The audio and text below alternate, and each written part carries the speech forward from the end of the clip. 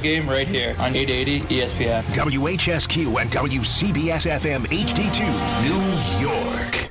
Don. I had never seen holes like that before. Hahn. I'm not comfortable touching it. No. And Rosenberg. I'm not breastfeeding. No. But I That's have... too bad. This isn't North Dakota. This is New York. This is Don, Hahn, and Rosenberg. The best threesome I've ever heard. Oh, yeah. ESPN New York and streaming live on YouTube. Oh, we're back from the NHL store and better than ever. Don, Hahn, and Rosenberg on this Wednesday afternoon. I am in our plush Good Karma studios in downtown Manhattan, New York. Alan Hahn is at beautiful Madison Square Garden. And Donald Marco LaGreca is at a place known as The Rock in Newark, New Jersey for Devils hockey. Hockey? It's all happening here today. Boys, how are you? We're good. Back to back. I'm feeling it. But, we got another game tonight. Well, you didn't play last night. Back-to-back games. Yeah. No, listen. It's like I play. played. I feel like I played. Okay? It's a lot of heavy lifting. No, listen. Well, John, by the way, how dare you? For a guy that understands the business and being up late, the guy was an 8 o'clock tip, right? Didn't get home till after midnight. A lot of stuff to do to prepare for tonight's game. Hey, listen. It's a lot of work, man. I'm mentally fatigued. I need load management. I'm going to tell you. Forget the physical part of it. These guys are athletes. They know what you do is harder. And I'm going to tell you why. Why? Because you got to be on before the game for a half hour. You got to be on after the game for a half hour. You work halftime, right? And you've got prep. Oh, I got Come prep. on, listen. I'm going to say this, and this is morning. not. I'm not throwing any shade at the Knicks. You will prepare harder for the game tonight than they will for the Hornets. Wow, that's tough. You know what their prep for the Hornets? Get some sleep. Right? You got to break down numbers. You got to know, Knicks record back to back. What's their record against the Hornets over the last couple of years? Like, you got to break it down. You know what they had to do? Go to sleep. Get some rest. You got the Hornets coming up. Right. Show up before the game. Do a little walkthrough. That's right? it. Read Although over a little. report. And what are you doing before? You're not. You know what your walkthrough is? 3.5 hours of radio. That's right. That's a great point by With Don. you boys. But that's what we're here for. I will say though, this Hornets game gets a little more important with the Knicks losing to the Celtics last night, Alan. Not what you were looking for. Yeah, that was. I told you, there's something about this team that's bothering me defensively and physicality wise. Like their offense at times can look just magnificent, but there's I just keep saying to myself, but there's something missing. Can I just say we're 20 games in now, so I can make declarations now. I can do it because 20 games you get a feel for everybody in the league and the teams and everything else. There's only one championship roster in this league. It's in Oklahoma City. Everybody else is kind of playing for second or staying in it to see if can Oklahoma City be healthy for another full year. That's really what you're looking at because I'm telling you right now, there's nobody beating that team in a 7-game series. Nobody. And that's so weird. It's so weird you say that because you can make the same case right now for the Avalanche in the NHL. Yeah. They got one regulation loss. They're smacking everybody around, right? It's incredible the kind of season they're having, but it doesn't work that way in hockey. It usually works that way in basketball, but it doesn't necessarily work that way in hockey. Dallas is a close second, but they're both in the Western Conference, so it feels like, you know what, if there's a champion based on regular season play, it's going to come out of the West. And the same could be said about the NHL. It's just that when you get to hockey 7-game series, it almost works to the Avalanche's disadvantage to be this good in the regular season. Not so much in the NBA. Right. You saw it happen to the Warriors when they broke the record for wins of the regular season and didn't win. But usually, I will give you this, even though there's a lot more parity in the NBA than there used to be, it feels like the NBA honors its regular season more than any other sport because the best usually at least makes it to the final. It usually works out. It does. And so now what you're saying is, well, can the Knicks at least reach the finals, which they haven't done 25 years. Right. And I got to tell you, when you look at the East and you see the way that teams like Orlando and what the Celtics did, especially the second quarter last night, and you look and you go, I don't know. I don't know. I don't know if this is a complete roster. I still think there's more to do with this roster. Well, speaking of rosters, there's a lot going on right now. It's all happening in real time. Let me start out with Brian Windhorst on ESPN Cleveland with an interesting, to put it mildly, an interesting thought here. Will Giannis be traded? The Bucks called the Knicks and asked for an offer for Giannis. Okay? And? Because Giannis said, I want to be a Knick. So people are like, oh, my God, he deleted a photo from May where he had a Bucks logo. Yeah. Guys, he asked to be traded already. Yeah. So when's it going to happen? Well, that's the thing. So what appears is that Giannis committed himself for the season to the Bucks. That's what appeared happened. Everything he said in his mood. But the Bucks are not good. This year, when he hasn't played, they're 1-5. And when he has played, they're 9-8. So they've been 500 when he's played, and when he hasn't played, they've been getting raced. What you're asking me is his viewpoint? Would his viewpoint change? I don't know. Like I know that he asked for a trade, and then he said, "Okay, I'm going to be a Buck this year." I know that a lot of people in the league don't think he'll be a Buck next year. Well, you know how things go. If Brian Windhorst drops that bomb, that means my man Shams Charania has to have a bomb as well. That's right. So, I mean, listen, sometimes even if a team just needs to make up a second story so both guys can have something, you got to do it. But here it is. This is a real story. According to Shams, Giannis and his agent are having conversations with the Bucks about Giannis's future and discussing whether his best fit is staying or to move elsewhere. This story posted at 2:56 p.m., 10 minutes ago. So there's movement, folks. We've got movement. Some sort of movement happening in Milwaukee. But, guys, does that make it any easier for the Bucks to move him? Like, even if they agree, it's probably best to do it sooner than later. Mm-hmm. Does that make it any easier for teams to be able to do it in season? Alan, you've been saying forever, till you're blue in the face, this is an off-season move. So does this conversation with his agent and the way the Bucks have played, does that change how difficult it is to do this in season? It doesn't change how difficult it is because it's going to be difficult regardless of whether or not like you got to understand, in August there wasn't a sense like the Bucks were acquiescing to their star. There was no intention for the Milwaukee ownership to pursue a trade, to move him. This was we like no offense, we did this, guys. Like we've had this conversation. Oh, I know. And we've been ahead of the curve on this. But what Wendy said, though, isn't anything new. What he was reiterating for everybody that forgot, because they went, the Bucks have gone through a bad stretch. I think they've lost like 8 of 9 or something. They have not looked good. The Knicks beat them recently. And he's probably, again, just going like, here we go. And I did not want to be part of this. He, in the summer, was already making not the moves, but he was making it clear that he was no longer interested in staying long-term in Milwaukee. Mm-hmm. The Bucks were not interested in moving him right away because there's no urgency to move him now. There will be next summer, but not now. And, they move him. They know what they're doing. They're hitting the reset button. They're blowing the whole thing up, and that's bad for business. So once he goes to them and says, I really want to play in New York, and so the Bucks then let the Knicks know, well, what are you going to give us if we're going to talk about a trade? And the Knicks don't want to put names on the table. Like, they don't want to do that. Because they don't stay on the table. They end up in the end up in everybody's absolutely. ear. Exactly. So you just have these preliminary conversations about, well, what would you want? Like, what would it take?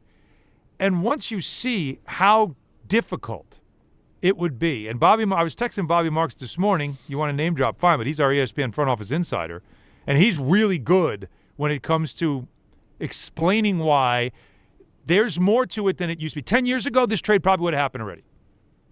All right, different CBA, different rules, no second apron and all that stuff. I probably think this trade's already done.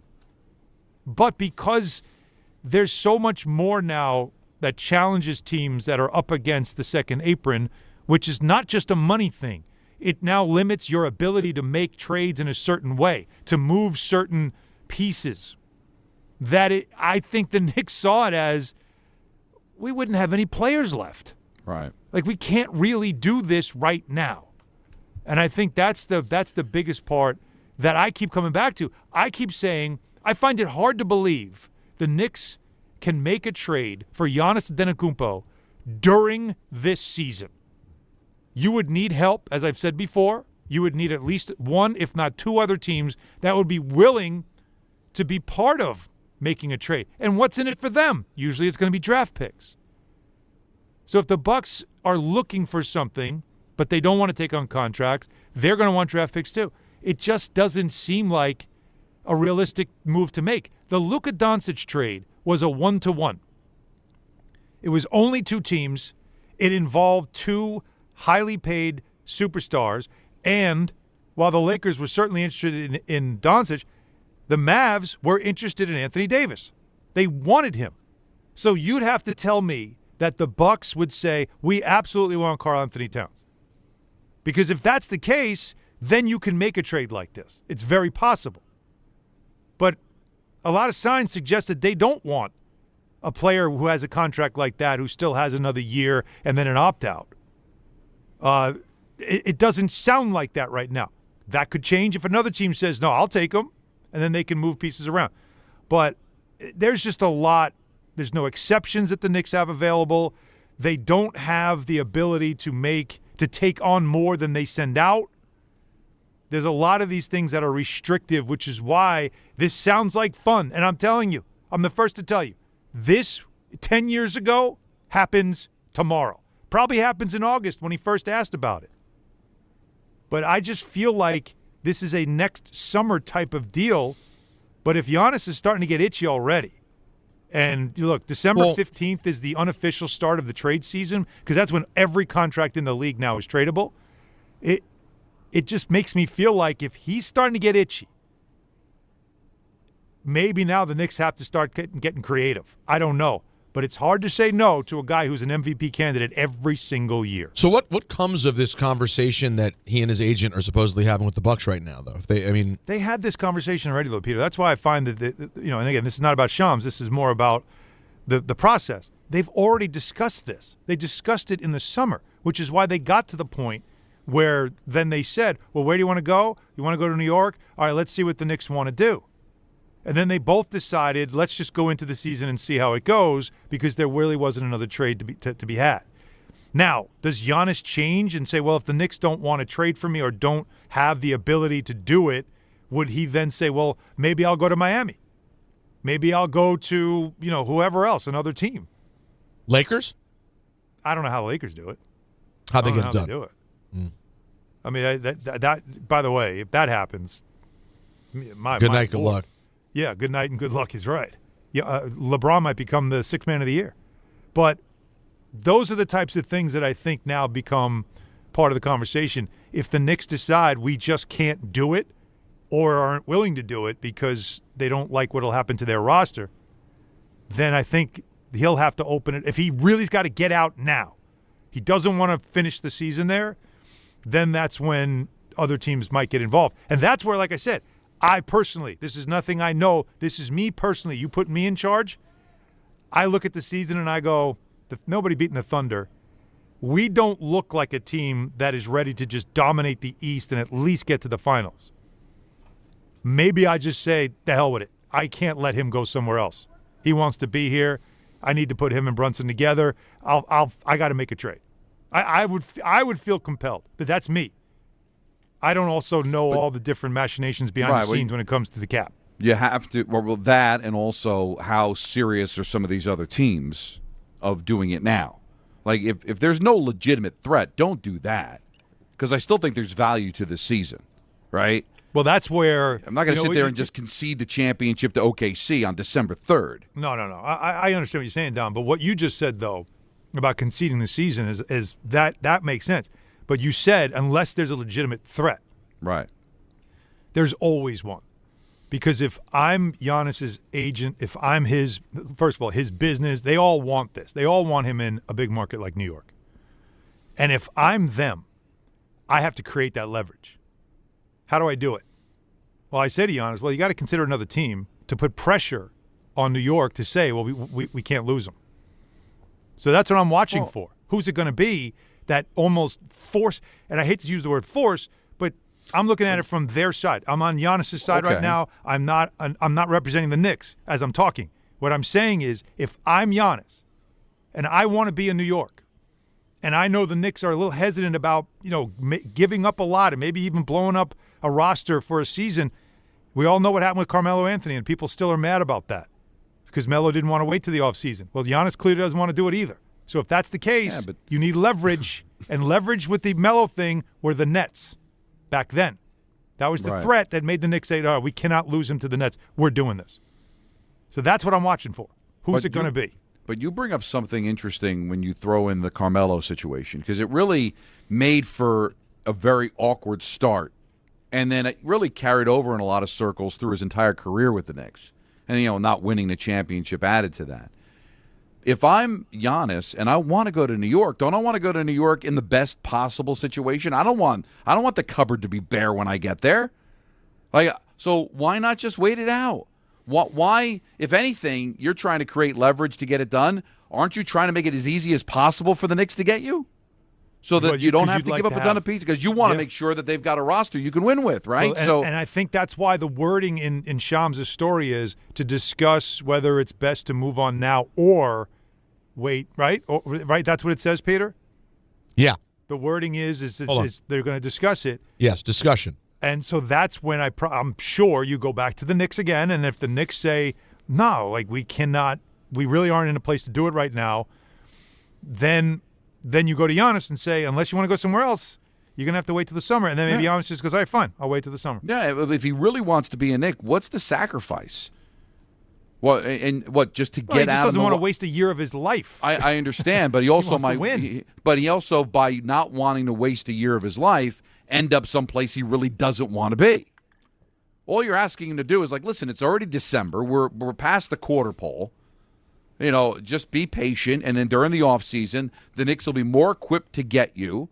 They'll be in a better chance to win with you rather than them, because you're talking about really having to really empty everything to get him. Well, then he's wasting his time in New York, because New York, what are the Knicks going to do if they make the deal now? Well, again, you're looking at what tradable pieces do you have, and Mitchell Robinson's in a expiring contract, right? And Karl Anthony Towns you didn't extend, so he has an opt out after next season. Those are short term pieces that for Milwaukee or wherever else they want to flip them, you're not taking on a massive contract that you're stuck under, right? Mm-hmm. So, those are assets. But here, everybody wants draft picks when it comes to moving a superstar. The Knicks already, because of the Mikal Bridges thing, they still owe unprotected firsts to the Nets in 27 and 29 and 31. So you can't move those. The only tradable first you have is in this coming draft, and it's the Wizards pick, which would be very valuable if only it fell outside the top 8, which you won't know until the lottery's over. And if they're as bad as they look right now, that's not going to happen. That's all they got. They can swap firsts in 26 and 30 and 32. They can swap firsts. They have 8 second-round picks available. But when it comes to first, they really don't have that kind of currency to really, to make up for the fact that, hey, you're taking on a guy who's not going to, he's going to have a big contract for another year, but, we give you all these picks to make it better. They don't have that. So I'm curious to see how you could make a deal like this happen in season. And I'm also curious to see if Giannis and his side find a rival team to almost see if the Knicks would feel compelled or forced to do something they don't want to do, just so they make sure they get a guy like this in his prime. Now, if they're not able to do anything in the immediate, which we don't believe it would be in the immediate. Well, it can't be till after December 15th. Let's start. And that would still be, you think, on the less likely end that it happens in any short order. What else can be done, Alan? We were talking before the show started. Well, we see the news about Chris Paul. He's no longer wanted in Los Angeles. That's got my attention more than this does. This is a big story because it's Giannis, right? But the Chris Paul story in L.A., he's already said this is his last season. He wants to stay. He always wanted to stay on the West Coast because that's where his family lives. His family lives in L.A. He didn't want to move his family, bounce around. He played in San Antonio last year. He played 82 games with them. And he was really good. He was good with them. And his last year, he wanted to go back to the Clippers, where it all started for him, or at least where it really became big for him, and finish it out. And I can't believe we're 20 games in, and Ty Lue sent him home. Literally. They were done with him. Yeah, that's the way he described it on his Instagram. Yeah. And, the Clippers, Lawrence Frank put out a statement just saying that, it's not about Chris Paul. Clearly there's something, though, happening between Chris Paul, who's a pretty strong personality in the locker room, and Ty Lue, who's also a strong personality, to where they couldn't coexist anymore. And the Clippers are a disaster this year. So, I watch the Knicks and I think to myself, boy, what do they really need?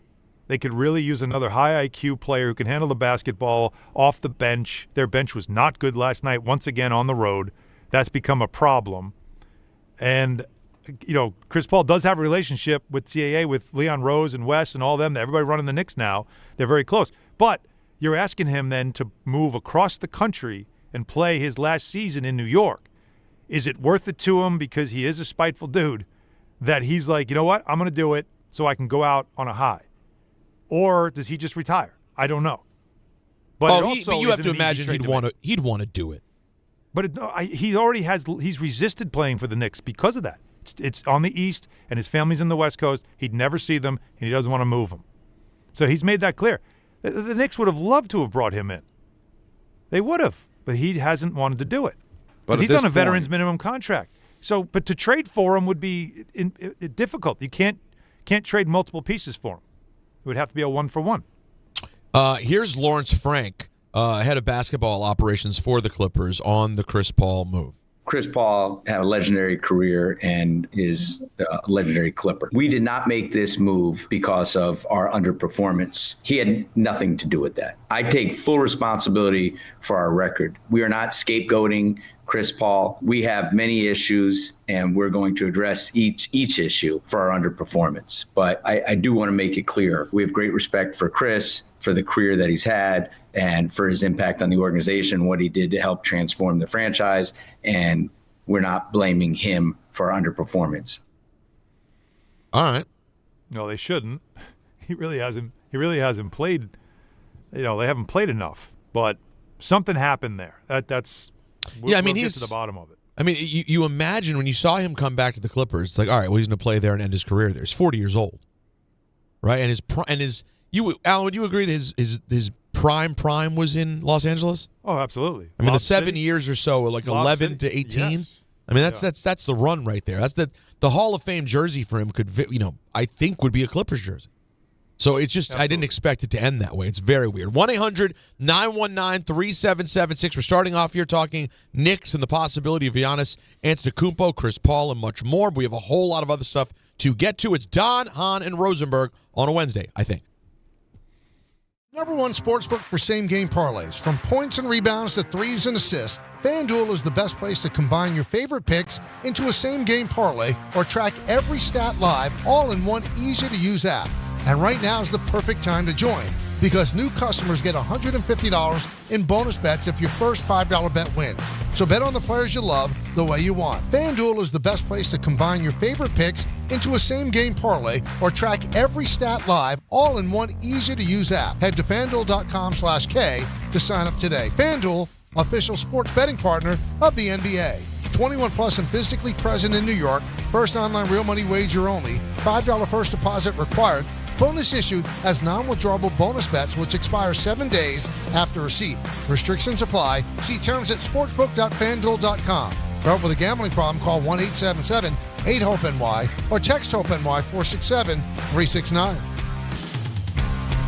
The holidays are here, and Amazon Pickup is your MVP of package pickup. Need that perfect gift like a brand new jersey for the big game? With Amazon Pickup, you can grab your order from secure Amazon lockers or counters near you on your schedule at no extra cost. It's fast, it's easy, and it keeps your holiday surprises tucked safely away. So whether you're running from work or heading to the holiday party, Amazon Pickup makes holiday shopping worry-free. Find your nearest Amazon Pickup location at amazon.com/pickupmvp. That's amazon.com/pickupmvp. To help those who want to be helped, but may not be able to afford it. That's what PGA Tour winner Grayson Murray had envisioned for a foundation before he sadly took his own life at just 30 years old.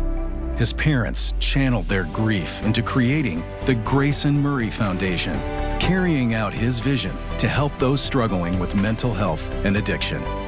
To donate and learn more, visit GraysonMurrayFoundation.com. I know that hiring can be challenging. You sort through tons of resumes and you get too many so-so applicants. You're just waiting for someone to match your role perfectly. Well, now, there's a place where you can meet them fast. ZipRecruiter. Need to hire right away. Start your search for strong candidates. The right fit awaits. Build your team. Build it sooner. Meet your match on ZipRecruiter. Just head to ZipRecruiter.com/ESPN right now to try it for free, and you're on your way to meeting your match. 4 out of 5 employers who post on ZipRecruiter get a quality candidate within the first day. So try it now. Go to ZipRecruiter.com/ESPN. Once again, that's ZipRecruiter.com/ESPN. Meet your match on ZipRecruiter. Try it free. At Uline, they know going the extra mile takes hard work. For companies pushing to go further, Uline will go the distance with you. 24/7, they answer the phone to get you the shipping and industrial supplies you need.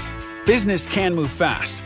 Unexpected large orders, adverse weather, new safety guidelines, and changing economic trends. Uline works hard keeping 41,000 items ready to ship, minimizing detours on your way to the extra mile. Visit uline.com.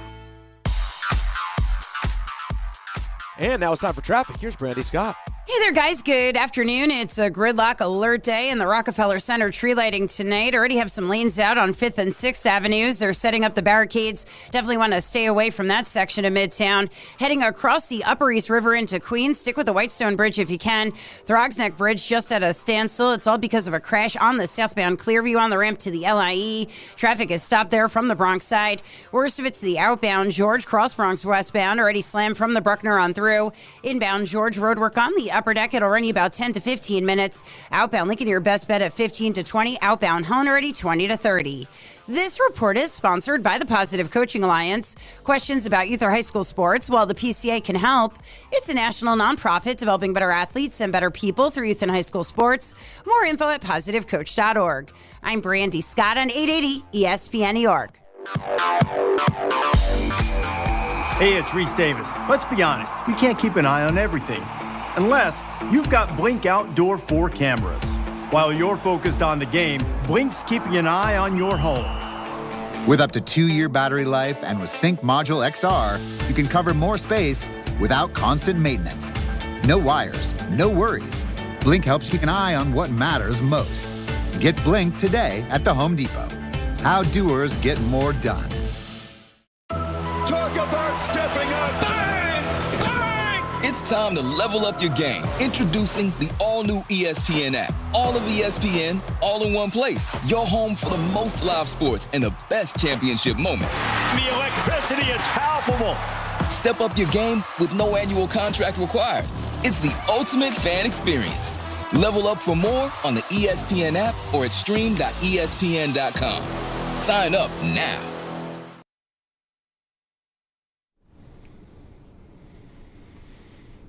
So, Peter, did you see the final vote counts for New York City mayor? The final vote counts for New York City mayor. Yes. I did see who got 4 votes, or 14. What was it, or 11? 11. 11, that's what it was. Who, Harambe? So your guy, Mamdani, he obviously won, right? Wait, why would you? Come on. Why would you put that on there? We still have people guessing. Right. Oh, sure. Yeah. They're wearing helmets, hey, they're guessing. I had him and Cuomo both on the show the last couple days. They had different results, but they were both on. Different results I saw. Cuomo finished second. Sliwa was third. Fourth was Jalen Brunson with 27 votes. By the way, I'm disappointed. I feel like Brunson could do way – if he had put 27. One if tweet. He even campaigned a little bit. But Judge got 11. What do you think of Brunson getting more votes than Judge? You know what's interesting? That would go into the hopper for like who is bigger in New York, right? Right. Because listen, that you should be able to carry that around. That if you get more votes, if you get the most votes of any non-candidate, You should get some like a certificate, or like you a should get to write-in. be called mayor for a while. Right? Mayor for a day. Well, what Mayor- number do you have to hit to actually make it mean something? Because 27 is not enough. No, but 27 it's is still definitely not enough. It's but not enough. But Judge got 11. Yeah.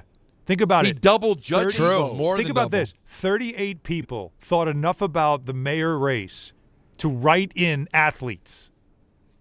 Who else got written in? Usually people, Daffy Pete Duck's Alonso always got good for- 3. Okay. That's not enough. Scatterboo, of all people, got a vote. That was mine. That was Anthony Pusick, probably. For Scatterboo. Yeah. Oh, listen. I would like people to take these things more seriously, but I get it. How could you? It's kind of because if you're going to make the statement like I think all these guys are frauds, what can I do? All right, I'm Yep. going to vote for Cam Scatterboo. That's kind of how I feel about. I have the a whole list of a process. lot of write-in names. Would you guys like to hear some more? Yes, Let's hear some I'm good really interested because those are the sports ones. Anna Wintour. Really? How many did she get? It just says names mentioned. It doesn't. This one doesn't have the votes. That doesn't count. Who is that? Barack I don't know Obama. that. Oh, okay. Barbara Okay. Streisand. Sure. Babs. Bernie Sanders. Okay. Bill Clinton. All right. Mello. Now, I'd be interested to see if Mello got more than Brunson. Now, I'm gonna be honest with you. I'd love to do this job, but I'm too busy calling Yankees games about 90 times a year with my good friend Michael K. I found Peter's vote. Okay. Who's that? Where did it go? Oh, no. Dolly no. Parton. There it is. Oh, we love Dolly. Listen, that's my vote. At least get 2. Oh, Really? That's a good point. Then we might have had No, more. I see what you did there. Really? I like it. Trump got at least a vote. Ed Koch got a vote. Yeah. George Washington. Good for him. Koch is an interesting choice. Ed Koch. Yeah. George Washington, Harriet Tubman.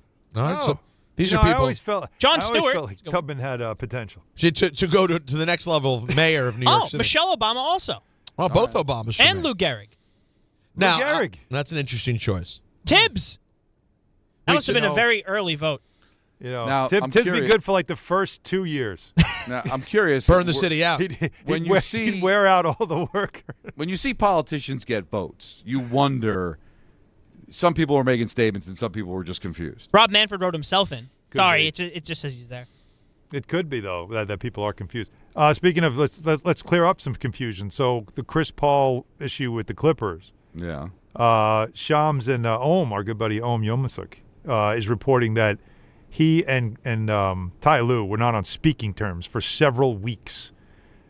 Chris Paul was vocal in holding management, coaches, and players accountable, which the team felt became disruptive. Says a lot about the Clippers organization, does it not? A lot going on there. Now, huh? Well, you know the guys on that team. You know, James Harden and Kawhi Leonard are two guys that love to be held accountable. Oh, two of the most accountable there is in the league. Very accountable guys. So the question is, since he's a West Coast guy, his family's on the West Coast, would he be cool with spending just a few months in New York, living in a hotel away from his family for a chance Yes. to maybe play in an NBA final? Yes. Yes. It's a lot to ask. I mean, No, it's not. I would. He wants it. There's no. You played this long. You decided to play another season when you're 40 years old. Okay, 40, as Don LaGreca might say. He's a man. He's 40. He doesn't have a championship. No. It's the one thing. I mean, this is a. Alan, what would you say? We're talking number. He has one finals appearance. Remember with the Suns. And lost to Giannis and the Bucks. He's a what fifth or sixth best point guard of all time? Maybe Alan, could he be that high? He's in the conversation. Yeah. Oh yeah. He's a top. He's one of the all-time great point guards. Yeah, absolutely. So the one thing missing from the Ledger is a championship, and he could go for it in New York City for a few months. Alan, I don't think there's any chance he would say no to that. With people around him that he trusts. I mean, again, he and Leon Rose are extremely close. And, sexy. And it doesn't have to happen today. You can wait till after the holidays. Well, here's one thing to watch. All right. Now, it's doubtful they'll just waive him. Because that's very, like, I mean, the guy is, like Peter said it right. He's a Clipper for life. They would not do the indignity of just waiving him. They will try to trade him. The problem, of course, is that not everybody's really going to want to trade for him because of various reasons. Number one, he's not going to want to play for bad teams. So anyways, what could happen is if he ends up getting waived, cut, the Knicks can't sign him till after April 2nd. But you could have him for the playoffs. I don't know if that's a good thing or a bad thing because you'd rather have him long-term and get used to all that stuff. So I'm just intrigued by his name, and I would just Like, I would watch it because if he would be willing, like you guys are saying, he really is an important fit. Since Malcolm Brogdon retired, what do they do when Brunson's on the bench minutes? They're not being filled to the highest level. I think the highest of Tyler Kolek as a young player who has great potential. But if you're a team that's looking to win right now, you got to add high level, especially high IQ players off the bench. And he fits that mold. I mean, he would be a perfect fit here if only the Knicks played, of course, on the West Coast. I'd watch that. But the Giannis thing, guys, as I've told you I think I was saying this well before August. This is not going away. New York is where he wants to be. It's finding a way to get it done. That's the hardest part. And now I want to see does he do the leverage play of floating out there another team that would be willing to trade for him, that he would say, fine, I'll go there if the Knicks don't want me. Using those words, I want to go there, but they don't want me, because I can't imagine a fan base that would hear that an annual MVP candidate, a perennial MVP candidate, is telling the world the Knicks don't want me, which is probably not the case. It's more of it's really hard to do this and stay competitive. So leverage play's got to be coming next over the next couple of weeks. Let's talk to the people. 1-800-919-3776. You want to weigh in on this or anything else? We start with Devin in Mohegan. Mohegan Sun, where are you, Devin? Where's Mohegan? No, it's actually... Hey, guys, can you hear me? Yeah, it's sure. actually Mohegan Lake. It's like right near Peekskill. Got it. So anyway, I was proposed this question actually by a student of mine. I'm a New York City teacher. So they said, Mister, who should the Knicks trade for Giannis? So that's kind of my question, and my answer was, what I want to trade for Giannis is Karl Anthony Towns, Mitch Robb, and whatever picks might be available. I was like, maybe even Josh Hart or McBride or the bench if I have to, and that's available. You guys already alluded to the lack of first-round picks, and we only really have swaps. So I was just curious what you gentlemen think the offer would be now, and if we were supposed to do the immediacy, and as you just alluded to, his leverage play, and if it's the summer, what we should offer and what we can offer then. Because I know then we'll get another year's pick sort of on the docket to be able to trade. So we're just wondering what sort of trade packages you think the Knicks could offer now and potentially in the summer. Thanks, man. Cheers. Cool, man.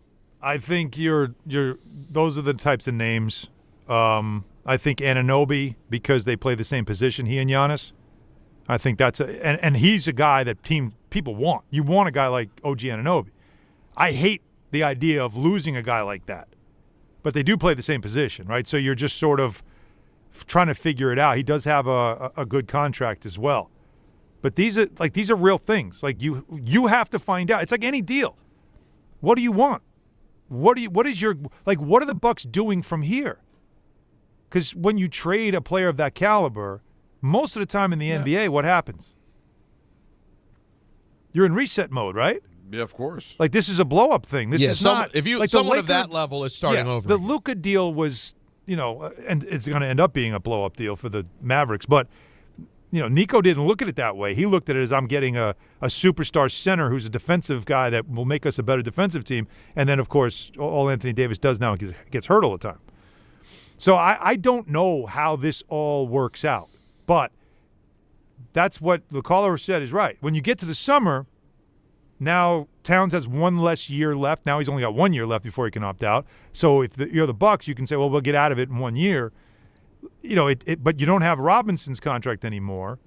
So there's a lot of things at play. No. It's hard to name names right now and make a deal on paper because there's so many other rules that go with it. Because I know Bobby Marks would be in my ear saying, nope, can't do that because you can't do 100% to 125% on salary. And that's when everybody's going to fall asleep. But those are real rules in the CBA now that make making trades incredibly complicated when you have to match money, and that's where the Knicks are. And they're just like inches away from the second apron, which would then stop them from trading anything. Well, and I was just looking at the standings, and I know it's really been bad for the Bucks. I mean, recently their only wins are against the Nets and the Hornets. But they're two back in the loss column of being in the play-in, right? So I mean, if you go out there, you work. I mean, it's not like the season's a complete waste. And then you get to go where you want to go during the summer in the best case scenario for your new team. I listen, I don't live in Milwaukee. I'm not in his situation. But if you really wanted to work with the Knicks and be the best team possible, just be patient. You just get through this season rather than trying to create leverage and maybe ending up someplace you really don't want to be. Yeah. It's funny. We didn't even get into the middle of December before he got impatient, which shows you how badly he wanted out. And that's why in August, the Bucks kind of – and I feel like the Bucks, I don't think they were serious about that call. I think they were just trying to appeal to him, like, look, we tried. Like, I don't think that was real intent to make a deal, which is why nothing really came of it was just a conversation, and then both sides just moved on from it. The Bucks did not want to trade Giannis, even though Giannis wanted to be traded. They didn't have to. He still has time on his contract. So they don't want to move. Nobody's going to go to games there. They're not going to be able to sell tickets. It's going to be brutal when you trade stars like this. It kills you for a whole year. Look what happened to Brooklyn once all those guys were out, once Kyrie was gone and KD was gone. The magic was gone. Right. Now they got to go through a whole rebuild, and you become irrelevant again. It's a brutal process. It just makes sense all around for him just to wait. Yes, all right? It does. He doesn't become a pariah in Milwaukee. You know, they're still kind of hanging around. There's still reasons to go. He can end up, if he waits till the end of the year, he can play the whole, well, nobody's going to mind because, listen, the team's not good anyway. Let's not kill him. So he doesn't become a pariah there. You're not forcing the hand of the Knicks to do it too early, where now he comes here and people are complaining they gave up too much, kind of like what happened with Carmelo Anthony. Yep. Honestly, guy, it's not me. It's not my months. But I just don't see, other than just trying to stir things up and creating a little bit of atmosphere in a regular season that looks like it's just kind of pedaling along here, that it just makes perfect sense for Giannis to just wait. So, Don, you're saying he should just sit back, relax, maybe take a bath, right? Yeah, of soak a little bit. Yeah, soak and chill out. And if he wanted to do that, and he didn't like the bath that he had. Man, I didn't even see it. He could just call bath fitter. I can't believe I missed it. No, that was quite obvious. So bath fitter would give him a nice, beautiful, brand new bath to replace some old crappy bath that he has in Milwaukee, right? So they did that for me. They remodeled the bath in my house. In fact, they tore out an old bath. They put in a beautiful shower. You can do that too. My sister, though, she liked it, and she had her bathroom done as well by Bath Fitter. So they offer all types of custom bath renovations, including their unique PermaFit solution for a watertight fit. Now, this is holiday season. You have people over. Maybe they're going to stay over and stuff like that, and you don't like that guest bath that you have. This is the time to get it done now. No money down, no payments, no interest for 18 months. No interest till April of 2027. Giannis might be a Knick by then. You never know before you even have to pay interest. Also, you can save up to $800 on a complete Bath Fitter system. So that's big as well. It's the biggest sale of the year. As I mentioned, Bath Fitter is a permanent solution. They're the leader in bathroom renovation. And the best, why this is a good time to do it, is it takes one day. Durable, easy to clean, no demolition, and the lower cost than a replacement. Best of all, lifetime guarantee. So go to their website for details or call them for this Black Friday savings. You can trust the Bath Fitter team just like I did. Start designing your bath today at bathfitter.com because there's only one Bath Fitter. What you did was beautiful. 1-800-919-3776. We talked to you on the other side right here on Don Hahn Rosenberg. If you've been injured in an accident that wasn't your fault, then you need a lawyer who knows New York's unique personal injury and workers' compensation laws. At the Parisman Firm, they have decades of experience handling all types of accident cases and a proven track record of delivering huge results. Their team has already recovered nearly $1 billion for injured New Yorkers. From construction to car accidents and slips and falls, they've got you covered. Call the Parisman Firm now at 718-WORKERS, where your case is their cause. Get the justice you deserve today. Some stages celebrate. This one tests everything. Every drive, every approach, every putt. Pressure builds. Resilience matters. And history waits for the bold. In June, the 2026 U.S. Open Championship returns to the Hamptons at the iconic Shinnecock Hills Golf Club. Experience the world's best golfers competing on one of the sport's most storied stages. Don't just watch greatness. Experience it live. at the 126th U.S. Open. Daily tickets are available now on SeatGeek. Whether you're shopping, gaming, or streaming this Black Friday season, don't take slow for an answer. Get Optimum Fiber for the fastest, most reliable, and most consistent internet speeds, starting at $25 a month. Call 888-4OPTIMUM or visit Optimum.com to switch. Act now and get a full year of Netflix, an unlimited mobile line, a $400 prepaid card, and more, all on us. Call 888-4OPTIMUM or visit Optimum.com today. Optimum, don't take slow for an answer. Terms apply. See Optimum.com for details. New York Presbyterian treats more heart patients than any other hospital in New York. From common to complex conditions, our cardiologists and heart surgeons are pioneers in advanced heart care, leading the way in minimally invasive treatments for faster recovery times. Find a doctor at nyp.org/heart. Stay amazing. New York Presbyterian. New York Presbyterian Hospital based on U.S. News and World Report 2025 to 2026 Cardiology, Heart, and Vascular Surgery Rankings. Listen up, football fans.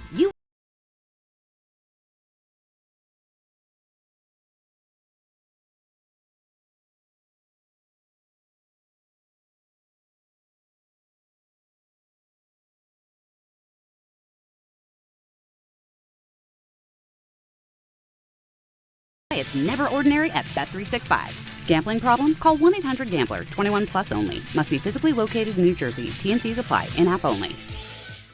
Do you owe $10,000 or more in credit card debt or personal loans? With credit card debt at all-time highs, Debt Relief Advocates is urgently notifying consumers of debt relief now being made available, designed to aid consumers with out-of-control credit card debt. Those who qualify and enroll for this relief program will only have to pay back a fraction of what they owe. This is not bankruptcy or a debt consolidation loan. This is a relief program that credit card companies would rather you not know about, as it ends your debt nightmare and saves you lots of money. Consumers owing at least $10,000 in credit card debt or personal loans can now take advantage of this debt relief as the cost of living skyrockets. Debt Relief Advocates has established a relief hotline for you to call to learn what debt reduction you may qualify for, so don't wait. For this free information, call the Relief Hotline at 800-606-8737. 800-606-8737. 800-606-8737. This college football season, show your school spirit every time you pay. Introducing college-branded Venmo debit cards. Rep your team on and off the field with custom designs that let everyone know who you're rooting for. Whether you're tailgating, grabbing snacks for the watch party, or celebrating a win, you can unlock 15% cash back at ESPN, 1 free year of Perplexity Pro, and more. This college football season, score more with the Venmo debit card. Get yours now in the Venmo app. Learn more at venmo.com/collegecard. Max cashback varies. Terms apply. The Venmo MasterCard is issued by the Bancorp Bank N.A.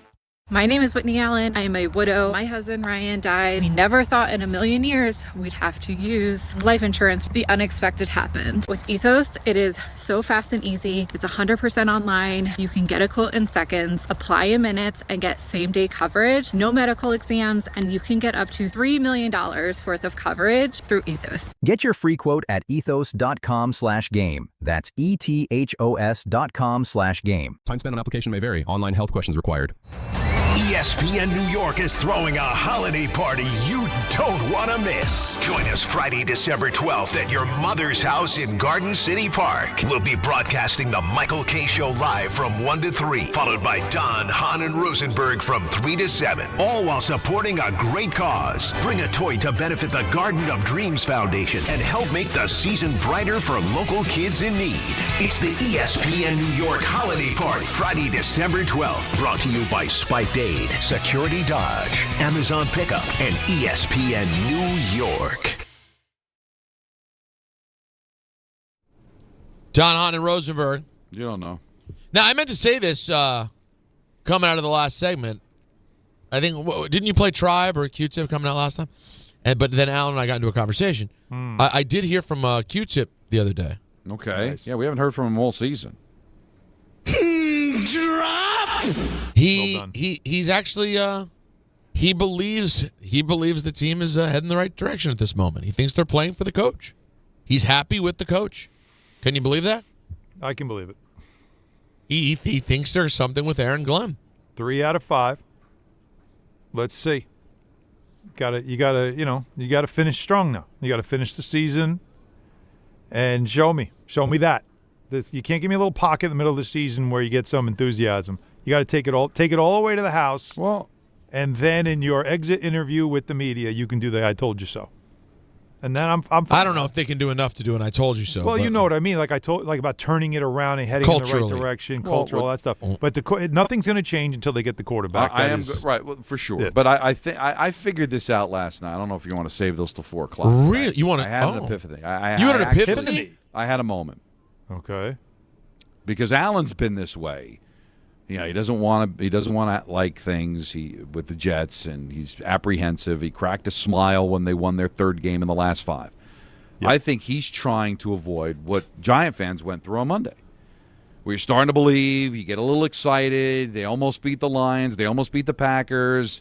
Oh, look, I got caught up in it. I basically almost guaranteed a win on Monday. Made it my 3-point play that they cover the 7.5 because I started to believe. I had hope, Alan. I had hope.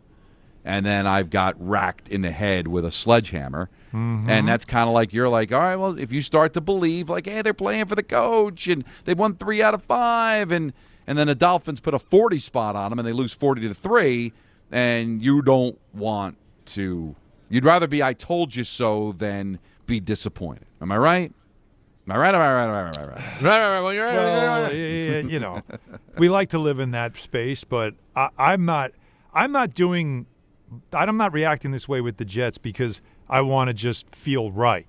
And it's easier to say, oh, I'm pleasantly surprised rather than I'm terribly disappointed. You know what I mean? Like, I'm not really doing it that way. It's just what I see just seems to be the same old. I'm waiting for that sliver of evidence, that one little beam of light that just says to me, okay, that's different.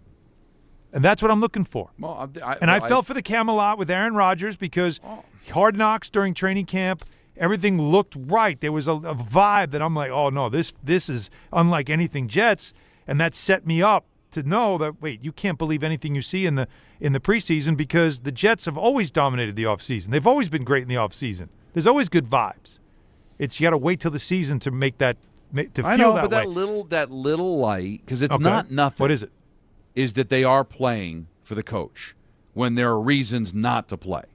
There's a reason for Breece Hall to say, just get me the hell out of here. Yeah. Let me fake some sort of hip injury so they can put me on the bench and I don't have to play and get the hell out of here. And instead I see a guy working hard and continuing to try to contribute despite the fact he didn't get a contract and wasn't traded to a team that's got a chance to win.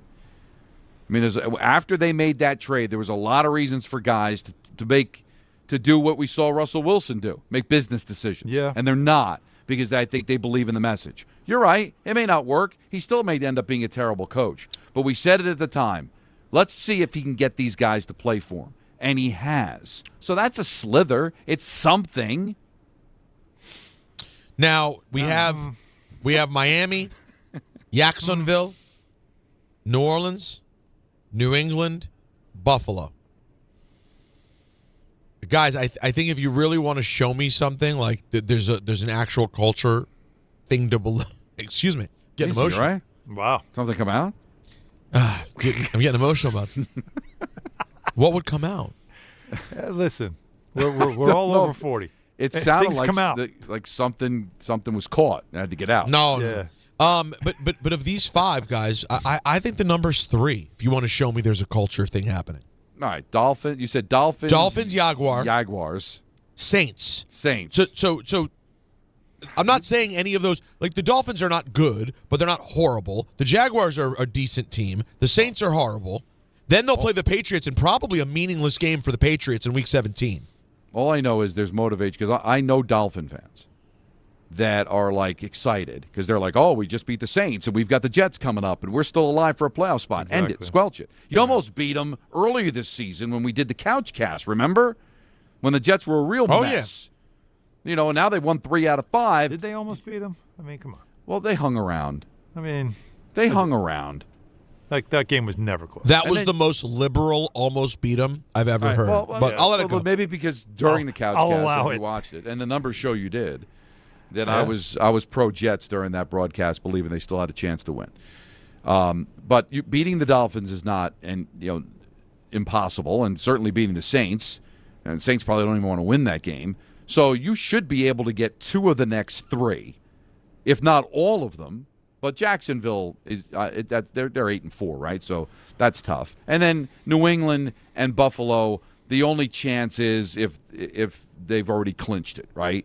I guess there is a scenario where New England could have already clinched the 1 seed by week 17, right? I mean, that's possible. But Buffalo might be locked in. Is Vrabel the kind of guy that would say, "Oh, this game doesn't mean anything. We'll just give it away"? Or is Vrabel the type of guy that's like, "It's a division game. We're all in, and we want to stay sharp"? Sure, all right, fine. But here's the thing: can they get 3 more? Oof. And I think they can. Well, beating the Dolphins, beating the Saints is not going on much of a limb. And can they get 1 from Jacksonville, New England, and Buffalo? Buffalo. That could just be they're locked into a position and they don't play anybody and they win the game. I'm going there. Okay. I'm not saying that if Buffalo needs the game, they're going to get destroyed. Okay. See, but I'll play along now. You guys call these reindeer games, right? I'll play along. All right. So Buffalo now is like, we're locked in to a wild card spot. We don't want Josh Allen to get hurt, so we're going to start a whole bunch of nobodies. And the Jets win the game. Right. Is that a true value win? Okay. Well, then let me spin it this way to you, Alan. You're not going to eviscerate them if they lose to a Bills team that doesn't care? Well, of course you would. Of course you would. So there has to be value to winning. Oh, come on. It's not a real win against a real NFL team. I don't know what to tell you, Alan. I mean, honestly, my advice to you, if I were your doctor, right? If I'm sitting down and you're laying on a chaise lounge telling me your life story, you know what my advice to you would be? You know what it would be? What would it be? Get out of the game, man. Tap out. Just stop being a Jet fan. You fight me every time I try to give you something. Because you knock it out of my hand. I'm trying to give you a little piece of cake. You knock it down on the floor. I like cake, but I don't want it. I want pie. Peter, am I wrong? I know these are reindeer games, but what do you got? What else do you got? This is all you got of reindeer games, unfortunately. But this is what you got to grasp at, the little tiny victories in hopes that it's going to build towards something. Done. But if you don't want it, man, I don't know what to tell you. Don, I gave you the Rudy clap and then walked off the wall, right? And then turns and walks through the tunnel. I did that when Folk hit the field goal because I was like, you know what? There you go. Take that. So what do That's you good. give me? That's all I got. All right, so they've got, 5 games left, right? Or was it 6? Can't even do the 5. math, right? It's 5. This should be 5, right? So if they go 3-2, that's what I'm saying. No matter how they get that third one. Let's just say Buffalo doesn't play anybody. Buffalo, they actually win by forfeit. Bills don't show up. And they go 3-2. What do I get from Alan Hahn? I get that now I'm looking forward to the offseason. They got a coach. Now I want to see if they can get players. But don't say that like it's nothing, Alan. You got a coach. You haven't had one since Parcells.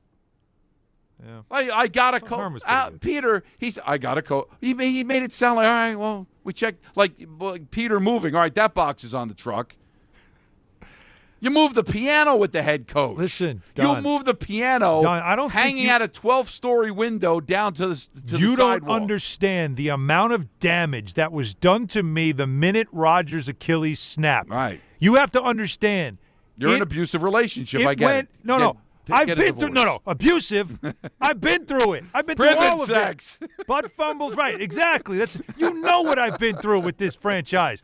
But when that moment happened, we're 4 plays in, and that happened. I'm telling you, I don't know if anybody's ever experienced this before, but it's like you hear nothing. Everything goes silent, and you feel nothing. You feel numb, and you just sit and stare at the screen going, my whole life as a Jets fan has been a lie. It's been an absurd waste of time that I've cared and believed. And so I'm just letting go right now until something like when I know we got to go, but I'm trying to make a good reference here. Save it for it. Could be a nice team. Polar Express. The bell, you don't hear it ring until I hear the damn bell ring again. Well, listen, I'm very moved and affected by this, but I want to continue on the other side. So we have Booger McFarland. Also want to hear from Jets fans about whether you would feel anything from just seeing them win a few games here down the stretch. Could you start to also believe in the coach? Plus, I have Abdul Carter audio we got to get to as well. Some Joe Shane and Louis Riddick had some interesting thoughts on DNR. We'll get to all that later. But up next, we have Booger McFarland right here on DHR. Listen up, New York. It's football season, and you should be out there enjoying every play, every tailgate, every moment. But if you're dealing with neck pain, back pain, joint pain, or sciatica, even getting off the couch can feel like a challenge. That's where Dr. Jay Shaw at Sandwell Pain comes in. He's one of New Jersey's top pain specialists, Ivy League trained, double board certified, and dedicated to getting you back in the game. Here's the difference. No surgery, no scars, no long recovery, no pain medication. Just precise, non-surgical, image-guided procedures that get real results. Dr. Shaw treats everything from neck pain, back pain, migraines, nerve pain, and chronic joint pain. And he builds a custom game plan that's right for you. Same day or next day appointments are available with offices in Woodbridge, Livingston, and Inglewood. And yes, most major insurances are accepted. So don't let pain keep you on the sidelines this season. Go to SandwellPain.com to call, text, or book online. Relief is closer than you think, and it starts today. To help those who want to be helped, but may not be able to afford it. That's what PGA Tour winner Grayson Murray had envisioned for a foundation before he sadly took his own life at just 30 years old. His parents channeled their grief into creating the Grayson Murray Foundation, carrying out his vision to help those struggling with mental health and addiction. To donate and learn more, visit GraysonMurrayFoundation.com. For over 100 years, Slomin's has been your trusted partner in comfort. When it comes to home heating oil, we deliver more than just quality fuel. We deliver peace of mind. With price protection, automatic deliveries, 24/7 service, and up to 30 days to pay your invoice. Our dedicated team is just a call away, ensuring you stay warm and comfortable all winter long. Slomin's, New York and New Jersey's largest heating oil provider, proudly serving our community for generations. Give us a call today at 866-GET-HEAT or visit oil.slomans.com. Actual price will depend on product and subscription plan. Featured products are compounded drug products, which the FDA does not approve or verify for safety, effectiveness, or quality. Prescription products require an online consultation with a healthcare provider who will determine if appropriate. See website for details, restrictions, and important safety information. Want a boost in and out of the bedroom? Hims has you covered. Introducing a new 2-in-1 approach to level up your game. Tadalafil for better bedroom performance and zinc for testosterone support. Put it all together and you've got what you need to turn things all the way up. Getting started is simple. Just go to hims.com/joy to start your free online visit. Through Hims, you can access ED treatments including pills, chews, and more. 100% online. No office visits, no pharmacy lines. Just fill out a simple intake form and a licensed medical provider will determine if treatment's right for you. If prescribed, it ships free and discreetly to your door. Find affordable treatment options at up to 95% less than brand names at hims.com/joy. That's hims.com/joy, HIMS.com/JOY. 880 ESPN, WHSQ, and WCBS-FM HD2, New York. A Good Karma Brands radio station.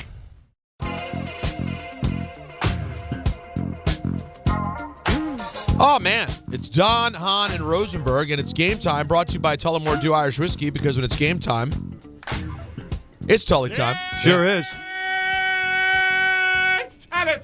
It's Tully time. Knicks hosting the Hornets. Coverage following us right here on 880 at 7 o'clock. Donnie's Devils and the Stars at the Rock at 7. Nets and the Bulls at 8. Tullamore Dew, the original triple distilled, triple blended, and triple cast matured Irish whiskey.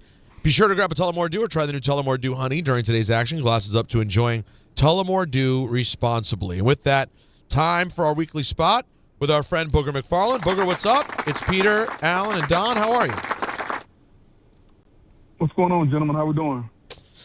We're hanging, man. We were just having a conversation. The last thing we were just discussing with regards to the football of it all was I spoke to my friend, the Rock and Roll Hall of Famer, Q-Tip of A Tribe Called Quest the other day, and he was telling me that he believes there's something in Aaron Glenn. He's a huge, obsessive, very knowledgeable Jets fan, and he likes what he's seeing. So it led to a conversation about, A, is there anything to be seen, and is there anything down the stretch here the Jets could do that could really make you feel good as a Jets fan heading into next year about Aaron Glenn? So what have you seen, and what could you see here, you think, down the stretch, Booger?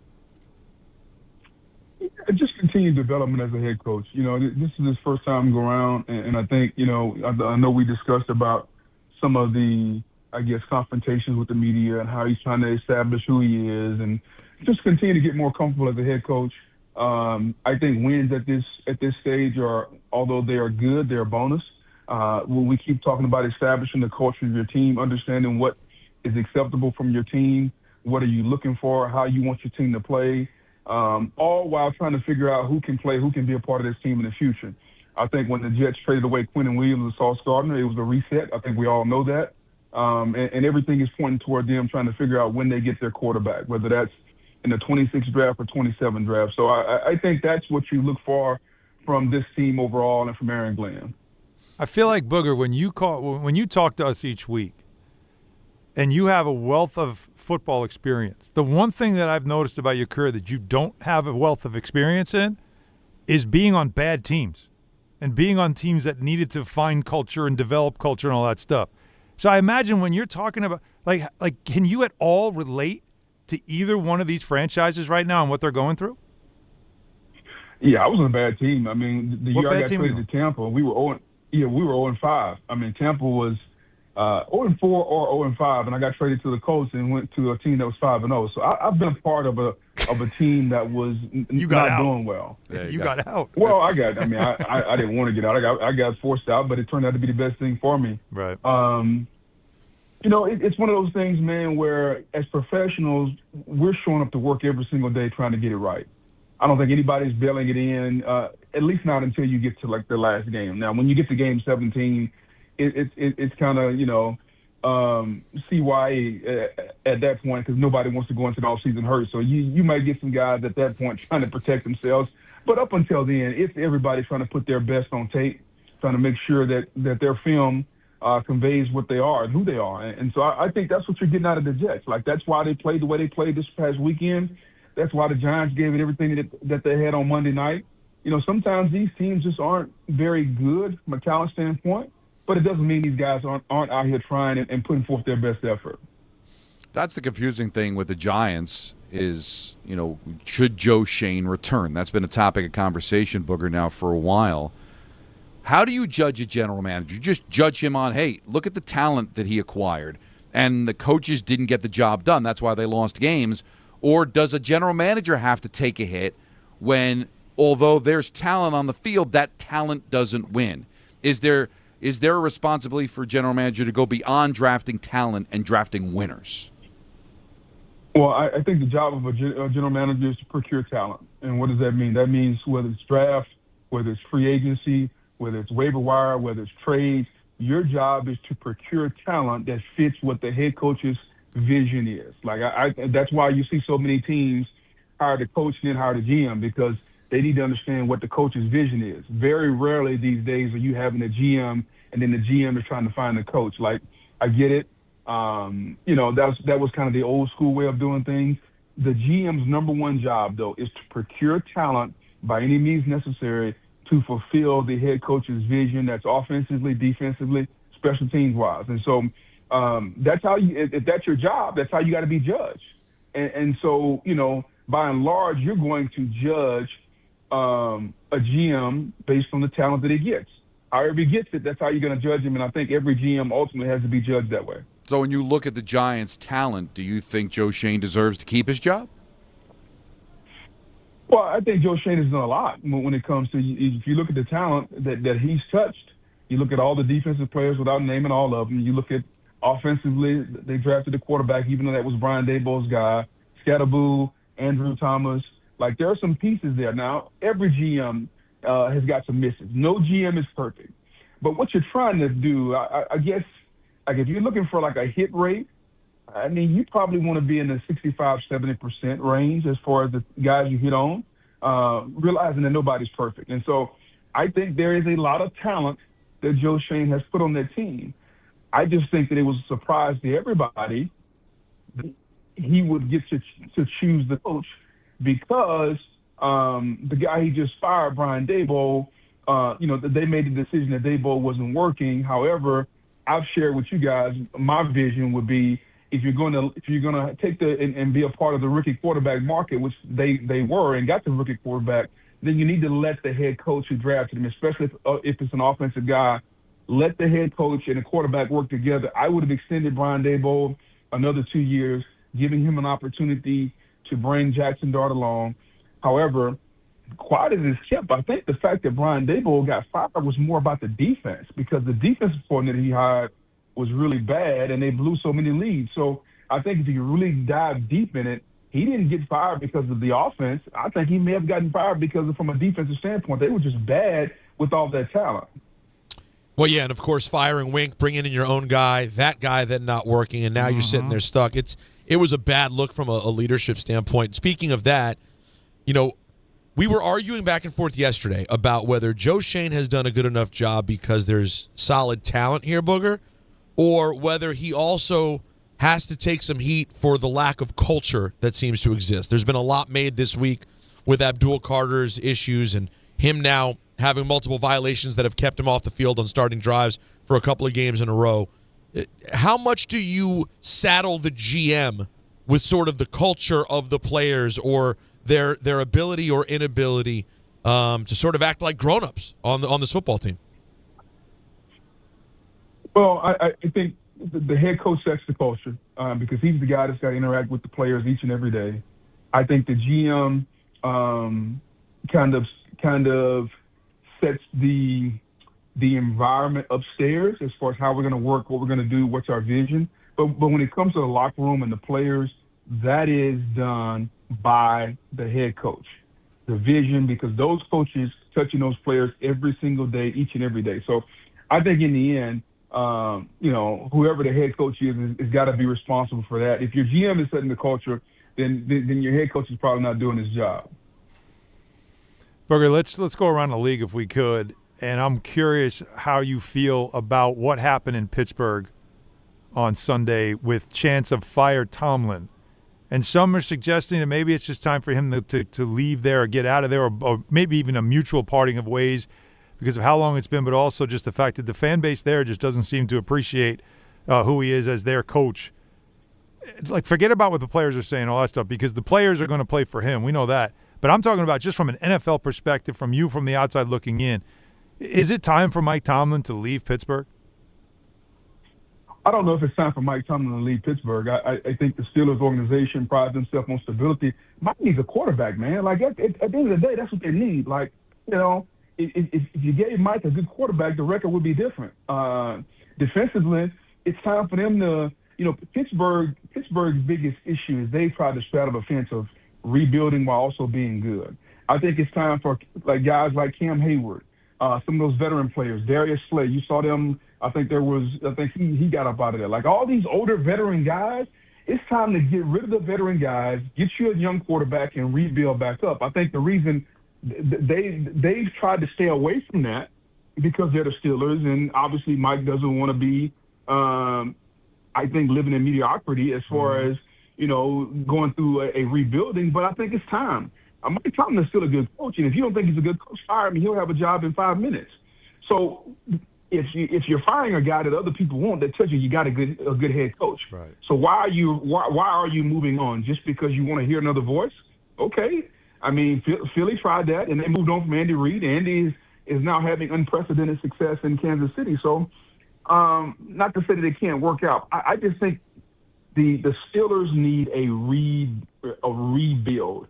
Stop going with the Russell Wilson, Justin Fields, Aaron Rodgers. Go trade away some picks, draft you a quarterback, and just say, okay, we're about to start this thing over. Now, if Mike doesn't want to do that, then maybe there's a mutual parting of the words. But Mike Tomlin is still he's still a top 10 head coach in football. He'll be a Hall of Famer within 5 to 7 years after he retires. So those type coaches aren't growing on trees, guys. Mm-hmm. What makes him a good coach? What would you say? Well, what is it? What makes him a good coach? Because he understands the process of winning. And Bill Belichick said this years ago, more games in this league are lost than won. And so you have to understand what beats you at first. The reason the Mike Tomlin's teams have been so successful is they don't beat themselves. And I think, when you look at it, yeah, that's how he can take Mason Rudolph and win 9 games or 8 games, or whatever it is. And, if you look at him this year, he's not going to have a losing record this year because more times than not, they're not going to beat themselves. Now, the reason they can't get to the elite level is because they don't have elite talent. Like if you look at the blue chip players that they have, and by blue chip, I mean to play for any team. Like look at their roster. How many players on their roster could play for any team? Defensively, let's look at T.J. Watt. He could play for any team. Maybe one of the defense, maybe the Harmon or Keanu Benton. So those two guys, because they're young. Linebacker-wise, Herbert, maybe Patrick Queen. Secondary-wise, maybe one guy. Like offensively, who are the blue chip guys on offense though? DK. Mm-hmm. And There you who go. else? Help me out. Like they don't have a bunch of blue chip guys. Yeah. Like and when you look at the teams that are winning, a la Sans Buffalo, and that's the reason Buffalo's in trouble because they only really have two blue chip guys. That's Josh Allen and James Cook. Like you need blue chip guys to win. Usually, like you need 8 or 9. Like so, if you guys start looking at the teams, and you're trying to figure out if this team is capable of winning, you need 8 or 9 blue chip guys, 4 or 5 on offense, 4 or 5 on defense, before that team can say, okay, I'm a winner. And some teams are built a little different, so you may have 3 or 4 on offense and 5 or 6 on defense, but you usually need about 10 guys that you can say these are blue chip guys, and they would play for the majority of the league. And if you don't have that, you're probably not going to win. It's a really good point too, because when you look, Booger, at this depth chart up and down with Pittsburgh, a lot of names, particularly on offense, that you're not exactly going to be rushing out to draft in your fantasy draft. And yet, I'm saying, man, like that's kind of what it takes. Yeah, and yet they seem to be there every single year. Yeah. Go ahead, Don. Sorry. Yeah, for sure. And yet still very much alive in this AFC, which is crazy. Buffalo kind of righted the ship with a win against Pittsburgh, but bad loss for the Ravens. You know, who's going to come out of the South now? Who is the best team in the AFC? Best team in the AFC? That's a good question. I think it depends on what day of the week. I think if Bo Nix plays to his capability, Denver can be in the conversation. If Daniel Jones is healthy and remember what color jersey they're wearing, he can be in the conversation because they can beat you in a ton of ways. Jonathan Taylor is a top 3 or 4 running back in the league, so he can get you 200 a night. So, like, I started looking at that. Kansas City, I know what we think they are, but they're just not that anymore. Baltimore, no. I'm just going through the list. Who else am I missing off the top of my head on the AFC side? The Chargers, I mean, Justin Herbert, man, he stays hurt. Houston, I don't know. They look interesting now, though, at least, right? The Texans are like the they're defense trying to is figure really it out. good. Yep. The defense is really good, but do you trust Stroud? So, I mean, there are a lot of teams that are intriguing. I don't know if there is a best team, and I think that's what's so cool about this season. Like, I think there's 5, 6, 7 teams that could win it all. Like, Philly could win it all because they're that talented. If the Cowboys got in, like, seriously, the Cowboys defense is playing better offensively. They can score 30 a night. They might win it all. Green Bay, if Jordan Love remembers, what color jersey they're wearing, they can win it all. Detroit, if they can get healthy. Like, it's so many teams this year that are capable of winning it all. I think that's what makes it fun. And the tournament this year, I think, is going to be really cool because it's not going to be the Kansas City Chiefs Philadelphia Eagle Invitational, which is going to really make the playoffs fun. Booger, we appreciate you every week, man. Thank you so much. Thanks. Anytime, man. Have a good one. There he is, ladies and gentlemen. Booger McFarland. You can catch him every week right here on Don, Hahn, and Rosenberg. Yes, Alan? Yeah, it's just a crazy that every given week you want to fall in love with a team, you fall right at it, in both conferences.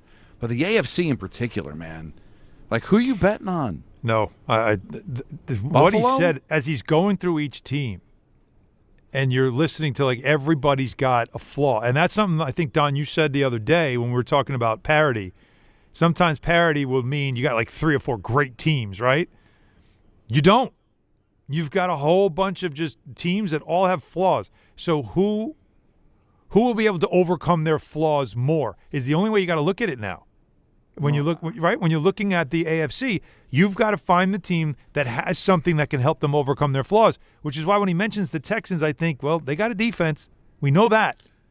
They do. And that's how you can overcome it. You have a running game and defense, you have a chance to overcome anything. And I was just going to say, with the running game, that's why you kind of like Buffalo. because they can run the ball, they can protect the lead. But their defense isn't elite, though. But their defense is not elite. But they have the running game that you need. They just don't have the defense. Mm-hmm. But the one thing the Bills do have, if Kansas City's not going to make it, guys, and it's looking like they may not make it, the Bills still have, well, I guess along with Baltimore, the most experience in the postseason, right? Like, played in a championship game. The Bills have. So does that help? Houston, they've been to the playoffs, but no deep runs. Colts, same thing. Right. Denver made the playoffs last year, but it's been a long time since they made a deep run, right, Peter? No, they're young. They're Chargers. young quarterback. Right. Hey, by the way, Denver has a lot of flaws they fight through. All these teams do, but especially Denver. And Denver and New England are going to be the teams that are going to be battling for the 1 seed. They're going to get a bye. They're going to get a home game. One of those teams is going to get a home game in round 2. That's crazy. Right? And they're going to be sitting there only 2 wins away to going to a Super Bowl. Neither of them a ton of experience. None for Drake May. 1 playoff round for Knicks. And they're going to be, and there's a possibility, I guess one of those 2 teams is going to be hosting in the divisional round of the playoffs with a bye. It's crazy, and yet still I think both flawed to where you can see somebody going in there and beating them, right? What a big couple of weeks in the AFC. Does it make it here's Pittsburgh, the thing. Baltimore this week, Kansas City, Houston this week. No, you're going to get all of those now. We're getting back into division. We're getting playoff games right now. Yes, we're getting back into division a schedule now. But guys, does it make it? Here's the thing, because we can complain about it all season, but then you get to the end and you realize these games now all matter for all these other teams, right? Our teams in New York, forget it, nothing matters. But we like football. We like watching football. Sunday's a day where you can take it all in. You got to think to yourself, this kind of gets more exciting because everybody's flawed and everyone has a chance. There's a big group that still has a chance. And so who's going to – these games now suddenly become more compelling than if it was 3 teams that are already running away with it and they don't matter. These games don't matter. These games all – every freaking game now matters. Every game. So much riding on it. I'm just trying to see, isn't it weird, Don? I've been waiting for Kansas City to die for so long. And they're on life support right now. And I'm not enjoying it the way I wanted to. I want to see them. Well, yeah, I wanted to see them go up in flames. Not sort of this, middling 6-6 they could still get in. They're not dead yet. Obviously, they run the table. They're still getting in. So I'm waiting for them to be dead. And they're not dead. I mean, listen. They fought with the Cowboys, which, by the way, do you guys see the number on that? Oh, it is incredible. Let's take a break. Let's what shower is that off. Number? Oh, I need to know. No. Don't look. I'm not looking. Okay, I won't. Yeah, Live it look. with us. Now, what do we have next? Now we have a list. We got we got a big list today. That's right. But a very big list. It's a big list. I don't know how conversational it'll be, so I think there's going to be plenty of time in segment to pivot. All right. So. We also want to talk to people. We got people on the phone lines, 1-800-919-3776. We got a list coming up. I'm going to drop this number on Alan from the Kansas City-Dallas game. And I'm going to tell you about FanDuel, the #1 sportsbook for same-game parlays. From points to rebounds to threes to assists, FanDuel's the best place to combine your favorite picks into a same-game parlay. Or track every stat live, all in one easy-to-use app. And right now is the perfect time to join, because new customers get $150 in bonus bets if your first $5 bet wins. So bet on the players you love the way you want. Head to FanDuel.com/Peter to sign up today. FanDuel, official sports betting partner of the NBA, 21 and over, physically present in New York, first online real money wager only, $5 first deposit required, bonus issued is non-withdrawable bonus bets, which expires 7 days after receipt. Restrictions apply. See terms at sportsbook.fanduel.com. For help with a gambling problem, call 877-8-HOPE-NY. 467-369. We take a quick break. We hit the list next. A lot more to do here on a Wednesday on DHR. Finding great candidates to hire can be like, trying to find a needle in a haystack. Sure, you can post your job to some job board, but then all you can do is hope the right person comes along, which is why you should try ZipRecruiter for free at ZipRecruiter.com/ESPN. ZipRecruiter doesn't depend on candidates finding you. It finds them for you. Its powerful technology identifies people with the right experience and actively invites them to apply to your job. You get qualified candidates fast. So while other companies might deliver a lot of hay, ZipRecruiter finds you what you're looking for. The needle in the haystack. See why 4 out of 5 employers who post a job on ZipRecruiter get a quality candidate within the first day. ZipRecruiter, the smartest way to hire. And right now, you can try ZipRecruiter for free. That's right, free at ZipRecruiter.com/ESPN. That's ZipRecruiter.com/ESPN. ZipRecruiter.com/ESPN. ZipRecruiter. Alan Hahn here to tell you about my friends at Bathfitter. They remodeled a bath in my house, converting a tub into a shower. The result, amazing. Bathfitter offers custom bath renovations, including their unique PermaFit solution for a watertight fit. It's done in one day, easy to clean, durable with no demo, no mess, and it costs less than a standard replacement. Take advantage of their biggest sale of the year. Save up to $800 on a complete Bathfitter system. See their website or call for details and start designing your bath today at bathfitter.com. Some stages celebrate. This one tests everything. Every drive, every approach, every putt. Pressure builds, resilience matters, and history waits for the bold. In June, the 2026 U.S. Open Championship returns to the Hamptons at the iconic Shinnecock Hills Golf Club. Experience the world's best golfers competing on one of the sport's most storied stages. Don't just watch greatness, experience it live at the 126th U.S. Open. Daily tickets are available now on SeatGeek.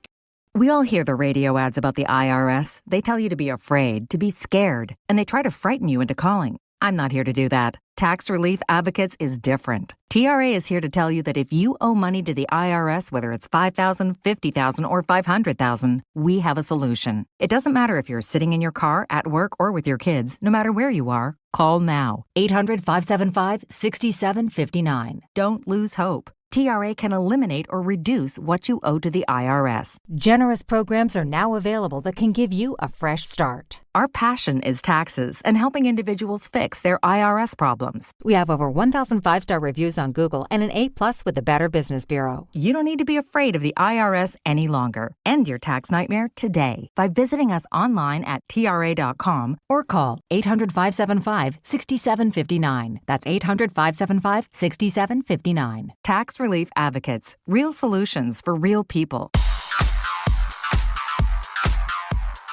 And now it's time for traffic. Here's Brandy Scott. Thanks so much, guys. It's a gridlock alert day, and you're feeling it out there on the roads. Problem spotted in Queens, Grand Central westbound on that westbound BQE connector. It's a crash involving a couple of cars. Right lane is out. You're jammed there heading past LaGuardia from Northern Boulevard.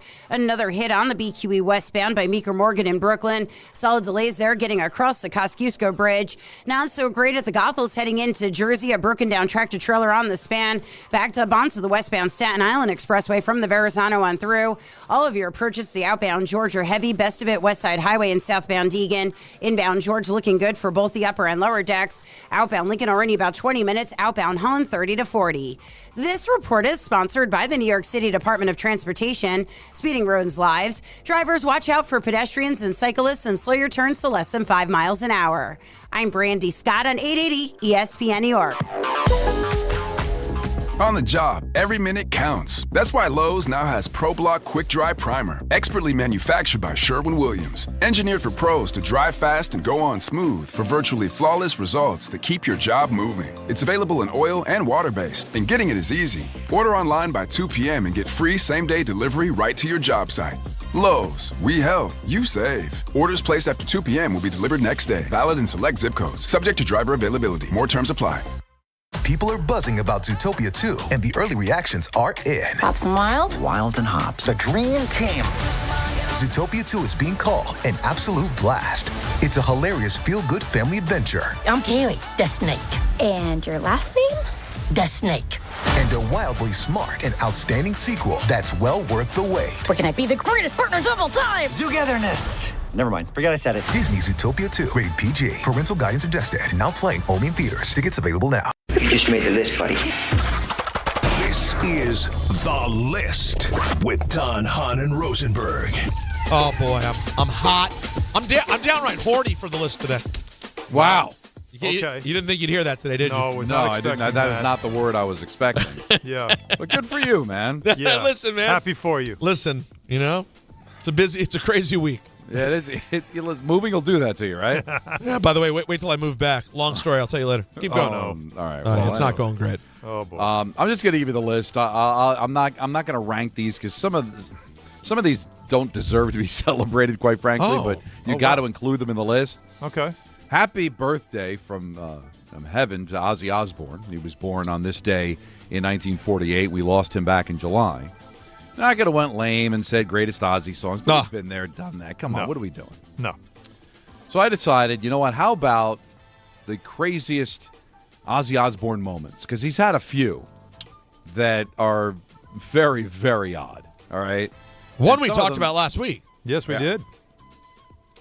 One of them, and I had forgotten this story, maybe because it's heinous and it's, again, does not deserve to be celebrated, that the Osbournes had 17 cats. And at the height of Ozzy's drug use, and this actually got him clean, apparently, he shot all the cats. And his wife comes home and finds him underneath the piano in a white suit, a shotgun, and a bloody knife. And apparently that's the wake-up call that he needed. Unfortunately, a lot of cats were sacrificed for that, but, again, not great. That is, I have never heard that. I know it's not good. It's tough. It's like tough to come back from. I don't know if I can even listen to Ozzy the same way. No, it's tough. But and imagine that this is not the number one.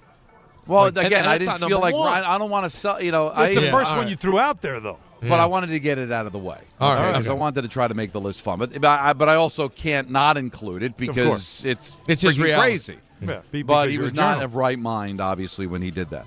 All right. Okay. He drugged a vicar. Sorry? When he was married to his first wife, he was a member of the Church of England. A vicar would come to the house once a week Oh, my God. to have dinner with the family. A vicar. He stuck a bunch of hash in a pound cake, and the vicar ate the cake and passed out. Ozzy felt really bad, but oh wow, he drugged the vicar. Can I just vicar? I don't know what a vicar is. A priest. Oh, it's a priest. Yeah, it's in England. Yeah. They call in England they call the priest the vicar. A vicar, yeah. What? Like it's another way to you live, you learn. You know. Oh, look at the music to get played in the arena. Look at War Pigs. This is perfect. The Come timing on, cannot man, be better that's for this. wild. All right, now we know about biting the head off a bat, right? That's ought to be on the list. Yeah, we talked about it. Because honestly, I all the think time. there are people that never heard a Sabbath or an Ozzy song that know that Ozzy Osbourne bit the head off a bat. But did you know he also bit the head off a dove? A dove. Well, how did that happen? Because you told the whole story about the bat. Well, and the you bat made was an accident. An accident. So what the hell was the dove for? They were going to release doves during his concert, and he decided to grab a dove and bite its head off. And when you hear the cat story, it doesn't sound that crazy, does it? Wow. I got to guess tell be you, thankful that there wasn't more than one dove. And I got to tell you, this list is not exactly covering him in glory. No, but it is what it is, man. I celebrate the music more than the man. I would hope so. And of course, the other one that's terrific is peeing on the Alamo and getting arrested for it. I remember that story. And by the way, this is a huge upgrade relative to where we were. Yeah, this is pedestrian, because nobody died or got drugged. Just an old building got peed on, and he got arrested. And of course, all hockey people celebrate the fact that in his mug shot, he's wearing a St. Louis Blues T-shirt, which is just very off-brand and very strange. So. Killing cats, biting head off a bat, biting head off a dove, drugging a vicar, and also peeing on the Alamo. On the Alamo. Like, literally, like, do you know the detail of, like, because the Alamo is basically a facade, right? It's just the... Yeah, like, it's a like tourist would he just walk up to the side of the building and just urinate right on it? Right, he had to pee and figured this is as good a place as any. I mean, how do we his feel about this? decision-making is in question, correct? Well, let me ask you a question. I don't know if I've shared this with you guys. It's not something I'm proud of. Okay. But there was a time in St. Louis where we were out. I was very young, young sports writer. I've heard this. This is good. And we had a late night, and we were trying to find our way back to the hotel. And we all had to go, and there was nowhere to go, and we just happened to be by the Arch, the gateway to the west. Oh, sure. And so we thought it'd be funny if we stood under the arch and went in the direction, like saying, I'm in the east, but it's landing in the west. Like, we just thought it was hilarious. You probably need to be drunk to really understand why it's funny. But there's also like a desecration of a national monument type thing that also plays in here. Yes. So, again, I want to stress, like Cam Scatterbo young. Like I'm young. I'm stupid. I'm like I'm just I have a corporate card. You were peeing Mountain Dew. I was exactly. That's how hopped up you were. So I mean, it's not the Alamo as far as a sacred No, but place. it's. But what do we think? Is this is a pretty bad story, don't you think? Yeah, he got arrested for it for sure, and it had an iconic picture. But that's bad. We always joke with the kids, and this is going back to when I was a kid. Whenever we'd go into the city, when you drive through the Lincoln Tunnel, you've got the Jersey and the New York sign right in the middle. Yes. It's like, hey, there's going to be a split second where mom and dad are going to be in New York and you kids are going to be in New Jersey. I never thought to pull over and say, hey, look, I can pee in New York and still be in New Jersey. I've never thought that either. I never thought that. But now, you're going to think about doing it. Right. Now, you're going to think about it. You know what? Unfortunately, our audience is going to think about it, and watch the news. You might find out about it. Well, if you're going to post it on social, just tag us. There's wrecking of hotels, but that's that's rock light and work. rollers. Yeah, That's come on, everybody did that. Van Halen. The one that didn't make my list was that he was hanging out with Motley Crue. Oh wow! And they dared him to snort ants. And Again, more animals dying because insects, but it's an insect. It's animal adjacent. Nobody's saying that the ants didn't. Hold on, survive. there's nothing more definition than insect being animal adjacent. Nobody said that the ants didn't survive. Yeah, who knows what happened? And I don't know. I never got confirmation whether he got eye off of it. But listen, Ozzy had his issues, and he's no longer with us. But there is the list I came up with. Now you forgot one other good one though. What's another one? The story he told on Stern with Sharon about being in Japan and bringing a woman home after a show and forgetting that Sharon traveled with him. And brings very the rock and roll. Brings the woman home for sex. Right. I'm sure it wasn't for tea. I was going to say, to make a sandwich? Like, and, what do we and Sharon's in the hotel room. Like, hey, and he's like, oh, my God, I forgot that Sharon's here. I mean, there's cheating. Well, you might as well meet. There's cheating. Right. It's bad enough. Can I join? It's bad enough to Sharon, cheat you on love your her. wife. Actually, she's but a doll. Worse to cheat when you forget your wife's there. Listen, isn't it possible that Sharon was the queen of all enablers? I mean, really, at some point. But you're right? saying like Sherry You're either coaching it or allowing it to happen, right, Don? Right. You're saying like Sherry Rothenberg looks up to Sharon. Yeah. Wow. I'm saying. Because the way Right, she that's what you're enables saying. Dave Rothenberg's unhealthy behavior. Or Sharon's Brian Daboll and Ozzy is Abdul Carter. Abdul Carter. Wow, there's so many different ways to look at this. All right, so I teased this before the breakout. Yes. I'm on pins and needles right now. The close of the game peaked at this is the Kansas City-Dallas Thanksgiving game. The close of the game peaked at over 61 million viewers. What? That is Wow. What does the Super Bowl do? I told you, about 120. Super Bowl, the best Super Bowls are in like 110, 120. And think about it. Like a Super Bowl number, right? How many people are watching with a bunch of other people? Thanksgiving, duh. How many individual people were watching that game? Because most people are probably at home with like 10 other people. 10 other people. Because it's like Thanksgiving. You know what? You know what I'm going to say about football? It's unfair to compare it to other sports. I know. It's not a sport. No, it's its own thing. It's its own thing. It's its own thing. But here, what was Game 7 World Series? Remember that number was pretty impressive. In the 20s. Was it? No. I think it peaked in the 20s. I thought it was in the 30s. Oh, 30s? Oh, really? I thought didn't the World Series Game 7 have like an unreal? I think it peaked around 30. And a Thanksgiving game in the middle of the day when everybody was sitting down eating. And it is a regular season game. Doubled it. But remember, you have to remember that it's a real cheat code because the Thanksgiving thing, the football is so a part of Thanksgiving. It's part of Americana. It's really like, come on, what percentage of households? Okay, World have Series the Game TV 7 peaked at 33 million. Peaked at 33. Peaked. And then this peaked at what, 60? 61. So it's almost doubled Unreal. a Game 7 of the World Series. Now, granted, there's other things going on against the World Series, as I found out when I was calling Devils Kings.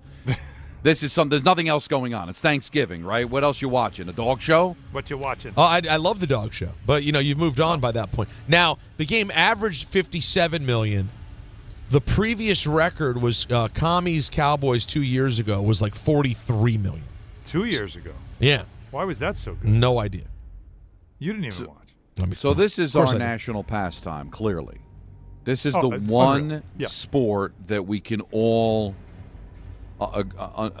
agree that we love, that we've all are able to get the eyeballs no matter what. I mean, that was a good game, and the Cowboys are iconic, and the Chiefs certainly right now are iconic. So it is a perfect storm, but it is, at the end of the day, a regular season game.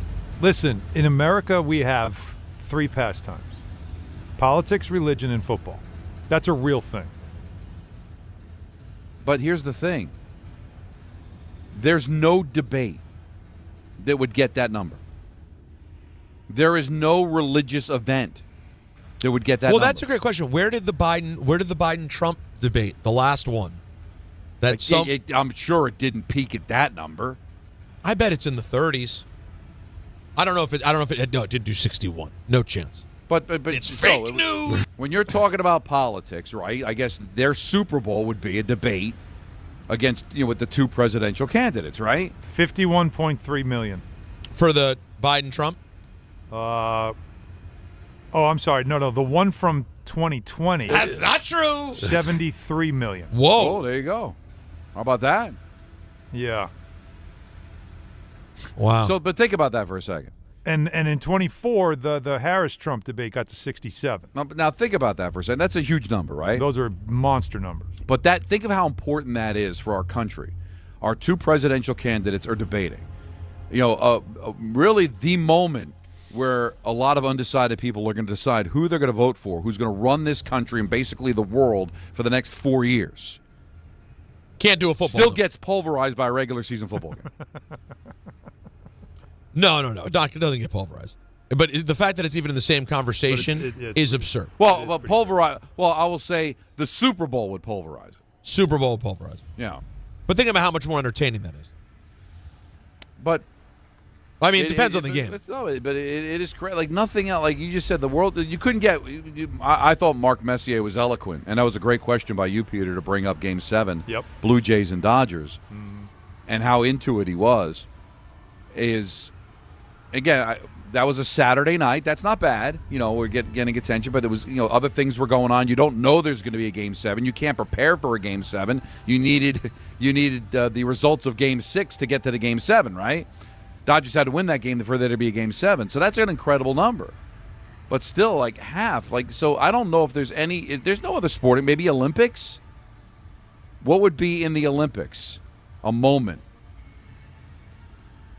Like, could a gold medal game in basketball? Because the U.S. is such a heavy favorite, right? You'd have to have like gymnastics, figure skating.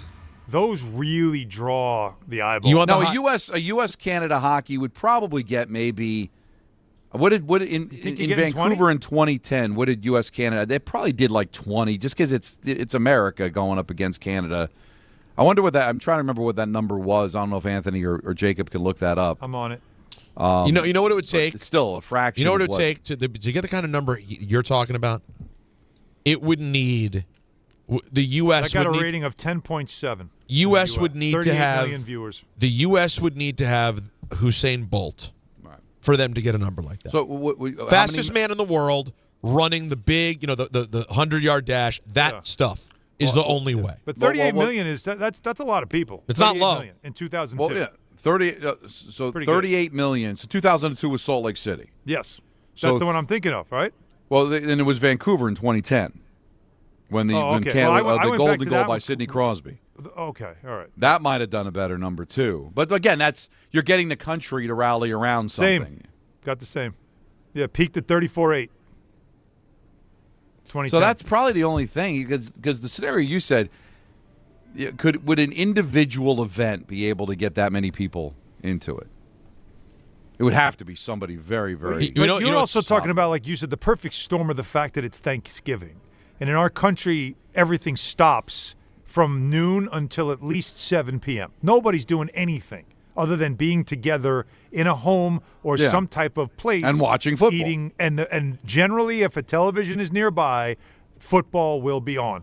That's just part of it. It's like having a Christmas tree. It's like fireworks on the 4th of July. Everybody is part of it. Somewhere, somehow. Like, think about what would be the ratings of watching fireworks. Right? Not like if the ratings amongst morons 100%. Well, but you know what I'm saying. Watching fireworks, though. No, the morons. Everybody is going somewhere to see fireworks, whether it's in front of your house on the street. I like somewhere. Don, what's more on That's TV? the comp. What's the more on TV? Fireworks or the parade? I didn't say watching it on TV, Peter. I meant watching like it's them on in literally. front of you and you look up phizically. Yeah, like there's no way to rate it. But I I'm like saying fireworks. If you could. But watching fireworks on television. Yeah, no, that's not. That's. Do you remember, are you a big fan of Ocean's 11? Not the original, the remake. I love all 13, the Oceans. 12? Love them all. 11. 8? Is when with Don Cheadle, he's making the gems for the bomb. And they raise the hotel behind him. He's watching it on TV, and you see behind him the actual through the window. fireworks. Yeah, right. Like instead of looking behind him and seeing it live, he's watching it through TV. Like I By the way, one event we forgot just now, guys, and all of our rambling about ratings. The Tyson Paul did like 50-some million. Huh. Remember was that worldwide or in the United States? That's fair. That was fair probably question. worldwide. 1-800-919-3776. That's a number. That's a number you can call right That's now. a big Sure number. is. We'll talk to you. We got ENN coming up at 6 o'clock. You got Knicks basketball after our show right here on 880 ESPN New York. It's Don, Hahn, and Rosenberg. Whether you're shopping, gaming, or streaming this Black Friday season, don't take slow for an answer. Get Optimum Fiber for the fastest, most reliable, and most consistent internet speeds, starting at $25 a month. Call 888-4OPTIMUM or visit Optimum.com to switch. Act now and get a full year of Netflix, an unlimited mobile line, a $400 prepaid card, and more, all on us.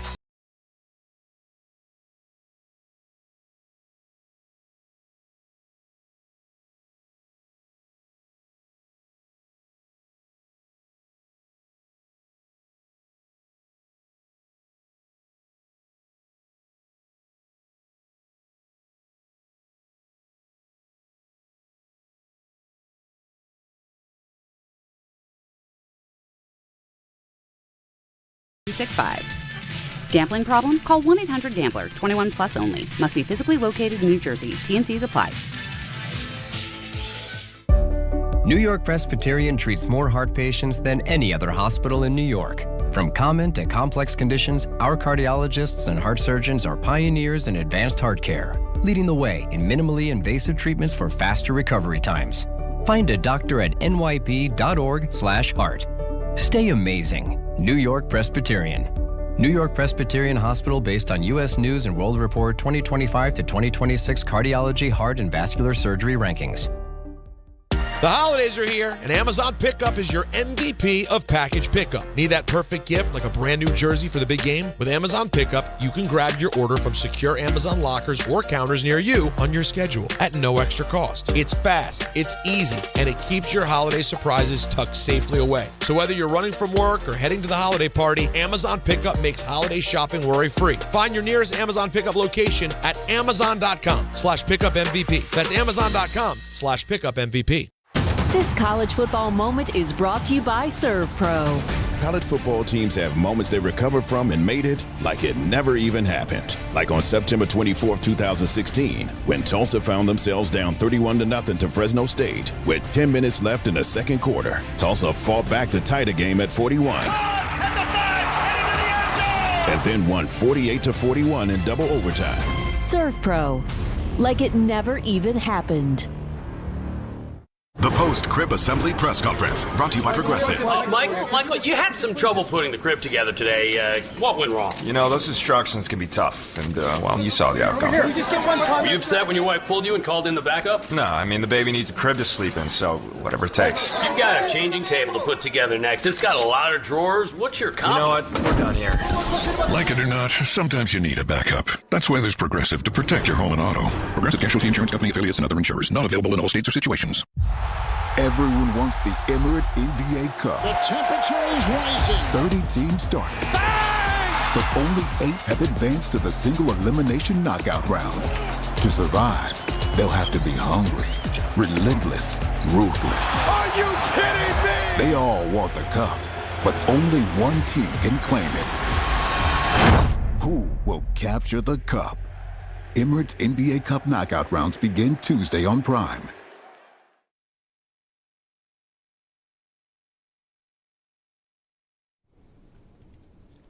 Now you want to talk about big games and being excited for the foosball. It's already Thursday tomorrow.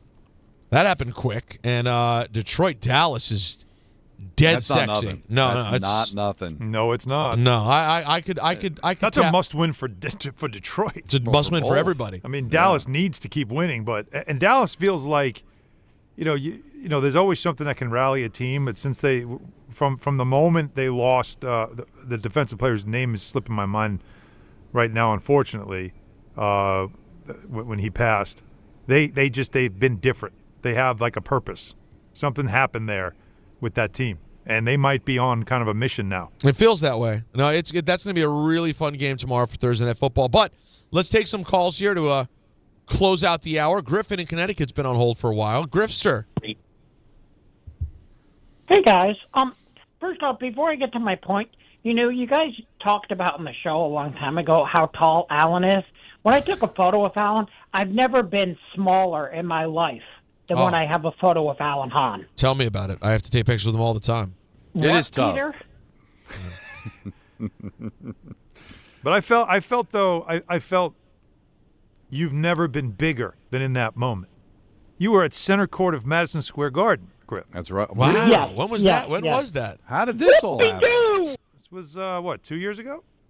2 seasons ago? Last year, I think. Or was it last season or maybe early last season? No. Yeah, early last season, I think.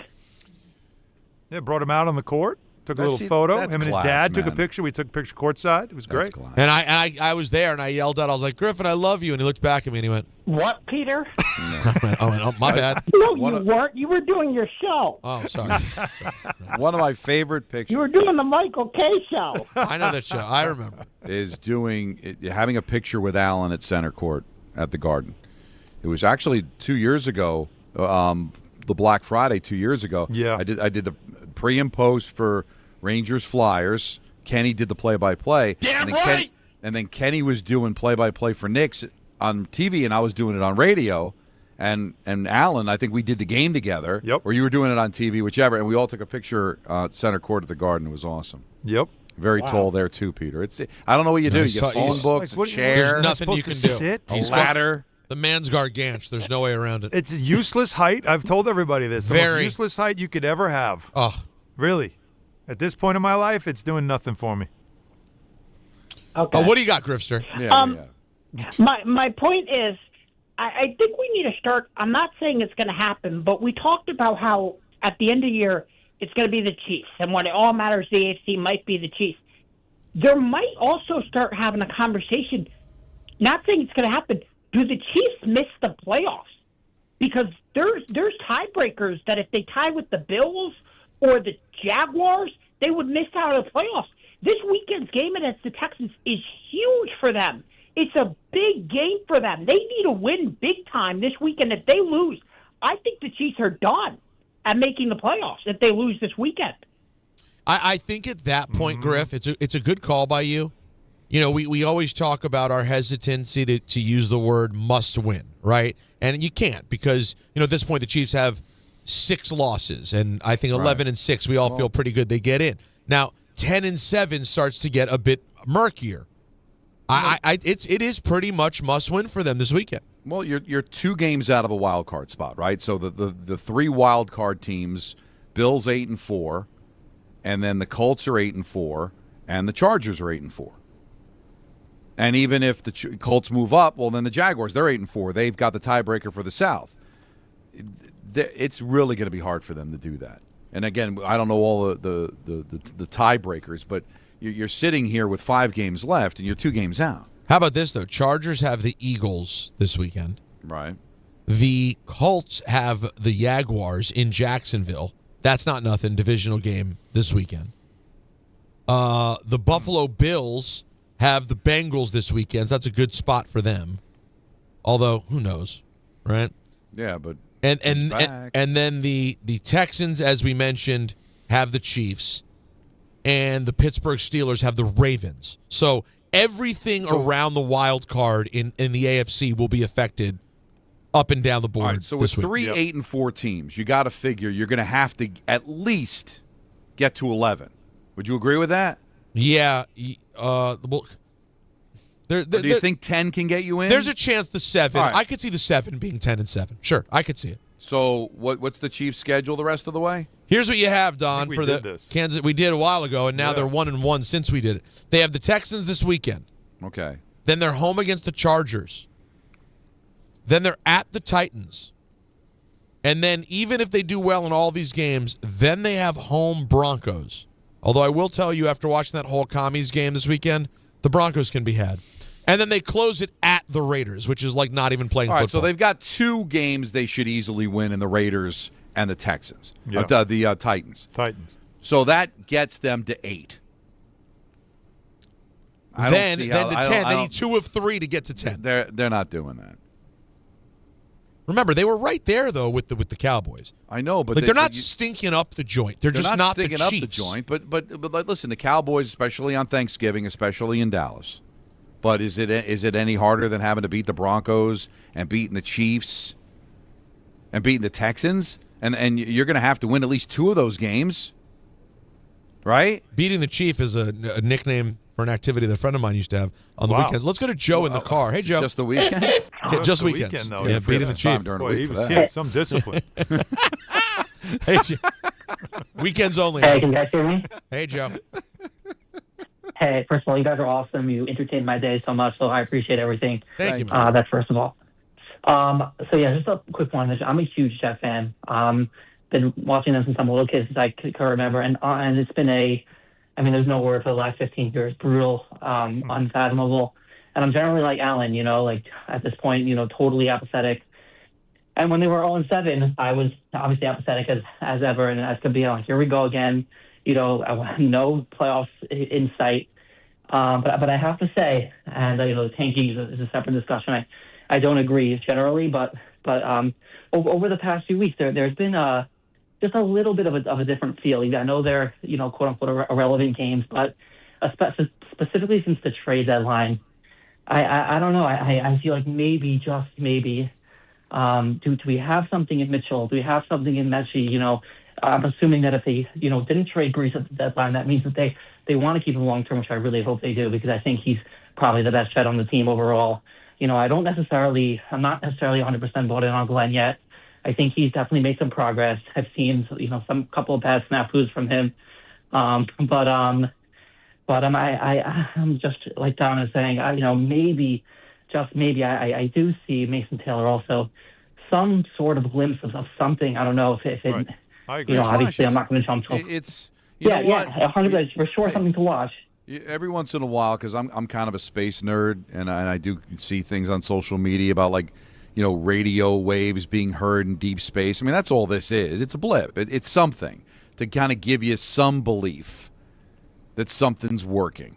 And I think that's I'm not asking Alan to jump for joy over it, but this is all you have. You're kind of grasping at straws, and I think there's something there. But you got to continue to see it through. There's still 5 games to see if maybe at some point Allen will feel movement. I'm waiting. Like I said, I don't know if anybody got the Polar Express reference, but at the end of the movie, the boy is given a bell. And the only people that can hear the bell ringing is people who believe, right? Believe in Santa. So I don't hear the bell. I need to hear the bell. Let's not talk to Artie and Felicia. We're going to get to you guys in a moment. 1-800-919-3776. You got to hang tight. We got a big 5 o'clock hour. I still haven't played you guys this Abdul Carter audio. Well, let's hear from the man himself, and also some other people who know the game of football weighed in on the Abdul Carter situation as well. Plus, we got to talk Karl Anthony Towns, Chris Paul. A lot going on. DHR, ESPN New York. To help those who want to be helped but may not be able to afford it. That's what PGA Tour winner Grayson Murray had envisioned for a foundation before he sadly took his own life at just 30 years old. his parents channeled their grief into creating the Grayson Murray Foundation, carrying out his vision to help those struggling with mental health and addiction. To donate and learn more, visit GraysonMurrayFoundation.com. And now it's time for traffic. Here's Brandy Scott. Thanks so much, guys. Just no easy way to get around right now, and we've got a problem spot in Rockland County. Thruway northbound by the Palisades Parkway. A FedEx tractor trailer went off the roadway. Emergency vehicles taking out the right lane. That is you jammed heading across the Tappan Zee Bridge from the Westchester side. Inbound George, not too bad. Just about 5 to 10 for the upper deck. Best of it's the outbound side. Southbound Deegan and Henry Hudson. West Side Highway northbound. Some pockets of slowdowns go back into the 60s. Outbound Lincoln, your best ride at 20 to 30. Outbound Hahn going to run you about 45. Gridlock alert day in the tree lighting tonight over at Rockefeller Center. Definitely might want to consider using mass transit if you're heading to the Knicks game at MSG.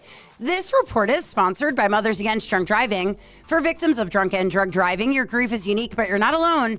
You always have a place at MAD. Visit MAD.org. I'm Brandy Scott on 880 ESPN New York.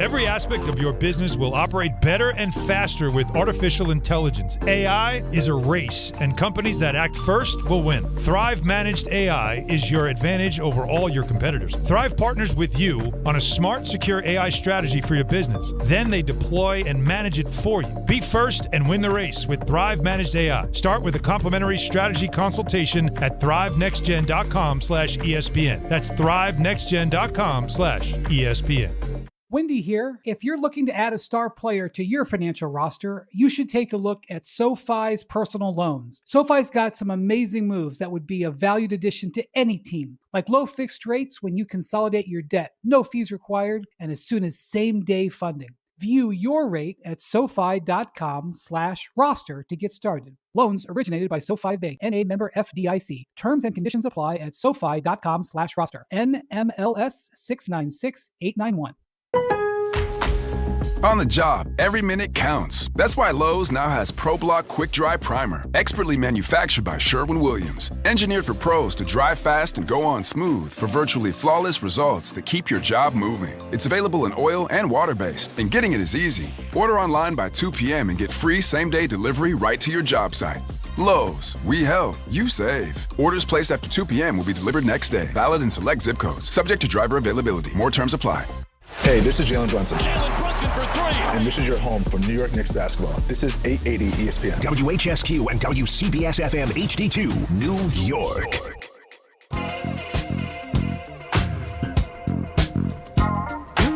Don, Hahn, and Rosenberg. You bet. That's your ace. You can't get a 502 in the big city from you, man? 502 in the big city! Oh, yeah. Yep.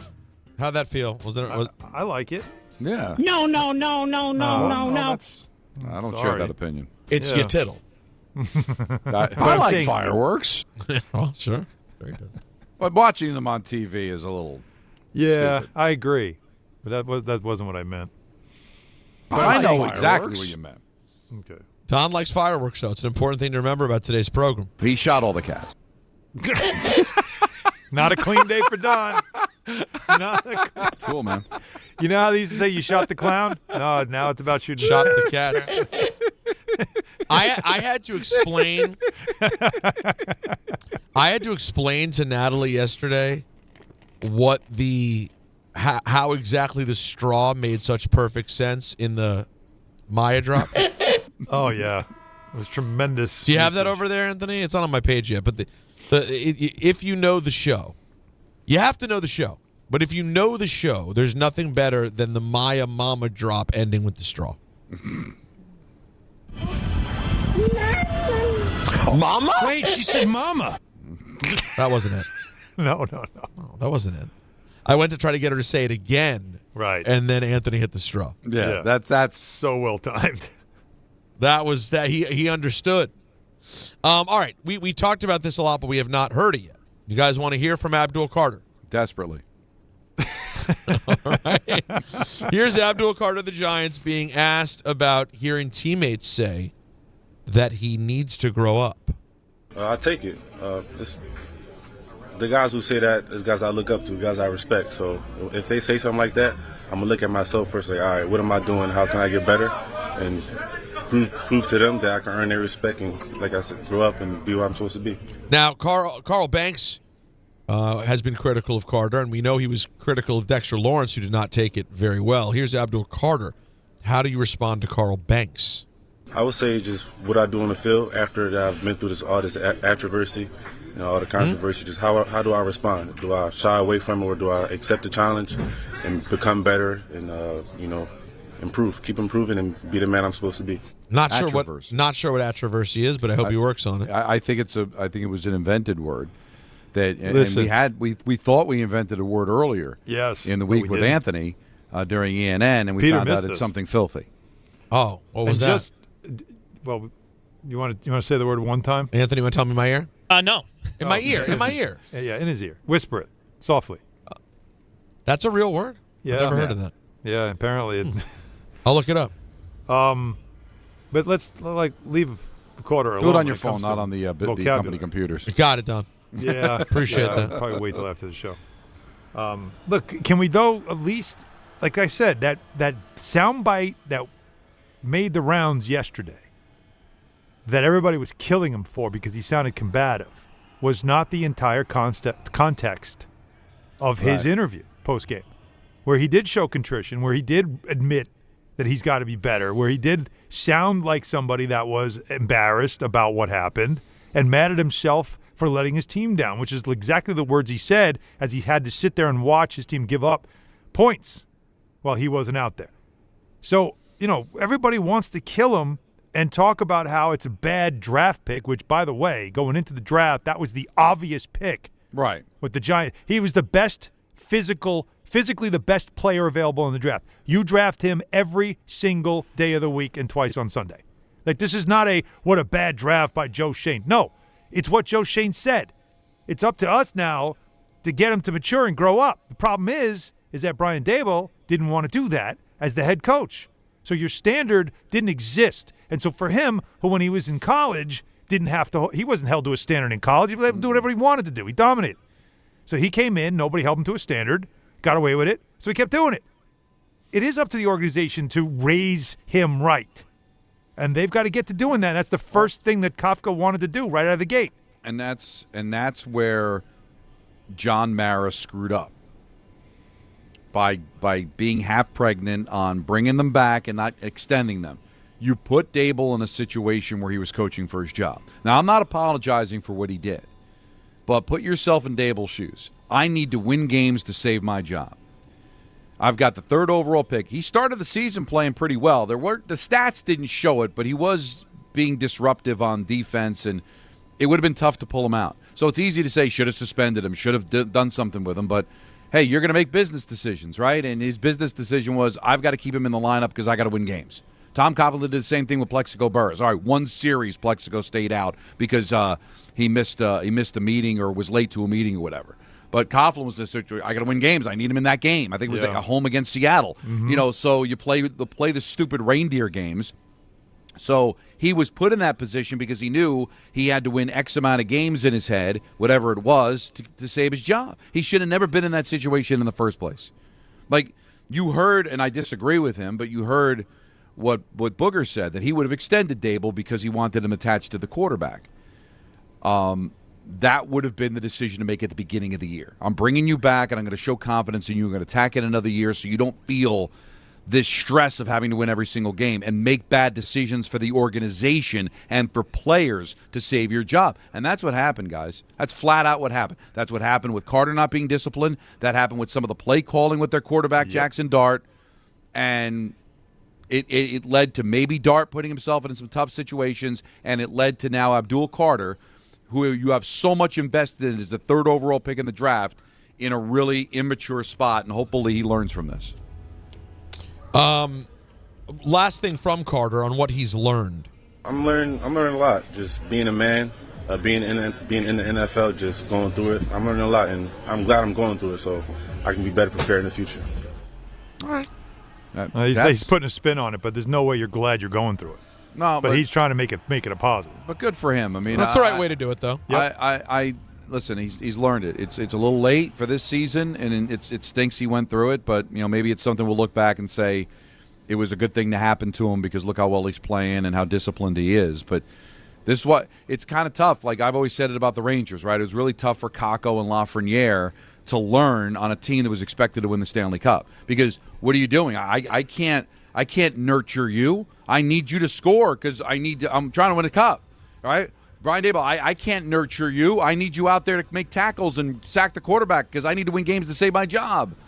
That's why it's really hard when you got young kids and winning is the only thing and expect them to learn at the same time. It's hard because you make decisions. Benching a guy, suspending a guy can hurt the team, right?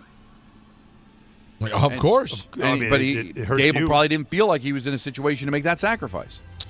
Now, staying with the Giants and the Kafka situation and what the future will hold here, Louis Riddick was on with DiPietro and Rothenberg earlier, and he was asked, how attractive is the head coaching job of the Giants? It's the New York Giants. There's no question that people who are involved in this profession, whether it be front office executives or aspiring head coaches, coordinators who want to be head coaches or head coaches who may be changing jobs, which, if you listen to all the speculation out there, there's head coaches right now who people believe should make the move to the New York Giants, which is kind of crazy to me. But yeah, it's a desirable job. It's a place with a long, decorated history. It's a blue blood. And then I know people, who are New York Giants fans are going to say, what the hell are you talking about? We haven't won anything in years. You've done plenty.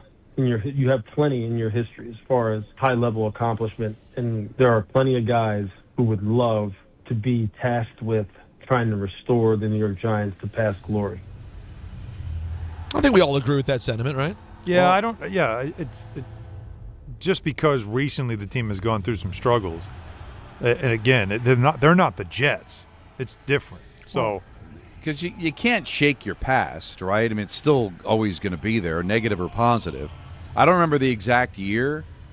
Might have been when Bill Parcells got the job or soon after. So this is going back to the 80s. The Giants hadn't won a Super Bowl. Giants had one playoff appearance in 2 decades. And he still said the Giants are one of the flagship franchises in the NFL, and it's true. It's like an original 6 team in the NHL, right? There's just something that resonates when the team that's got that kind of lush history and also in an iconic city, like that combination of being a franchise that's been around for 100 years in the biggest city in North America. It's a special job. It still is, despite all the losing. Riddick was asked, what's wrong with the Giants? It's never a simple answer. And there's always things that are going on inside of the walls of an organization that you just don't hear about. And that really would probably blow your mind as far as the kind of dysfunction that some individuals and some departments can really sow within an organization. It's just so counterproductive and so misguided. And obviously that was the case with what was going on with, what happened with Vrabel when he was down in Tennessee as opposed to what's happening with him in New England right now, because, he's got everything clicking up there right now. He really does. And the Giants have to try and figure out a way to find to kind of copy or kind of get that. Wow. No, I hate to do it to a guest, but he didn't go anywhere. Didn't get to the answer. This interests me more. Riddick on Jackson Dart needing to change his ways. I admire Jackson's toughness and his competitive character. I really do. But it's just ignorant to say, look, it's football. This is the way I've always played, and kind of stub your nose at the people who are trying to tell you that you can't continue to think that you can just play the game the way that you've always played it, and the results are going to be what you think they're going to be in terms of your availability. This is the NFL. I know you played in the SEC. I know you played high-level football, and you've always put your body on the line. And that's one of the things that endears you to people. You keep doing that in the NFL, and you are going to have a very short career. You just are. You saw what can happen just the other night. People are going to hunt you down. Every week is like playing Alabama times 10. Jackson's going to have to come to that realization himself. And his team, meaning his teammates, his inner circle, are going to need to kind of say, hey, look, you understand that the number one ability you have in this league is availability. We hear that all the time. And you're being selfish, man.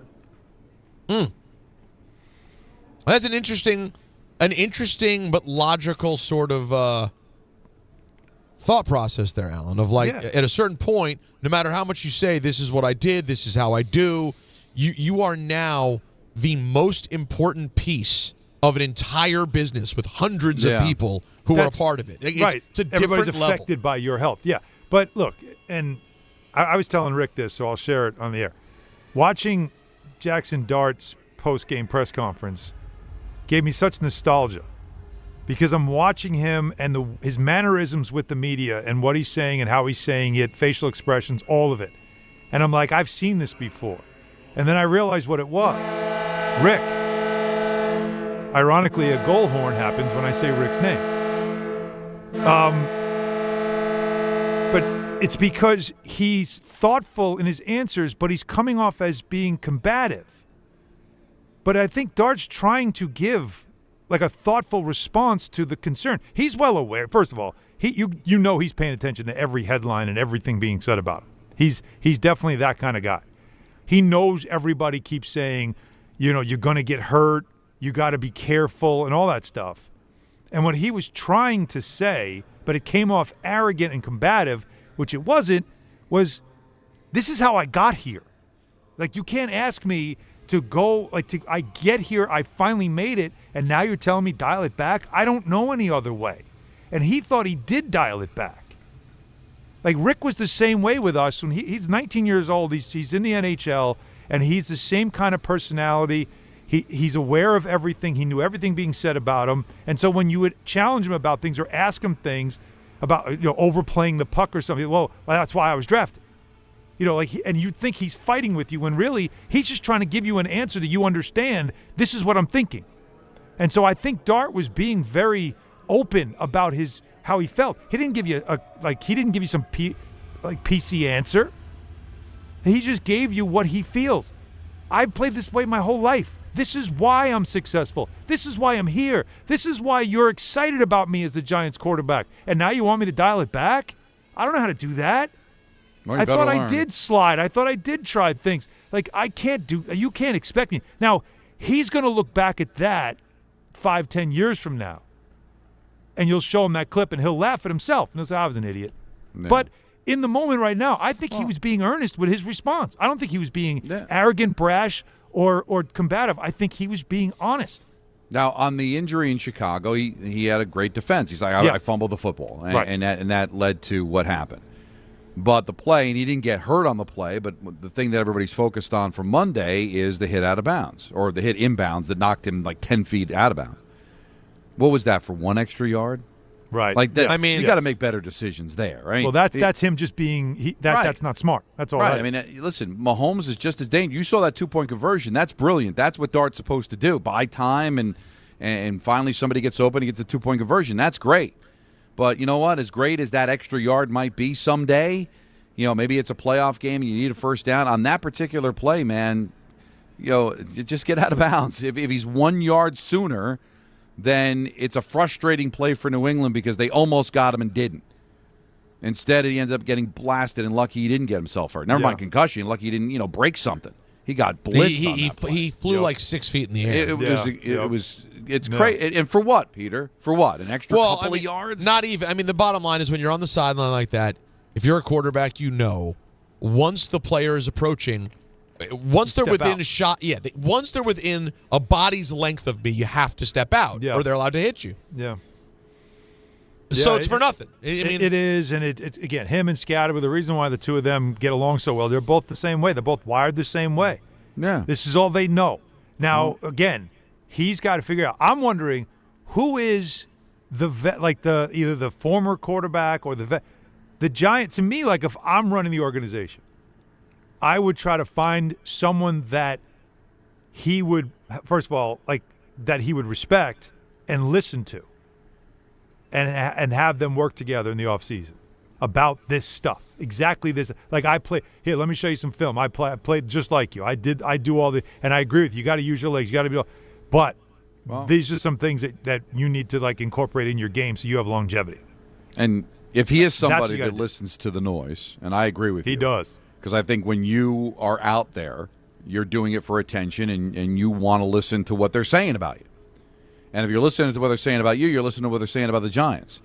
So while he was injured, or while he was sitting there watching Russell Wilson, waiting for his opportunity, what was the criticism of Russell Wilson? You said it. Allen, he's making business decisions. Yep. He could have got that first down and didn't. He's probably thinking to himself, "Oh, they're not going to say that about me when I'm out there, man. They're not going to have to worry about me making business decisions. I'm going to be making winning decisions. I'm going to get that first down. I'm going to dive, And I'm sure that built up in his mind is I'm going to do all the things I did at Ole Miss. Exactly. Well, you know what? You didn't have a professional knocking you out of bounds. You have guys that are trying to kill you, and he'll learn. You just hope there's time. Now, again, everybody that wants John Gruden to be the Giants head coach, there's video out there, this famous interview or the sit-down they did together, Gruden and Dart. Mm-hmm. And Gruden's been on social media talking about Dart, too, more recently. But Dart didn't even listen to him, and he showed him video. And he said he was calling him out, showing the video like, this is dumb, this is stupid, I can't have you do this. And he's calling him out, and he didn't react. You know what I mean? Like, so you think Gruden comes in as a Giants head, he'll fix that. No. They did a video session together. It meant nothing to him. Nothing. It's hard when you know that you were drafted in the first round because of playing that way. And you've been doing it forever. This is who I am. Yeah. Now you want me to stop? Right. Yeah. And who am I without that? There you go. Well, you got to find it though. We can all agree. But you were off Monday, Peter. But I had said I do sometimes feel like we spend a lot of time on this, deflecting away from other things about him, hoping that he's not like injury prone or that he is somebody that's susceptible to concussions. Are we using, the Giants used him wrong, or he's making bad decisions on the field? Remember Carl Banks, we had him on the day after, or the day that Daboll was fired, saying there were only 4 design runs in that game against Chicago. He did not get injured because of anything. He just fumbled the ball. He got injured. He fell down. It just had happens. Like, I hope that there isn't an issue where he's just susceptible to concussions. Because if that's the case, then forget it. It's not going to work out. It's not going to happen. Worse than anything. So hopefully we're not exaggerating the decision-making because it's distracting from the other issue that he may have an issue with concussions. And if that's the case, then he is not going to be the franchise quarterback we hope. Yeah, it's troubling. It's we've seen a lot of wonderful things here from the kid. I don't think it's troubling. But I don't think it's troubling. Well, which part? Like he's aggressive. He's young and aggressive. How about this? How about parts of it could be disconcerting? How about that? Troubling strong. I don't see any of that. Like, you know what would be troubling for me? If he couldn't hit the target. If his passes were missing by miles, if he looked at his receiver and said, I know you're open, I didn't see you, I can't see you, that would be troubling. That was Zach Wilson. That's troubling. Well there's different versions of trouble. He knows how to play quarterback. No, but the experience will teach him. I'm not worried about it. I see a guy that's accurate, that's smart, that processes quickly, which not a lot of guys can do, that's athletic, tough as nails, and also his teammates seem to respond to him. These are all great things. I would rather ask you to dial it back than try to get you to ramp it up. Those guys drive me crazy. Give me the guy that I got to reel in. No, I get that. But it still could be troubling in the sense that all this talent is wasted because you're in concussion protocol or you're unavailable. Well, he's had one. He's been in the tent 4 times this year. Well, not all for concussions, but right. So I know. And RG3 wasn't all concussions either. No. The rest of his body gave out. Yeah, that's the thing. It's different strokes for different folks. 1-800-919-3776. Only on weekends. That's called that was beating the Tuesday Chiefs. show. That's beating the Chiefs. Different strokes was on Tuesdays. Is that true? Oh yeah. It was a Tuesday vehicle. I never watched it live. I only watched it in reruns. Well, because you were born in '79. Yeah. When was that show on? Like 82? 86? Yeah, it was early. Even when I watched it in reruns, it did feel like it was pretty old. I believe it was like different strokes going into Three's Company.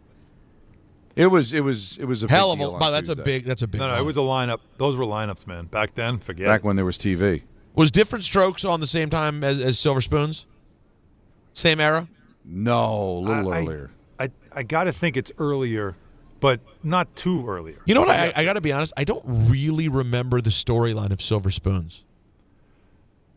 Well, Ricky Schroeder, right? Yes. And I know wasn't Jason Bateman in that too?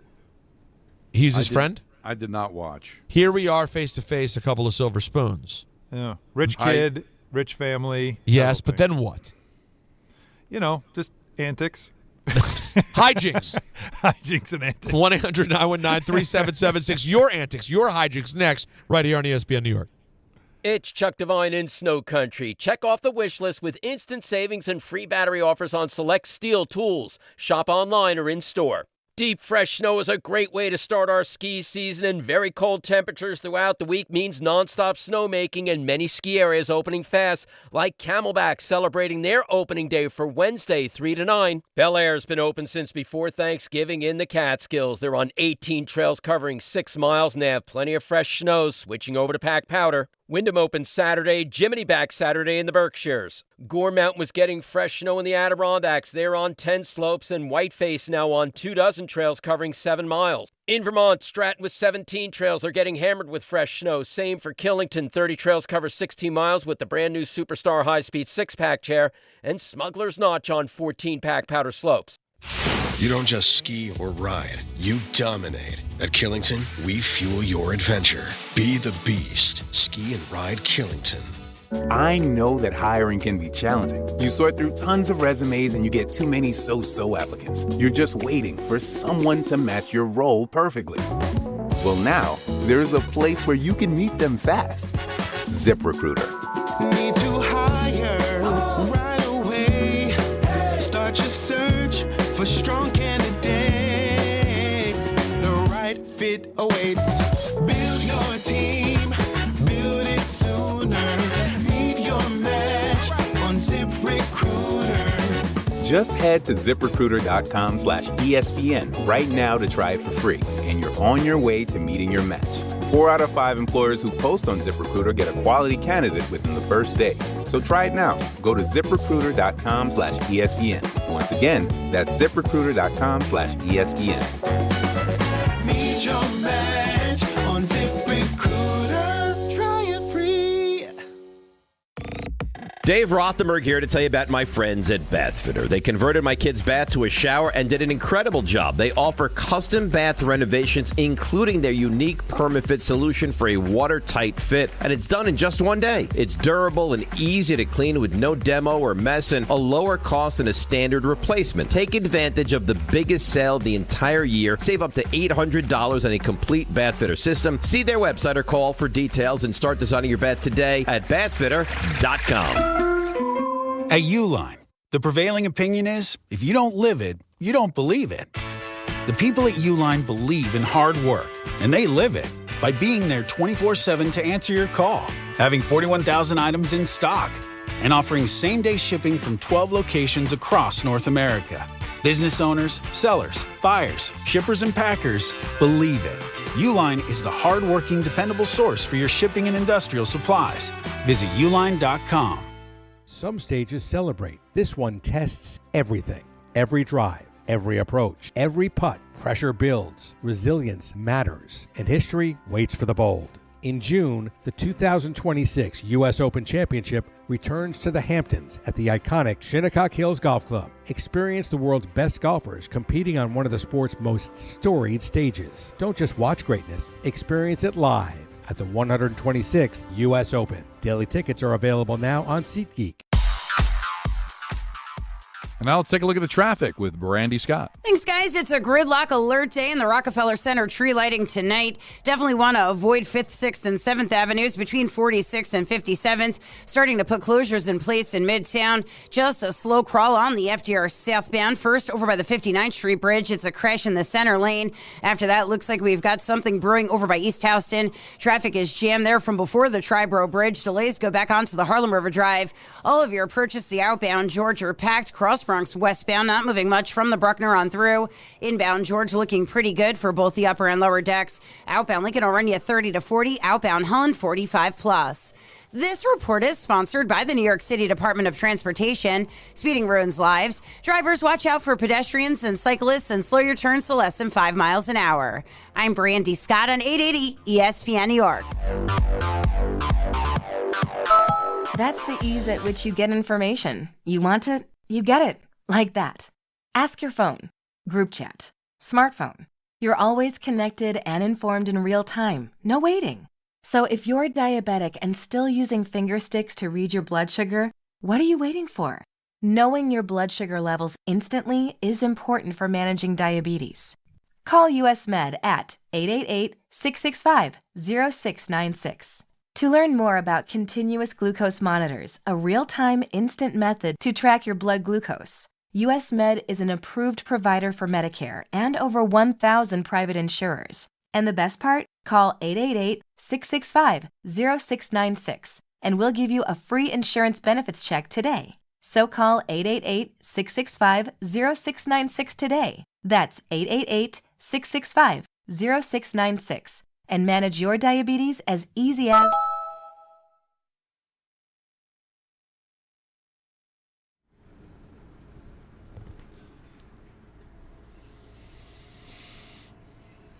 Oh, yeah. Yeah.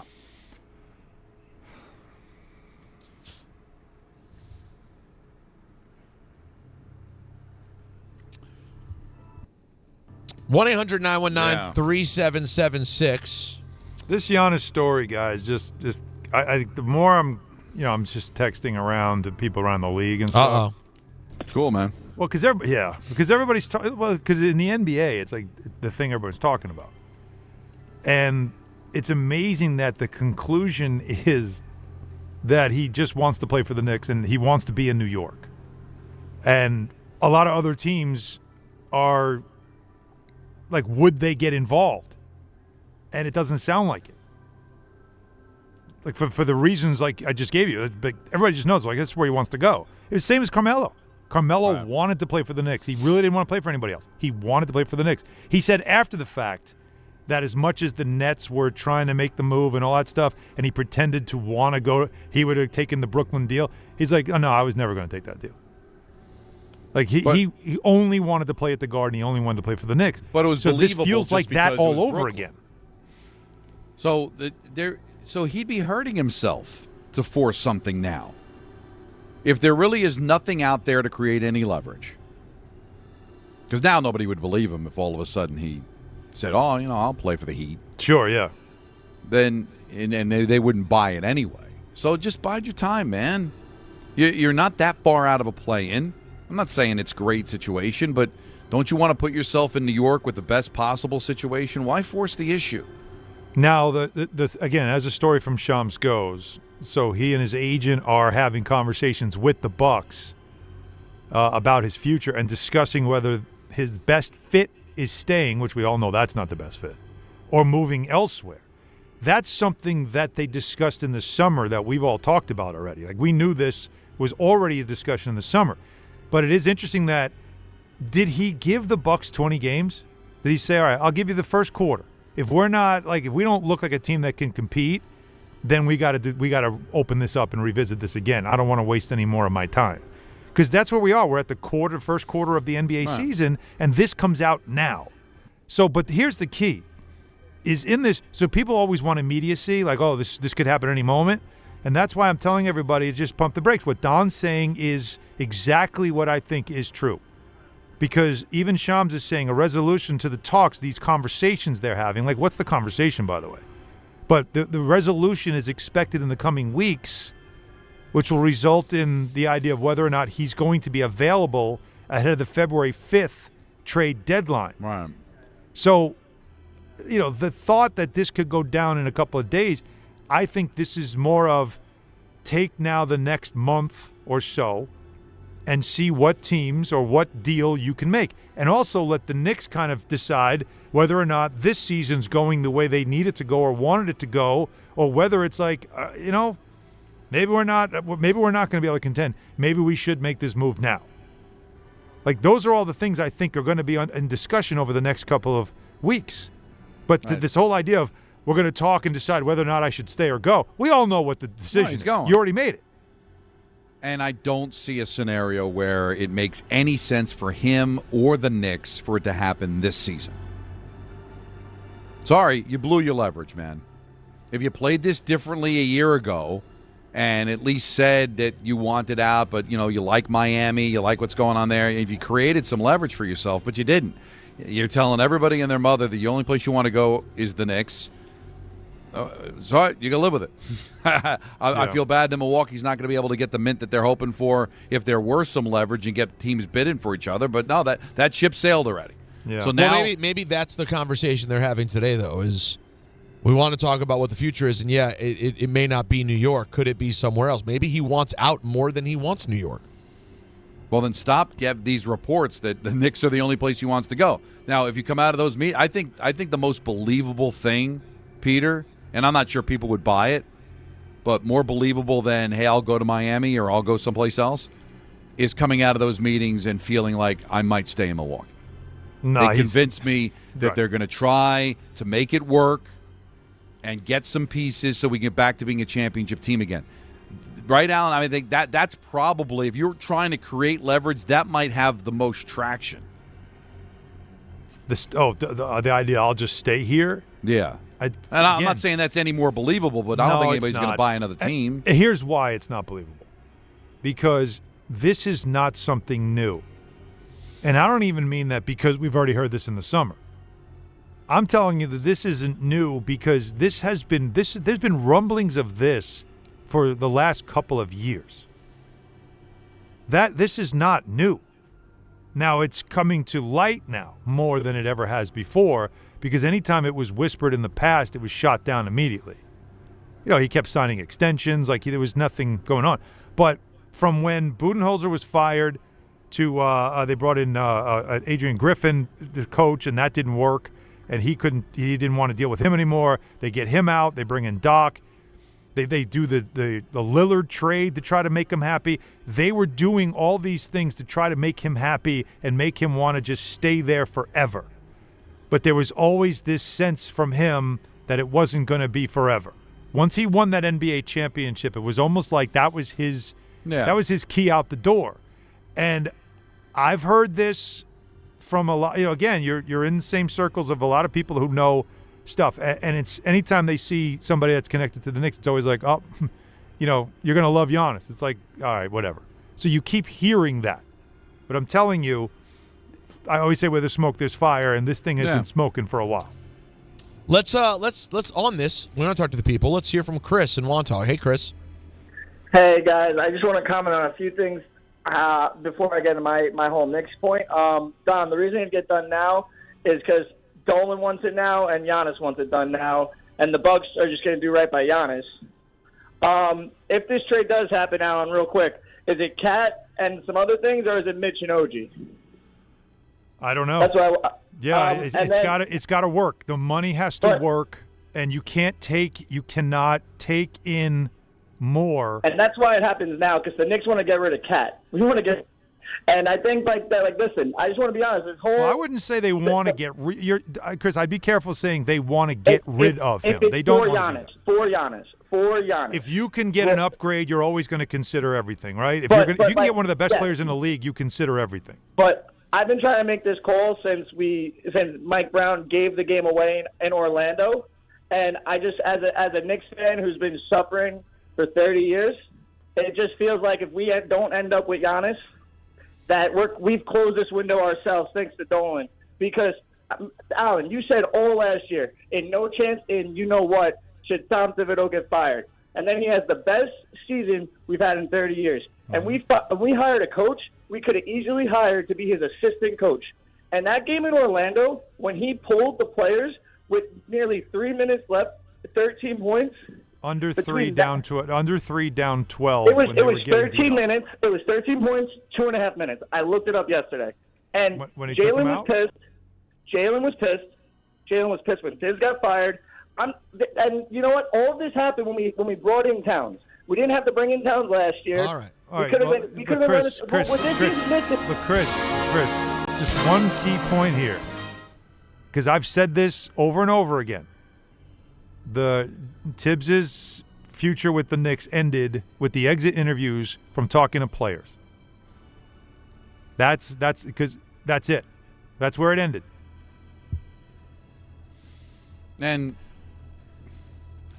where else is he going to go?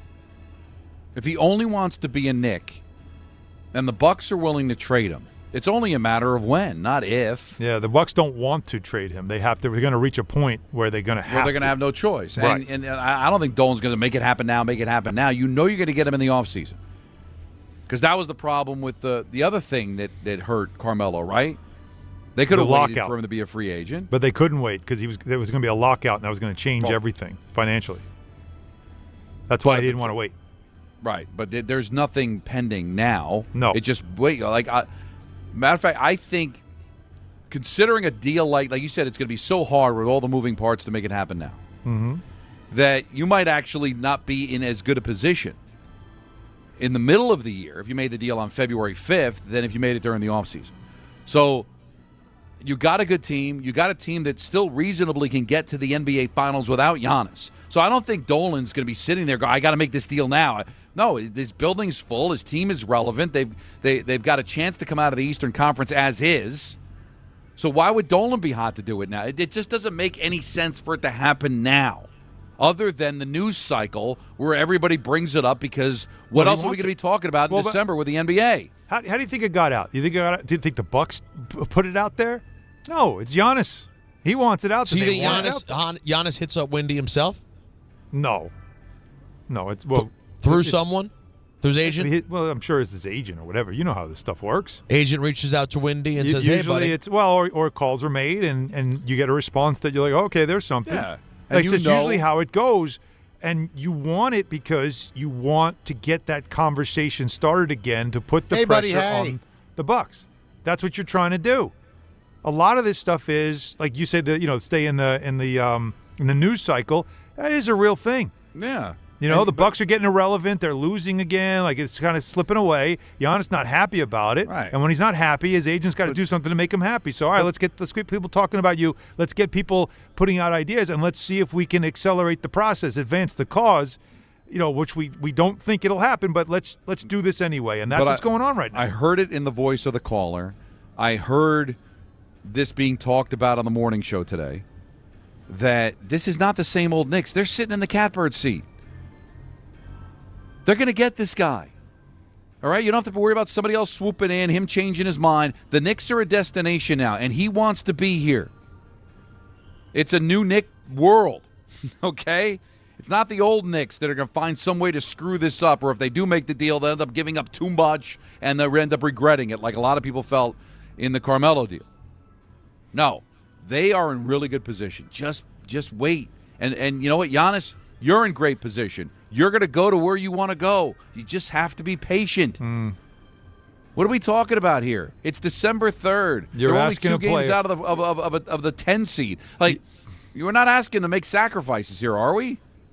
You're asking a player to, like, the sacrifice is playing a season, risking injury, putting more miles on you, like that kind of stuff. I think that's when you're a player. I think that's the stuff. Well, you can't have your cake and eat it too, man. You are an all-world player that can dictate where he wants to go. Sorry, you don't have the when right now, but at least you're going to end up where you want to go. All right, you've got a ring. And by the way, did we have a hard out on YouTube? What happened? They It went killed right us? to commercial. No, they went right to commercial. Oh, there we are. Back. Something happened. No, nothing. Well, listen, I looked up. I'm like, wait, we're in a break? We're just chatting right now? Maybe it was a hint from the gods, though, because we do have a bunch of calls, Giants related, we did not get to yet. We want to talk to these Giants people. We'll get to you next. We got ENN also coming up at 6 o'clock like you dream about. Oh, yeah. And also, guys, the ESPN New York holiday party is back. The K-Show and us all together bringing holiday cheer to your mother's house. Not the first time we brought holiday cheer to your mother's house. You're damn right. In Garden City Park, Long Island, Friday, December 12th. That's next Friday to you and me, guys. A week from Friday, once again collecting unwrapped toy donations to benefit the Garden of Dreams Foundation. It all kicks off at 1 p.m. on Friday, December 12th at your mother's house. Brought to you by Amazon Pickup, Security Dodge, and Spiked Aid. Your call's next, right here on DHR. This fall, don't sit on the sideline because of pain. If you're tired of waking up stiff, fighting neck, back, or joint pain, and missing out on the things you love, it's time to take action. Call Dr. J. Shaw at Sandwell Pain, New Jersey's top pain specialist. Dr. Shaw is an Ivy League trained, double board certified, and laser focused on one thing: getting you back in the game. Living pain-free, no surgery, no cuts, no downtime. Just precise image-guided treatments that deliver real results. Whether it's sciatica, nerve pain, migraine, or chronic joint pain, Dr. Shaw will personalize a non-surgical game plan just for you without pain medication. Same-day and next-day appointments are available with offices in Woodbridge, Livingston, and Inglewood. Most major insurances are accepted, so what are you waiting for? Don't let pain keep you out of the action this season. Visit Sandwell Pain to text, call, or book online. You'll wish you met Dr. J. Shaw a lot sooner. Relief starts today, and victory over pain is closer than you think. Every aspect of your business will operate better and faster with artificial intelligence. AI is a race, and companies that act first will win. Thrive Managed AI is your advantage over all your competitors. Thrive partners with you on a smart, secure AI strategy for your business. Then they deploy and manage it for you. Be first and win the race with Thrive Managed AI. Start with a complimentary strategy consultation at thrivenextgen.com/ESPN. That's thrivenextgen.com/ESPN. The holidays are here, and Amazon Pickup is your MVP of package pickup. Need that perfect gift like a brand new jersey for the big game? With Amazon Pickup, you can grab your order from secure Amazon lockers or counters near you on your schedule at no extra cost. It's fast, it's easy, and it keeps your holiday surprises tucked safely away. So whether you're running from work or heading to the holiday party, Amazon Pickup makes holiday shopping worry-free. Find your nearest Amazon Pickup location at amazon.com/pickupmvp. That's amazon.com/pickupmvp. Listen up.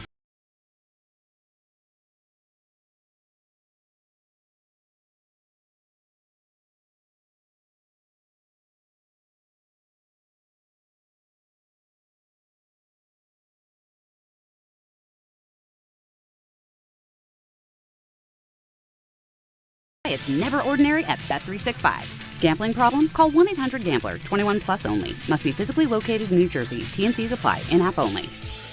Alan Hahn here to tell you about my friends at Bathfitter. They remodeled a bath in my house, converting a tub into a shower. The result, amazing. Bathfitter offers custom bath renovations, including their unique PermaFit solution for a watertight fit. It's done in one day, easy to clean, durable with no demo, no mess, and it costs less than a standard replacement. Take advantage of their biggest sale of the year. Save up to $800 on a complete Bathfitter system. See their website or call for details and start designing your bath today at bathfitter.com.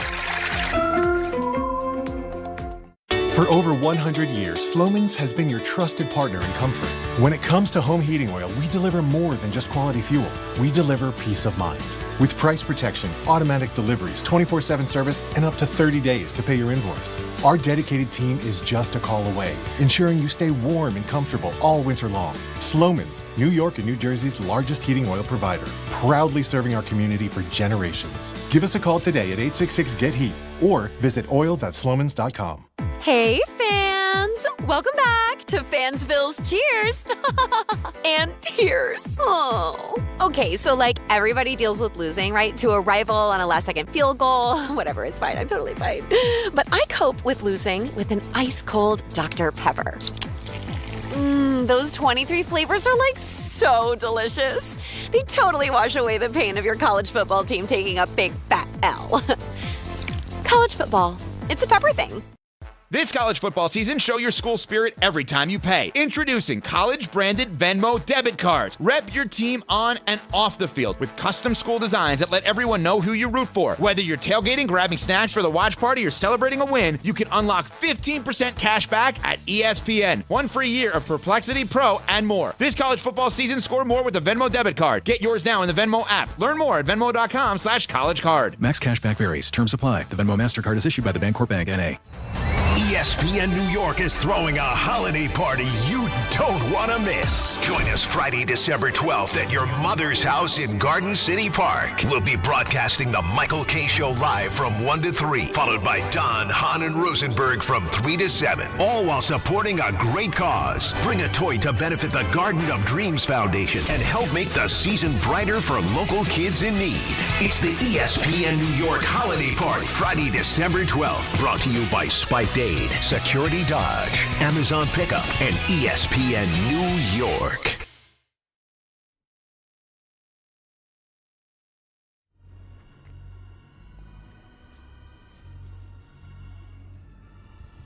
All right, let's get right to it. 1-800-919-3776. We were just talking Knicks, but before that, talking some New York Giants as well. Anthony and Fairlawn, what's going on? Hey, guys, what's up? Hey, buddy. I wanted to say, this conversation around Dart is just so crazy to me. Here we have a guy on a team that in the last decade has been the worst team in the NFL. Not only a bad team, but a team that doesn't know how to win.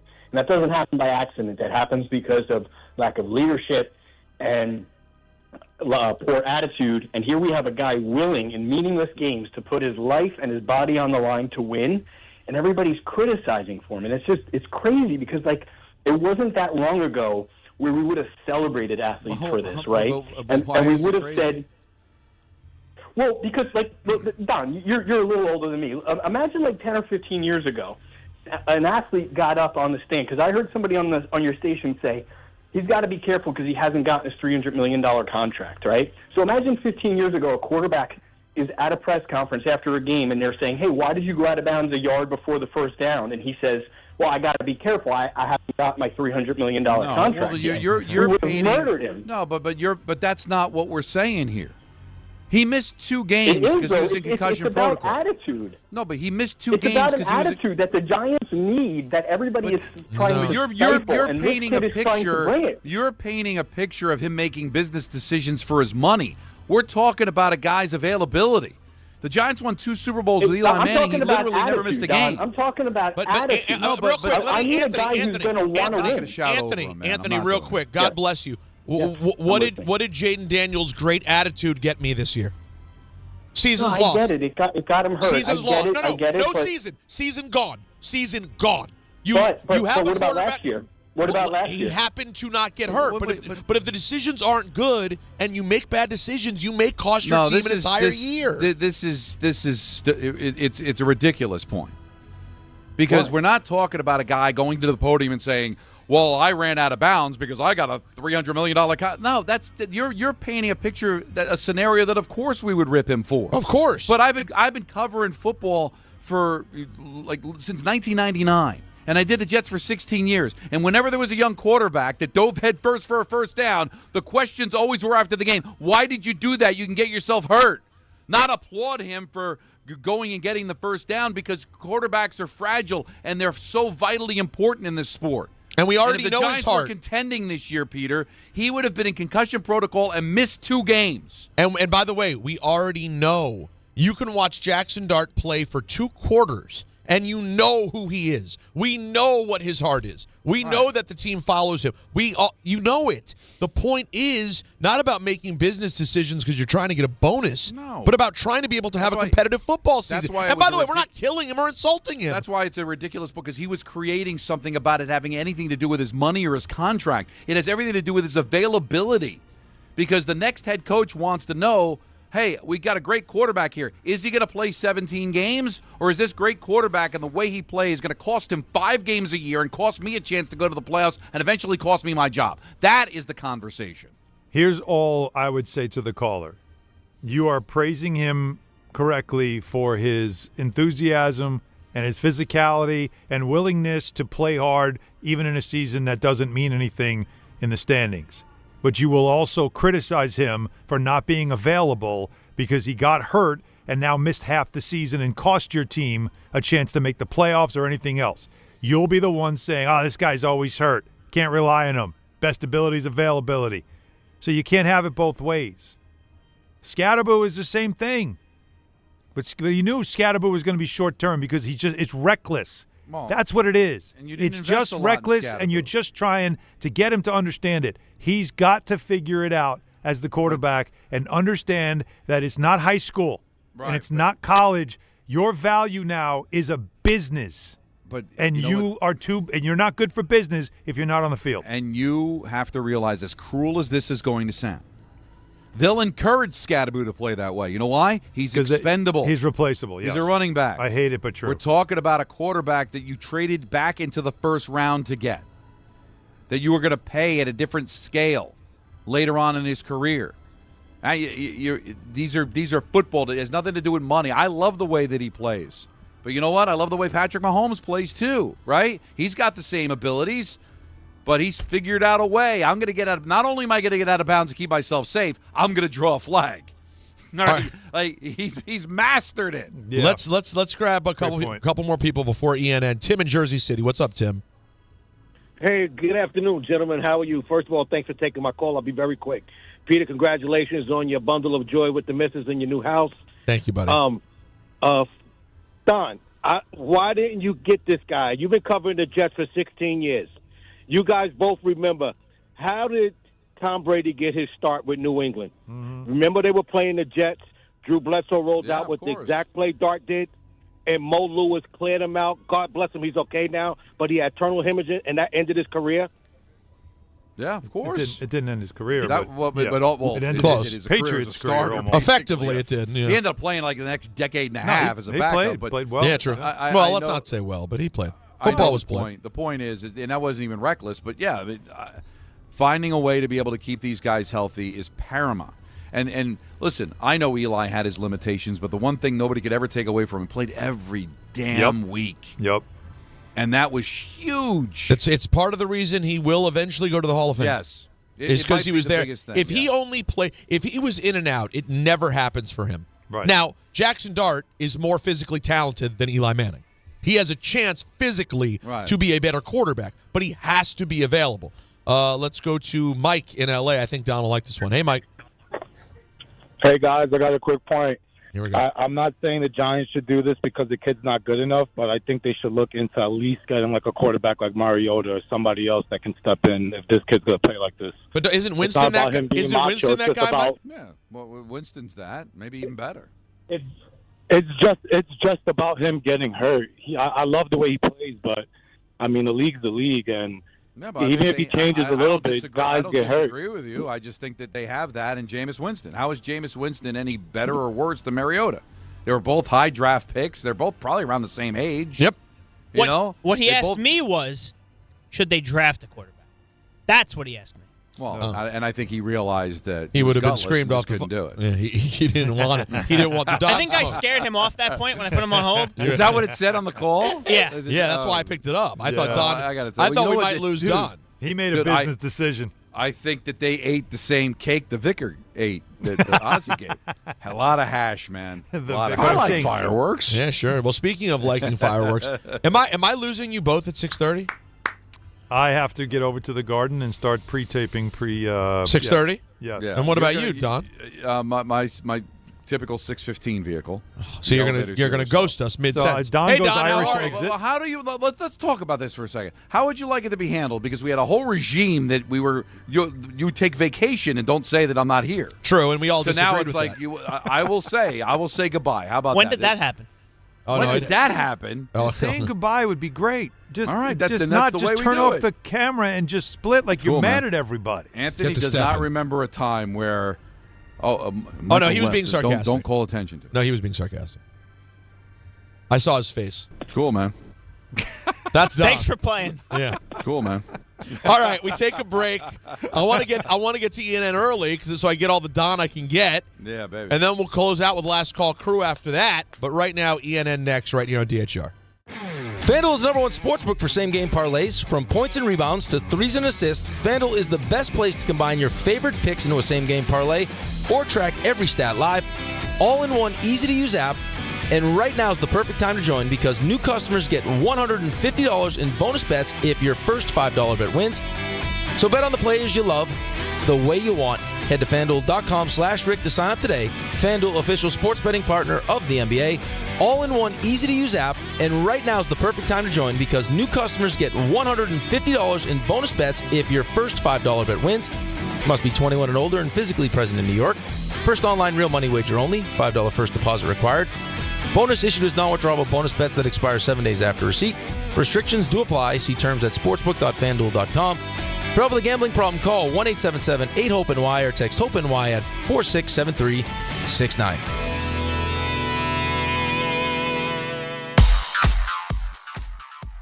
And now it's time for traffic. Here's Brandy Scott. Thanks a million, guys. I hope you have a great rest of the night. We've got the Knicks home over at MSG. Gridlock alert day, and add to that the Rockefeller Center tree lighting tonight. Lots of closures throughout Midtown. Definitely want to stick with mass transit if you can. All of your purchase, the outbound George, are jammed aside from the Henry Hudson. Worst of it, Deegan southbound. A big accident right before Fordham Road. Only the left lane is squeezing by. You're solid there heading over to the Cross Bronx. Delays go back onto 87 in Yonkers. Inbound George about 10 to 15 for the upper deck, lower level in pretty good shape. Outbound Lincoln, your best ride at 20 to 30. Outbound Hahn are in you 30 to 40. Over in Jersey, Devils are home at the Rock in Newark. 280 bumper to bumper in both directions, heading over to 21 in the Stickle Drawbridge. 21 packed both up and down, heading over to Market Street. I'm Brandy Scott on 880 ESPN New York. 1 in every 6 men is likely to be diagnosed with prostate cancer in his lifetime. That's why New York Presbyterian wants to remind men over 50 to book a prostate cancer screening. A simple blood test is all it takes. It could save your life. Screenings are available across New York City and Westchester at locations near you. Schedule your annual prostate cancer screening today at nyp.org/cancer screening. Stay amazing. New York Presbyterian. Alan Hahn here to tell you about my friends at Bathfitter. They remodeled a bath in my house, converting a tub into a shower. The result, amazing. Bathfitter offers custom bath renovations, including their unique PermaFit solution for a watertight fit. It's done in one day, easy to clean, durable with no demo, no mess, and it costs less than a standard replacement. Take advantage of their biggest sale of the year. Save up to $800 on a complete Bathfitter system. See their website or call for details and start designing your bath today at bathfitter.com. Fellas, it's the season to shine, and not just from the holiday lights. Manscaped is here to keep you looking sharp for every holiday party, family photo, and mistletoe moment. The Lawnmower 5, groin and body trimmer, and the Chairman Plus face shaver deliver precision, comfort, and control worthy of Santa's nice list. I've been good and nice. Whether you're tidying up before a big night out or preparing for New Year's Eve, Manscaped has your back. And your face too, to be exact. So gift yourself with some grooming greatness this season, because looking good is the best gift of all. And now you can find Manscaped products at your local Walmart. Who knew caffeine could taste this good?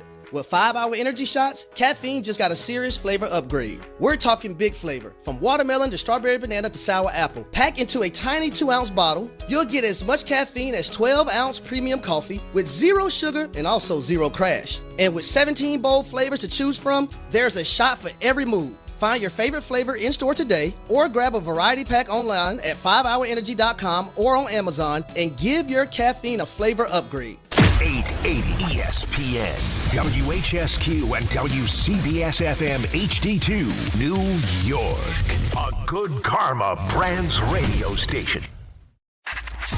This is an ENN Special Report. Now reporting... the very handsome Jewish man, Peter Rosenberg. We should talk some sports. Do what you want. It's ENN.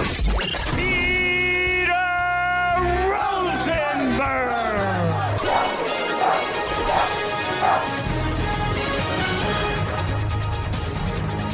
Hey everyone, how you doing? Cool. Hey. Cool, man. Welcome to ENN. Ray Rowe. You ever watch YouTube? I'd like to start off by saying good evening to Don. Cool, man. And to Don. He shot all the cats. Oh, man. And to Don. I like fireworks.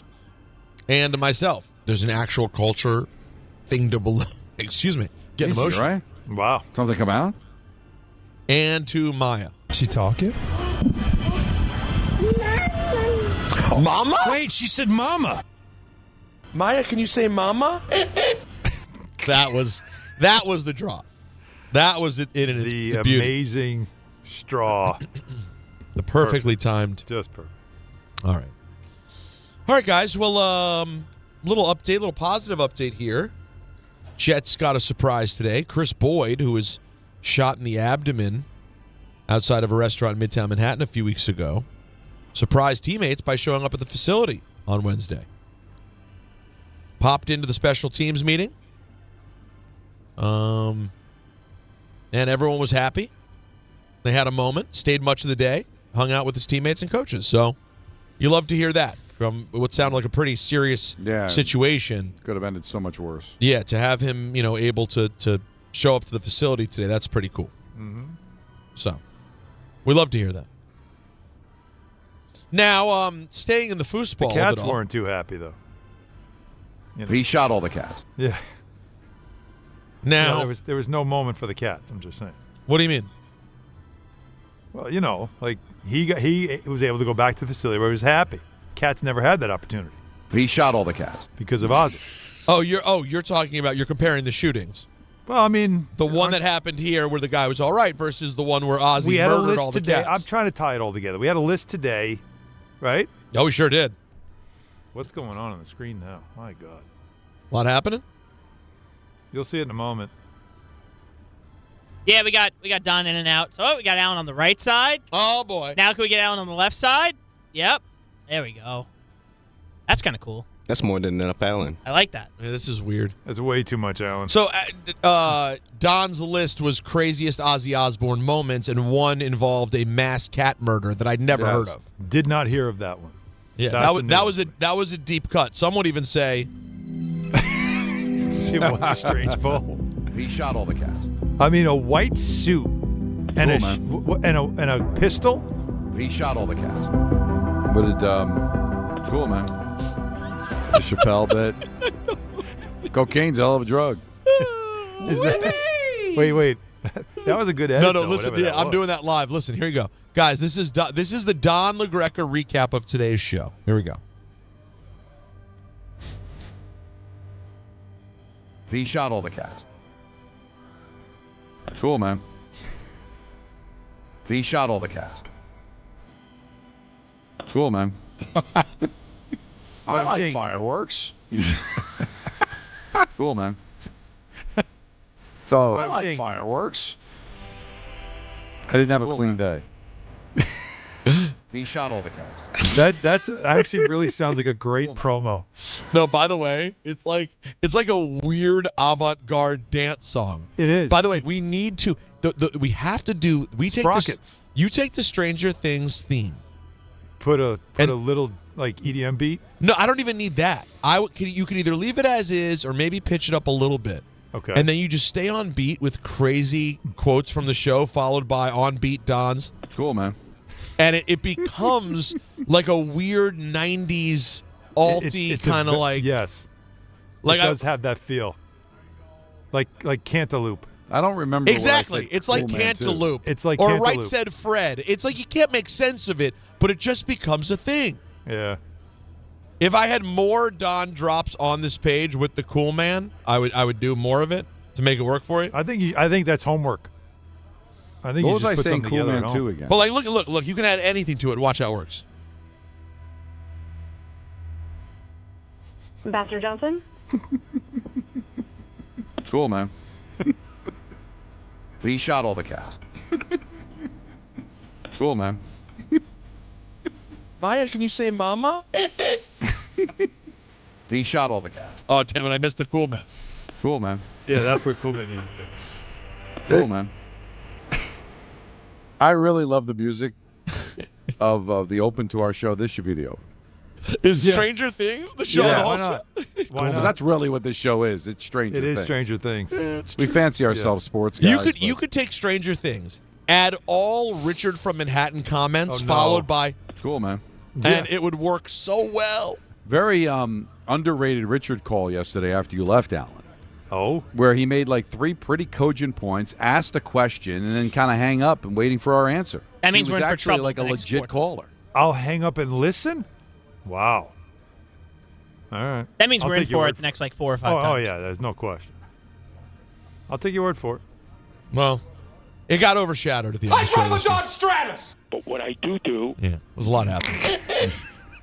Wait, that one and the guy who pooped his pants should be they put those Yeah, that Oh, definitely. And then get a cool man around the poopy pants. I have to. That's going to require work. I got to do some work here. Last time I called up, I was not high. I was. No, try it again. Hold on. Here we go. Go ahead, Anthony. All right, Jacob. But what I do. The last time I called up, I was not high. I was pooping in my pants. But what I do. The last time I called No. Stop. You're not a music producer, Jacob. You're fired. You're beeping fired. You got to time it right, man. Yeah, it's it's all art the that we're timing. doing here. It's a feel. You got to feel it. Oh, hold on. Now I have it on my page. I got it. Nice and loud. Here we go. Turn me up. Now he's JC. Cool, man. How about your nuts? Can I get some? What? Cool, man. He shot all the gas. Cool, man. The last time I pulled up, I was not high. I was pooping in my pants. Cool, man. Touche. Man, thank you. We can do better. We'll get better as time goes on. I'll have Jacob play the music so he can adjust it volume-wise, and then I can have full drop control. This could be a new segment. No, the new Don song, Cool Man, by Don LaGreca. No, think about it. Each week, maybe on Fridays, we have the Cool Man segment where it's everything that we talked about during the week that was like the funny moments put into a song with that as the backdrop. And Cool Man has to be the through line. Jacob, that's cool, man. DJ, that's the opposite. Wow. Cool, man. I like this as a new segment. I love this as ENN. Yeah, right. This is our ENN. So much news. Juanito texted me to defend Jacob. He didn't like my attack at Jacob there, calling him a bad music producer. I'm sorry. You know what? I'll add it to the You Suck Pusick. That'll be my job for me. There you go. Nothing's as good as You Suck Pusick, though. All right, guys, let's hear from Aaron Rodgers. Hey, Aaron, how's your wrist feeling, buddy? It's definitely healing. I appreciate the extra day off. You know, man. I love to practice, so I hate missing practice. But dealing with what I'm dealing with, it helps to get another day without any pounding on the bones in there. So we'll see what happens. I'd love to be able to be under center. That'll probably be a later in the week decision. But yeah, I didn't come out of the game any worse for wear. So the healing process has continued, and we'll see what happens as far as the type of cast I use come Sunday. Cool, man. All right, he doesn't want to quit. He wants to play. That should be what we play as a precursor to the play out music. You get a cool man. No, it's not the precursor. I think it's the post-curse. I think it's the epilogue. Okay. Because what disrespects an answer more? Like listen to this, for example. Let's play out Mike Tomlin saying he understands the fans' frustration, because they are frustrated in Pittsburgh. In general, I agree with them. From this perspective, football is our game. We're in the sport entertainment business. And so if you root for the Steelers, entertaining them is winning. And so when you're not winning, it's not entertaining. And if you've been in this business, you understand that. And so I respect it. I share frustrations. I understand what makes this thing go, and winning is what makes this thing go. Cool, man. It just completely says, like, yeah, bro. Right. It definitely is a dismissive acknowledgement. That's cool, man. And that's a little different. And that's a sarcastic acknowledgement. Oh, great. Are we? Listen, I don't know if people like our show, but I know I do. I know I have. I'm good. If we enjoy it, I'm good with that. Who the hell cares? We're not rated. You know what? That's how I rate it. Yeah. Did I laugh out loud myself? Oh, man. Yeah, sure we did. All right, so Ole Miss athletic director Keith Carter disputed several claims made by former coach Lane Kiffin, including the timing of when Kiffin was informed that he couldn't coach the team in the postseason. He went on my favorite show, Super Talk Mississippi. Cool, man.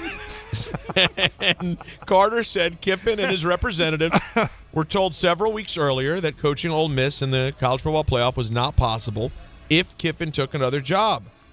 The only potential change was if Ole Miss qualified for the SEC title game, but Carter had not decided whether Kiffin would have coached that game either. It was very clear that coaching in the postseason was not going to be an option for Coach Kiffin several weeks ago, Carter told Richard Cross. That's the host of Super Talk Mississippi to you and me. Cool, man. Cross's brother. It's that with the laugh time. That's when you did the monkey thing last week. Yeah, that would go good with the Super Time. Oh wait, you mean my thing? Yeah. You mean this? He cared for me to stop crying in the corner and start being funny on the show again, like little yo-yo monkey boy. He wanted me to jump up and make the jokey so the people go laugh time. Cool, man. You should cut it down to that part. Just the way me to go jokey. So the people go laugh time. Yeah. little yo-yo monkey boy. He wanted me to jump up and make the jokey so the people go laugh time. And what was the name of the show again? Super Talk Mississippi? Super Talk. Super Talk. Yeah. See, there's Talk Mississippi. No, it's not that doesn't hit the same. No. Talk Mississippi is an old show. Nobody listens to it. You know who was the first ever guest on this show?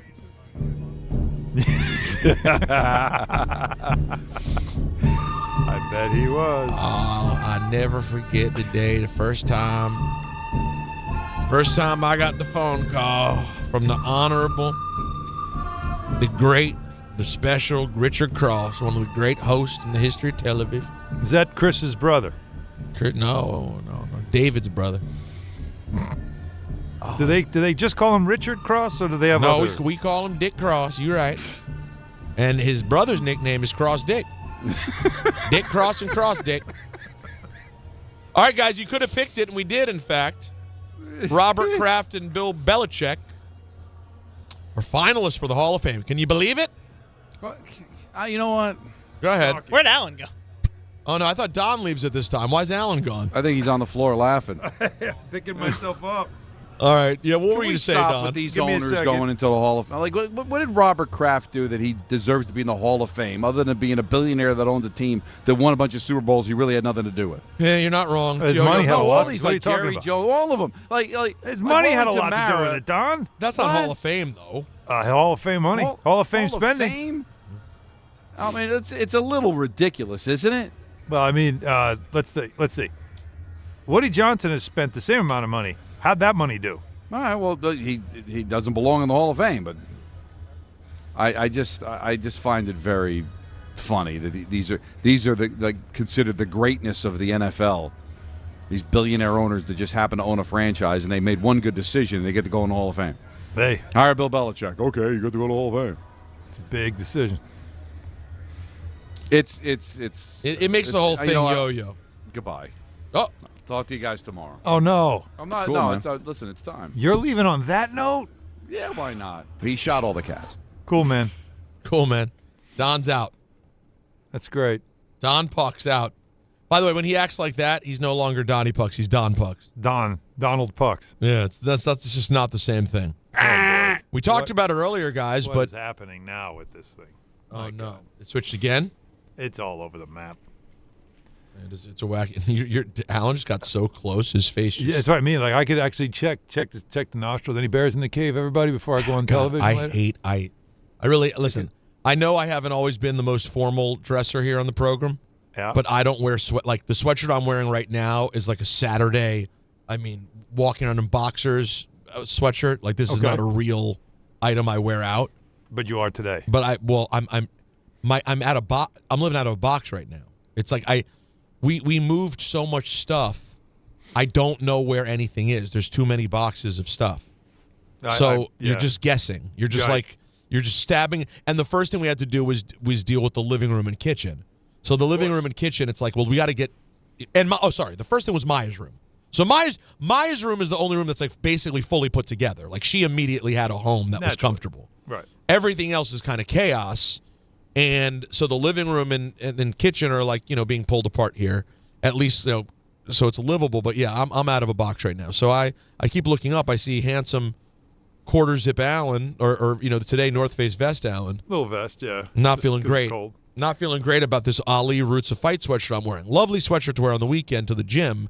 Not exactly what. Yeah, but understand, like you've got a big ESPN New York mic flag. Really covering most of your embarrassment. And my face, which is also part of the embarrassment. It's you're just set up. You're good. I guess you're right.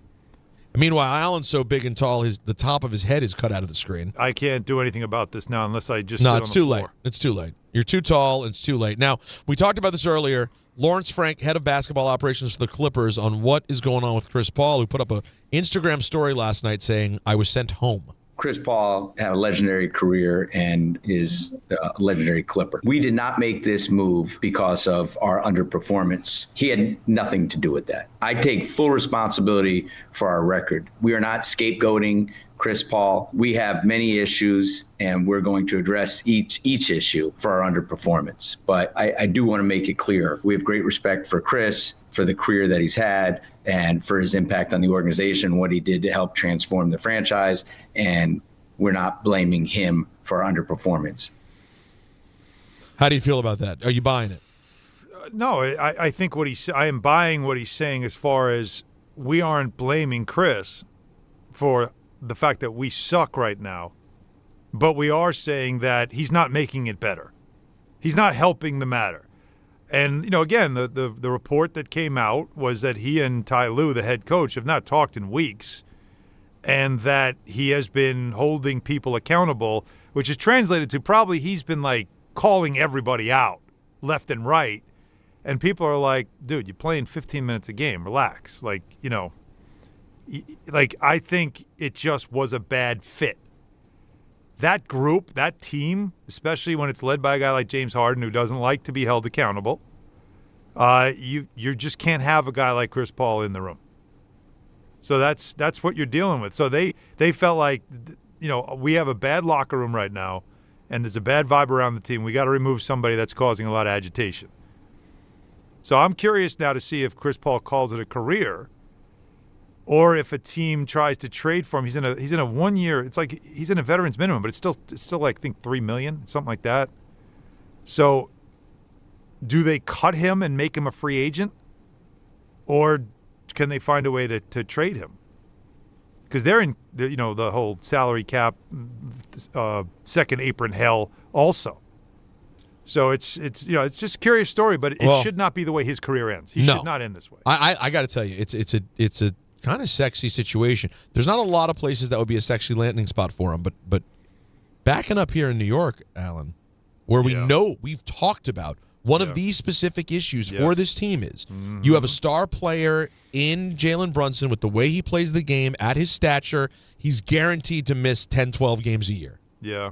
And there's times when you just need to rest him. Chris Paul could be a real benefit to have to sort of keep the engine moving. I feel like, now, admittedly, I have not seen him play this season.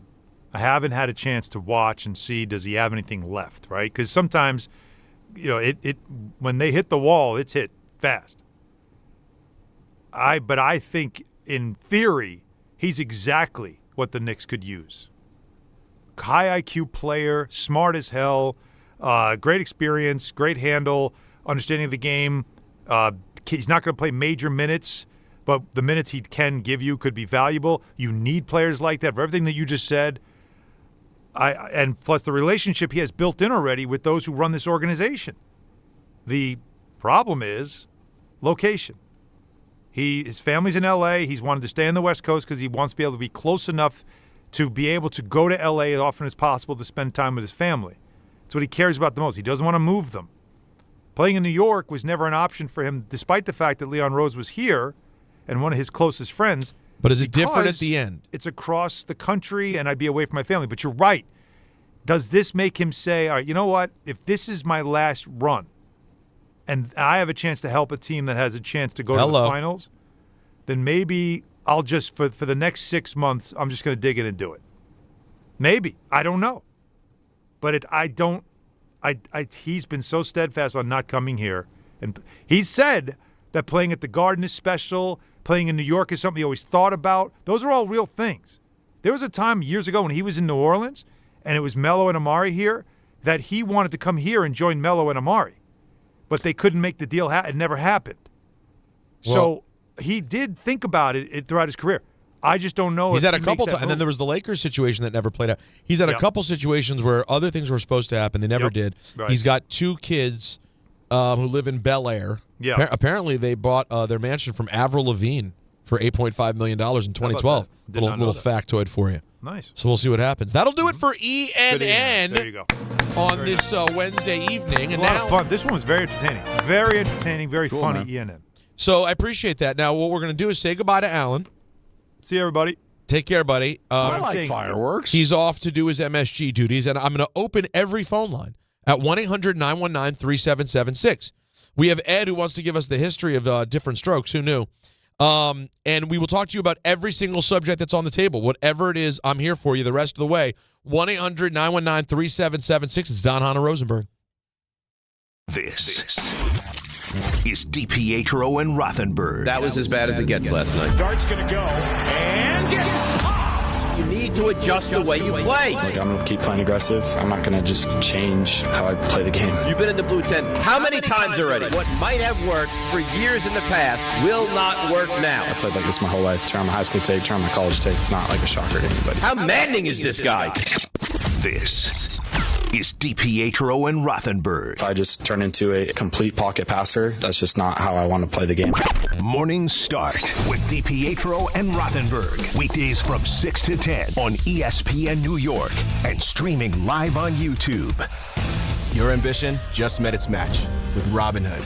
Trade stocks and ETFs, options, futures, and crypto all on one platform. Get started today at Robinhood.com/yourmoney. Your money, your move. All investments involve risk, including loss of principal. Options, futures, and crypto trading carry significant risk and may not suit all investors. Securities offered through Robinhood Financial LLC, member SIPC. Futures trading is offered by Robinhood Derivatives LLC, not FDIC or SIPC protected. Crypto offered through Robinhood Crypto LLC, NMLS ID 1702840, not FDIC or SIPC protected. Portfolio management offered by Robinhood Strategies, an SEC registered advisor.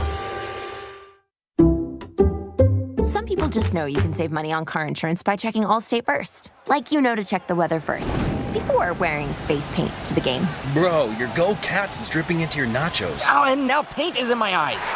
Interception! Did you see that? No! Yeah, checking first is smart. So check Allstate first and see what you could save. You're in good hands with Allstate. Potential savings vary, including based on how you buy, subject to terms, conditions, and availability. Allstate North American Insurance Company and affiliates, Northbrook, Illinois. Listen up, New York. It's football season, and you should be out there enjoying every play, every tailgate, every moment. But if you're dealing with neck pain, back pain, joint pain, or sciatica, even getting off the couch can feel like a challenge. That's where Dr. Jay Shaw at Sandwell Pain comes in. He's one of New Jersey's top pain specialists, Ivy League trained, double board certified, and dedicated to getting you back in the game. Here's the difference. No surgery, no scars, no long recovery, no pain medication. Just precise, non-surgical, image-guided procedures that get real results. Dr. Shaw treats everything from neck pain, back pain, migraines, nerve pain, and chronic joint pain. And he builds a custom game plan that's right for you. Same day or next day appointments are available with offices in Woodbridge, Livingston, and Inglewood. And yes, most major insurances are accepted. So don't let pain keep you on the sidelines this season. Go to SandwellPain.com to call, text, or book online. Relief is closer than you think, and it starts today. Every aspect of your business will operate better and faster with artificial intelligence. AI is a race, and companies that act first will win. Thrive Managed AI is your advantage over all your competitors. Thrive partners with you on a smart, secure AI strategy for your business. Then they deploy and manage it for you. Be first and win the race with Thrive Managed AI. Start with a complimentary strategy consultation at thrivenextgen.com/ESPN. That's thrivenextgen.com/ESPN. The holidays are here, and Amazon Pickup is your MVP of package pickup. Need that perfect gift like a brand new jersey for the big game? With Amazon Pickup, you can grab your order from secure Amazon lockers or counters near you on your schedule at no extra cost. It's fast, it's easy, and it keeps your holiday surprises tucked safely away. So whether you're running from work or heading to the holiday party, Amazon Pickup makes holiday shopping worry-free. Find your nearest Amazon Pickup location at amazon.com/pickupmvp. That's amazon.com/pickupmvp.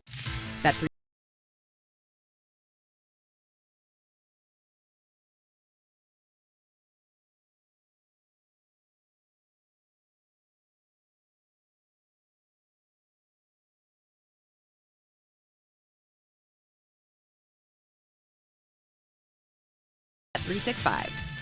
Gambling problem? Call 1-800-GAMBLER. 21 plus only. Must be physically located in New Jersey. T&Cs apply.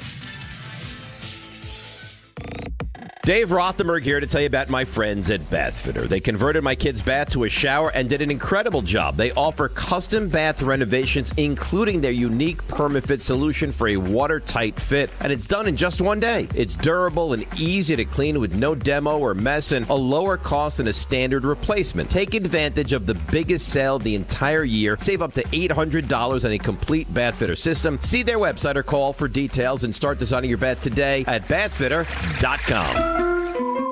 Are you ready to make a difference for the environment while helping the visually impaired at the same time? Then donate your vehicle to Heritage for the Blind today by calling 1-800-983-6530. Every donated vehicle will either be properly recycled in an eco-friendly manner or given a new life through reuse. Donating your vehicle is easy. Simply call 1-800-983-6530 and Heritage for the Blind will do the rest. They'll even arrange for your vehicle to be picked up at no cost to you. And for a limited time, when you donate your car, you'll receive a $200 restaurant voucher and a 2-night, 3-day hotel stay at one of 50 locations. Call 1-800-983-6530 right now to schedule your vehicle donation and make a positive impact on the environment while helping others. Heritage for the Blind, where every car donation counts and every person makes a difference. Call 1-800-983-6530 now. This advertisement is paid for by Heritage for the Blind.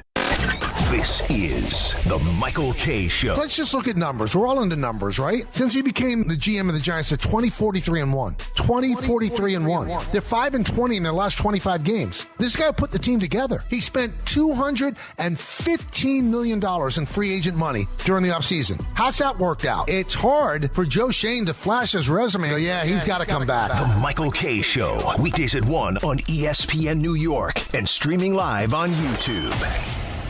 We all hear the radio ads about the IRS. They tell you to be afraid, to be scared, and they try to frighten you into calling. I'm not here to do that. Tax Relief Advocates is different. TRA is here to tell you that if you owe money to the IRS, whether it's $5,000, $50,000, or $500,000, we have a solution. It doesn't matter if you're sitting in your car, at work, or with your kids. No matter where you are, call now. 800-575-6759. Don't lose hope. TRA can eliminate or reduce what you owe to the IRS. Generous programs are now available that can give you a fresh start. Our passion is taxes and helping individuals fix their IRS problems. We have over 1,000 5-star reviews on Google and an A+ with the Better Business Bureau. You don't need to be afraid of the IRS any longer. End your tax nightmare today by visiting us online at TRA.com or call 800-575-6759. That's 800-575-6759. Tax Relief Advocates. Real solutions for real people.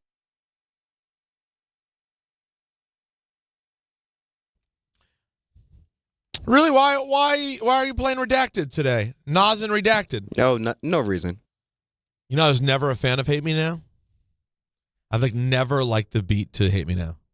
I mean, for Nas, I wasn't the biggest fan of this song. Yeah, I mean it's a hit, obviously, but it's hard to explain my feelings about Hate Me Now. I am excited for this Nas DJ Premier album that's coming out on Friday. That should be very, very interesting. The phone lines are open now from now until, what time are we off the air today? About 6:56? That sounds about right. 56, 57, yeah. All right. Well, for the next 25 minutes, minus a quick commercial break, we're going to talk to you all the way out. So any subject, I do not care. No subject is off limits. 1-800-919-3776. I promised it. Ed had a brief history of different strokes. Yes, Ed. Hi, Peter. Hey, buddy. Okay, Different Strokes ran on NBC from 1978 to 85. All right. And last season moved to ABC for 85, 86, and then it got canceled. Wait, it went from NBC to ABC for the last season? Yeah, kind of like what happened to Taxi. Very interesting. That doesn't happen much these days. It did happen. One did happen recently, though. In the last couple of years, there was a show. Thank you, Ed. There was a show that just in the last couple of years made a switch, like a Max, Hulu. I don't remember what it was. There was a switch recently, but it doesn't happen as much as it used to in the true network days. Let's go to our friend Spike in St. Pete. What's up, Spike? Hey, Peter. Good to hear you. Good. Is Alan still there? No. He went off to his MSG duties.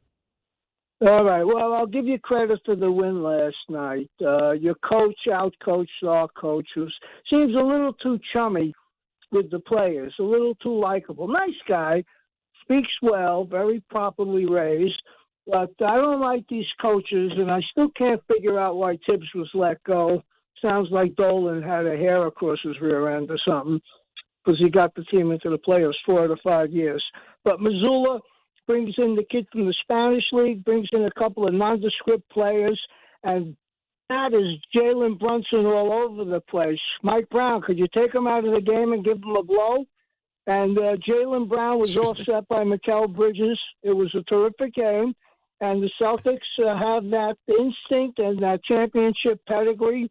And they're not going to be an easy out. And I give them a lot of credit, losing 4 guys who could shoot the 3. You agree? No, Spike, I hear you on all counts. And yes, I mean, I like Mike Brown. I don't think Mike Brown and Missoula are in the same category for in-game coach. Respectfully, I think Mike Brown is a good and specific leader of men. Like, he's a specific kind of guy that you want to lead a team. Joe Missoula is a different animal, though, in my opinion. Yeah, he is. But I do agree with the caller that there are some adjustments in game that Missoula does that are head-scratching. Like, one point, especially last year. Oh, yeah. The playoffs, there were some weird spots. He had a bunch of talent, and he's just having guys just chuck up threes every time down. That was, I will tell you, for a guy who can design up some crazy stuff, their series against the Knicks was an abomination. I mean, like, listen, you know, you guys remember me. I was a Knicks fan during that series. No, I was grossed out by most of that series. This is the spot this year, and I said this some in the preseason. This is the year I think you'll see what makes Missoula special. In a year in which everyone expects them to be like kind of out, they're sitting here at 12-9. They're going to be a pretty good. They'll end up making the playoffs. They'll end up being a team that can compete, and I think that's where he's going to shine. I last year though, when they were a heavy favorite, he did not do well from it seemed almost that like, starting point. You know, that old saying, he played with his food. Like he in a sense, like he played down to his competition. Well, and some teams and coaches play better from behind than ahead, and like that's true. They kind of went into that series ahead and just never pulled it together, and were outworked. Thibodeau's the exact opposite, workhorse, and Knicks got it done. But here they are. Celtics sitting at 12-9, Knicks sitting at 13-7. No one's running away with anything in the East except Detroit, who's out of control. Let's go to Rick in Neptune. Hey, Rick. Hey, guys. How you doing today? Good, buddy. What's up? Peter, I just wanted to get your opinion. Last time I called, I was telling you how I wanted to go to Raw, and it ended up being like a classic Raw, and I was a little regretful that I didn't go, but I ended up going to the AEW show that weekend, and it was spectacular. And it kind of just like, it reminded me of what you said about how, you don't think that, and this is your opinion for sure, you don't think that the AEW events are the same quality as WWE. And after watching the WWE War Games match, I felt very let down and disappointed, especially watching 2 weeks earlier, AEW, they call it blood and guts, but it's essentially the same thing in War Games. And their War Games matches were much better. Like, it was like night and day. I was very disappointed with, the quality that WWE's been bringing lately. So let me Kyrie Sane doing the same spot 3 years in a row. It's a great spot. Let me respond in this way, Rick. First of all, I don't recall saying that the quality of the shows were less. I watched Blood and Guts. I enjoyed it. I enjoy almost every AEW pay-per-view. I think they do a really nice job with their pay-per-views. I will say, though, Rick, while everyone's beating up the Survivor Series War Games matches from this past weekend, and a lot of people have hit me about this, that they were disappointed, Blood and Guts that had 2 essential things to it that made it stand out. And I'm a fan of this. Blood and Guts. Lots of blood, lots of craziness. There were moments, particularly in the women's Blood and Guts match, that were a complete mess. Like, everyone's pointing out the Kyrie Sane spot, which for the record, was meant for TV. In person, that angle they have where you see them setting up to catch her, yes, it looks bad, but on TV, they didn't show it that way. So it's a little misleading in that sense, and I still think, being there, the crowd popped for the Kyrie moment. It's that thing. It's like Kofi Kingston in the Rumble. It's that fun thing you look forward to. I don't then throw the whole match, the baby out with the bathwater, because Kyrie Sane has a wacky spot. And as a result, everyone's like, oh, the Blood and Guts matches. And yes, I don't like doing this because I like AEW and I love WWE. I'm a fan of all wrestling. I think all are essential and needed in their own way. But everyone's trashing these moments with the War Games match they were unhappy with and putting over the Blood and Guts. But if you watch the Blood and Guts, there are plenty of moments that you're like, what is that? It's just that you think of it as more hardcore wrestling, and that's why it speaks to a more hardcore niche fan. Let's go to DJ in Oakland, New Jersey. DJ, what's up? All right, Peter. If I win, I am in the fantasy football playoffs, and your decision is going to determine this. Okay, so all it's right. all on you. Yeah, go I ahead. have Lamar Jackson as my quarterback, who has not been good the past 3 weeks. No, he hasn't. Or Trevor Lawrence, who's been relatively consistent. Who are we going with? Well, the Baltimore-Pittsburgh must-win game for Baltimore. Trevor Lawrence they have what, San Diego, Los Angeles? No, I think it's Indy with no sauce. Oh, no, it's Indy. It's Indy. Indy, yes. Indy with no sauce? Oh, right. boy. Well, see, this is the problem because I'm not a big fan. I think Lamar's hurt. Well, that's the problem. Lamar hasn't looked right. Now, Anthony, if Lamar was looking right. If Lamar's right, he's not calling. Exactly, But- and Lamar's a no-brainer because with him you get the running, you get everything, you get all the. He's a more productive fantasy quarterback when he's active and healthy, but he's not. So, Anthony, you feel comfortable? I think Trevor Lawrence is the way to go in this spot. Well, look, DJ's probably, and I'm sure he probably needs his quarterback to do well. You're looking at probably 18, 19 points from Trevor Lawrence, with the boomer bust potential that Lamar could get you more than that, but he could also get you less than that. So it's the boomer And bust. if the rest of your team you feel comfortable with, Lawrence is probably the safe play, as crazy as that sounds. Yeah, DJ, I'm with Anthony. Our own resident Field Yates. I think I agree. Good luck, Thanks, DJ. dudes. Let's see what happens. God bless. Me bless. You know what I mean? Cool, man. 1-800-919-3776. The phone lines are open, as you can tell, about absolutely everything. I think Last Call Crew is like one thing, but I think we have to this is something else. The Rosenberg solo vehicle, of which there's going to be, I have to imagine, guys, what? At least 1 to 2 a week of these. It's late night. Yeah, no, it is. It's late night. It's like real late with Rosenberg. That's right. But everything's on the table. There's no, you can bring it to the table. By the way, Peter, you looked at me funny when I walked into the studio. Do you see what's in the top right corner of your screen right now? It's a Yankee hot stove, baby. We got Jack Curry. Come on now. I got a response to that. Ready? Cool, man. Now listen. I'll tell you what. You may laugh at hot stove, but if Jack's talking, you're listening. Well, he looks great. That suit looks very expensive. I respect the hell out of it. He shot all the cats. You're not gonna get a bad suit on the S. Well, let me keep watching. I'll be the judge. Was Michael and Stu? Of course. Right to Jack's left over there.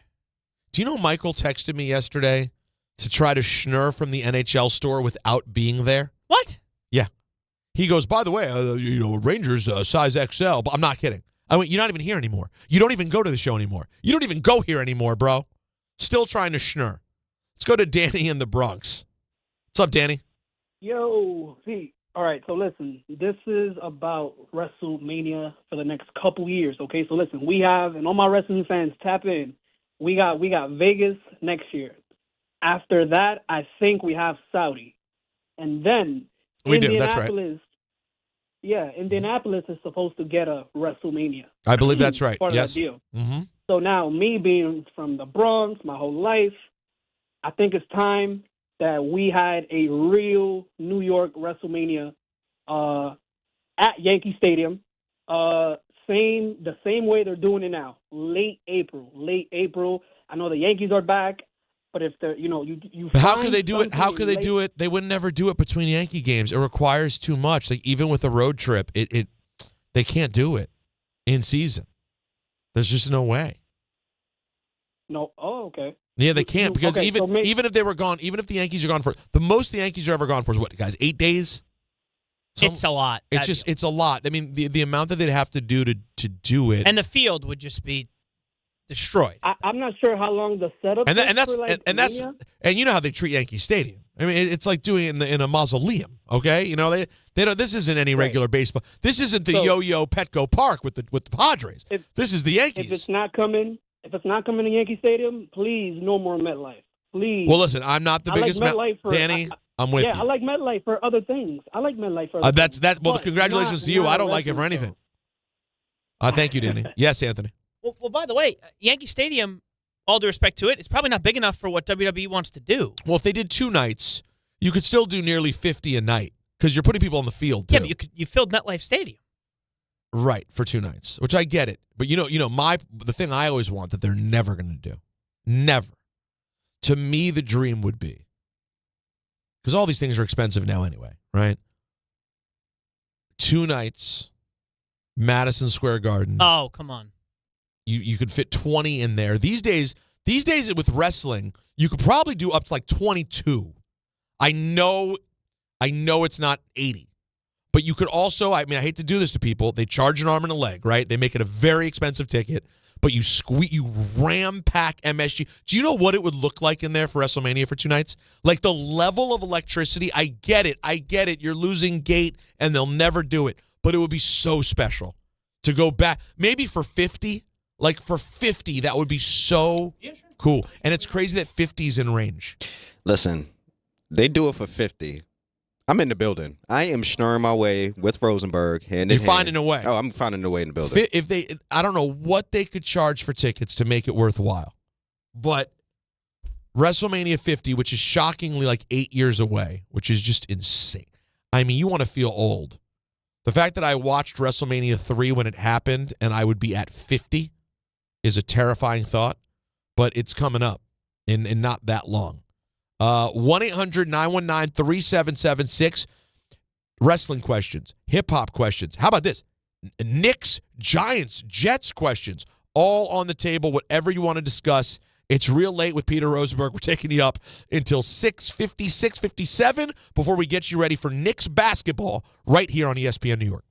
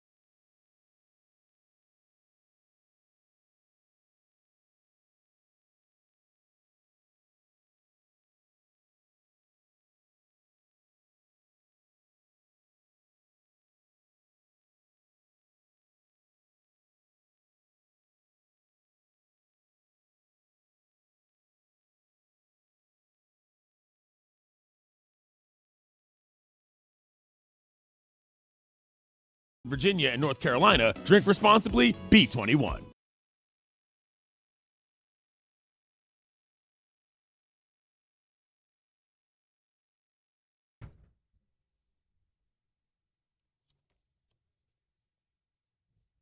Oh, yeah, we should make this the theme song every time. 6:30. I think that's when it has to be. Yeah, it's 6:30, yeah.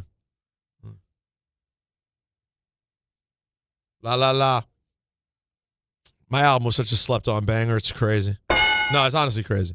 There are a lot of things that I've done in my life where, like, I pat myself on the back really loudly, and, they're good, whatever. The album is shockingly good, if I do say so myself.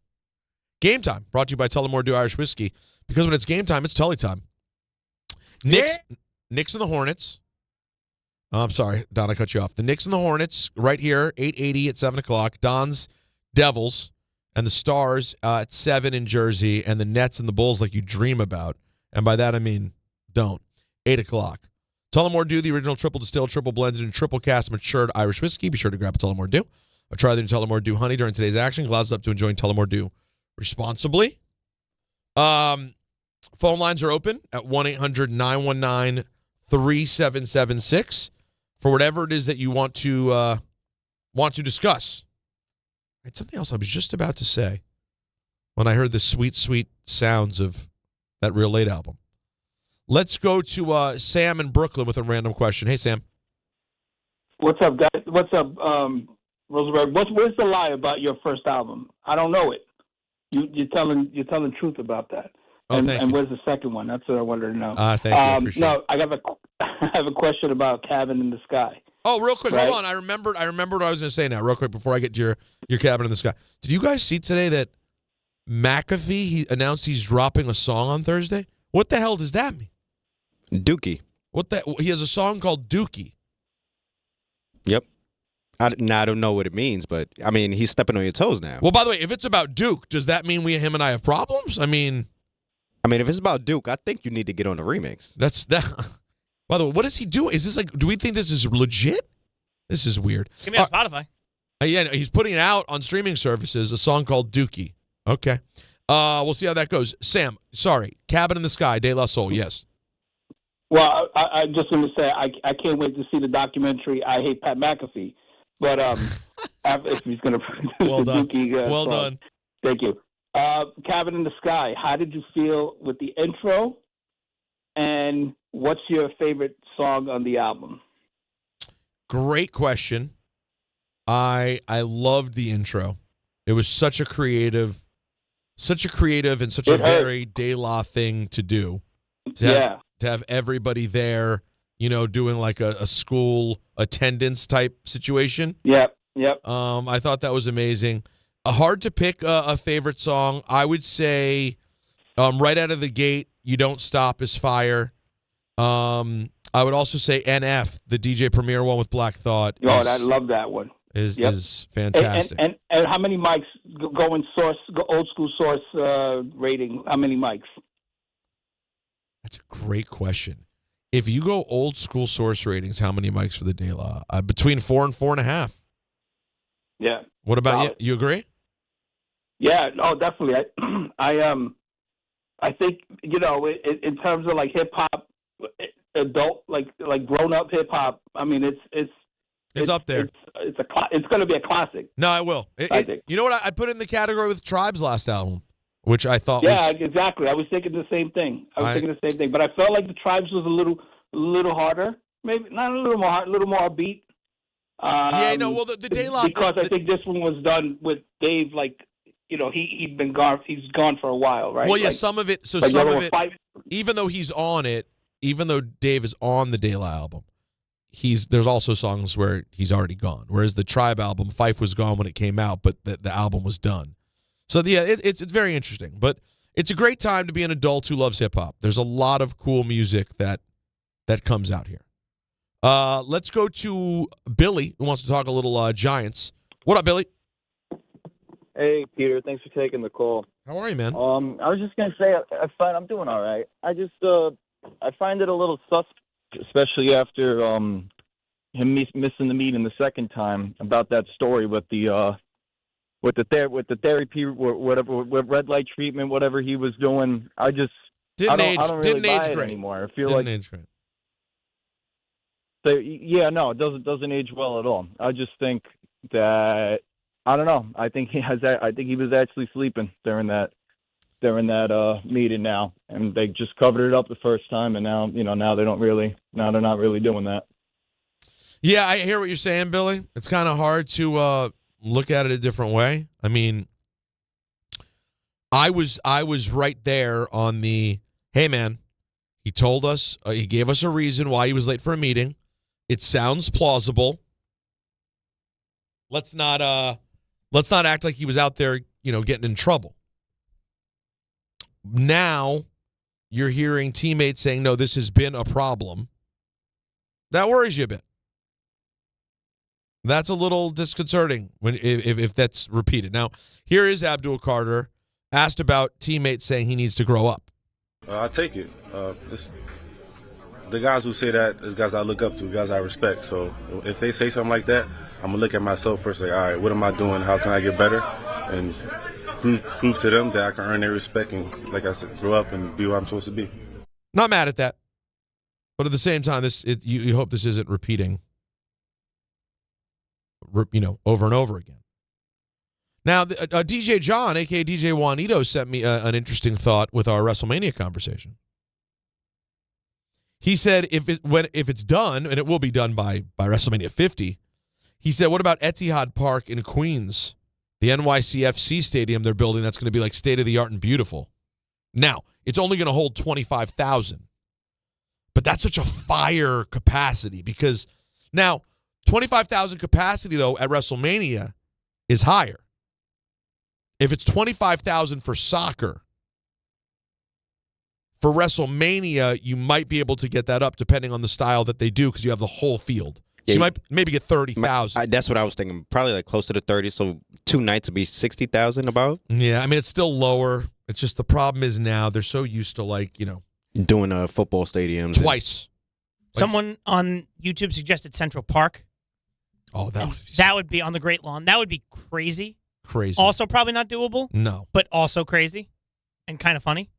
Yeah, I mean, listen, and Arthur Ashe would be insane. I think you can fit like 25 in there.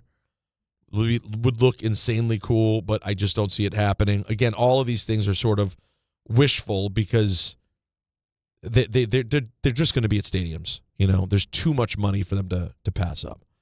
All right, we're going to do this again tomorrow. Knicks basketball coming up next right here. Don, of course, doing Devils on TV. We'll see you tomorrow at 3 p.m. right here on ESPN New York.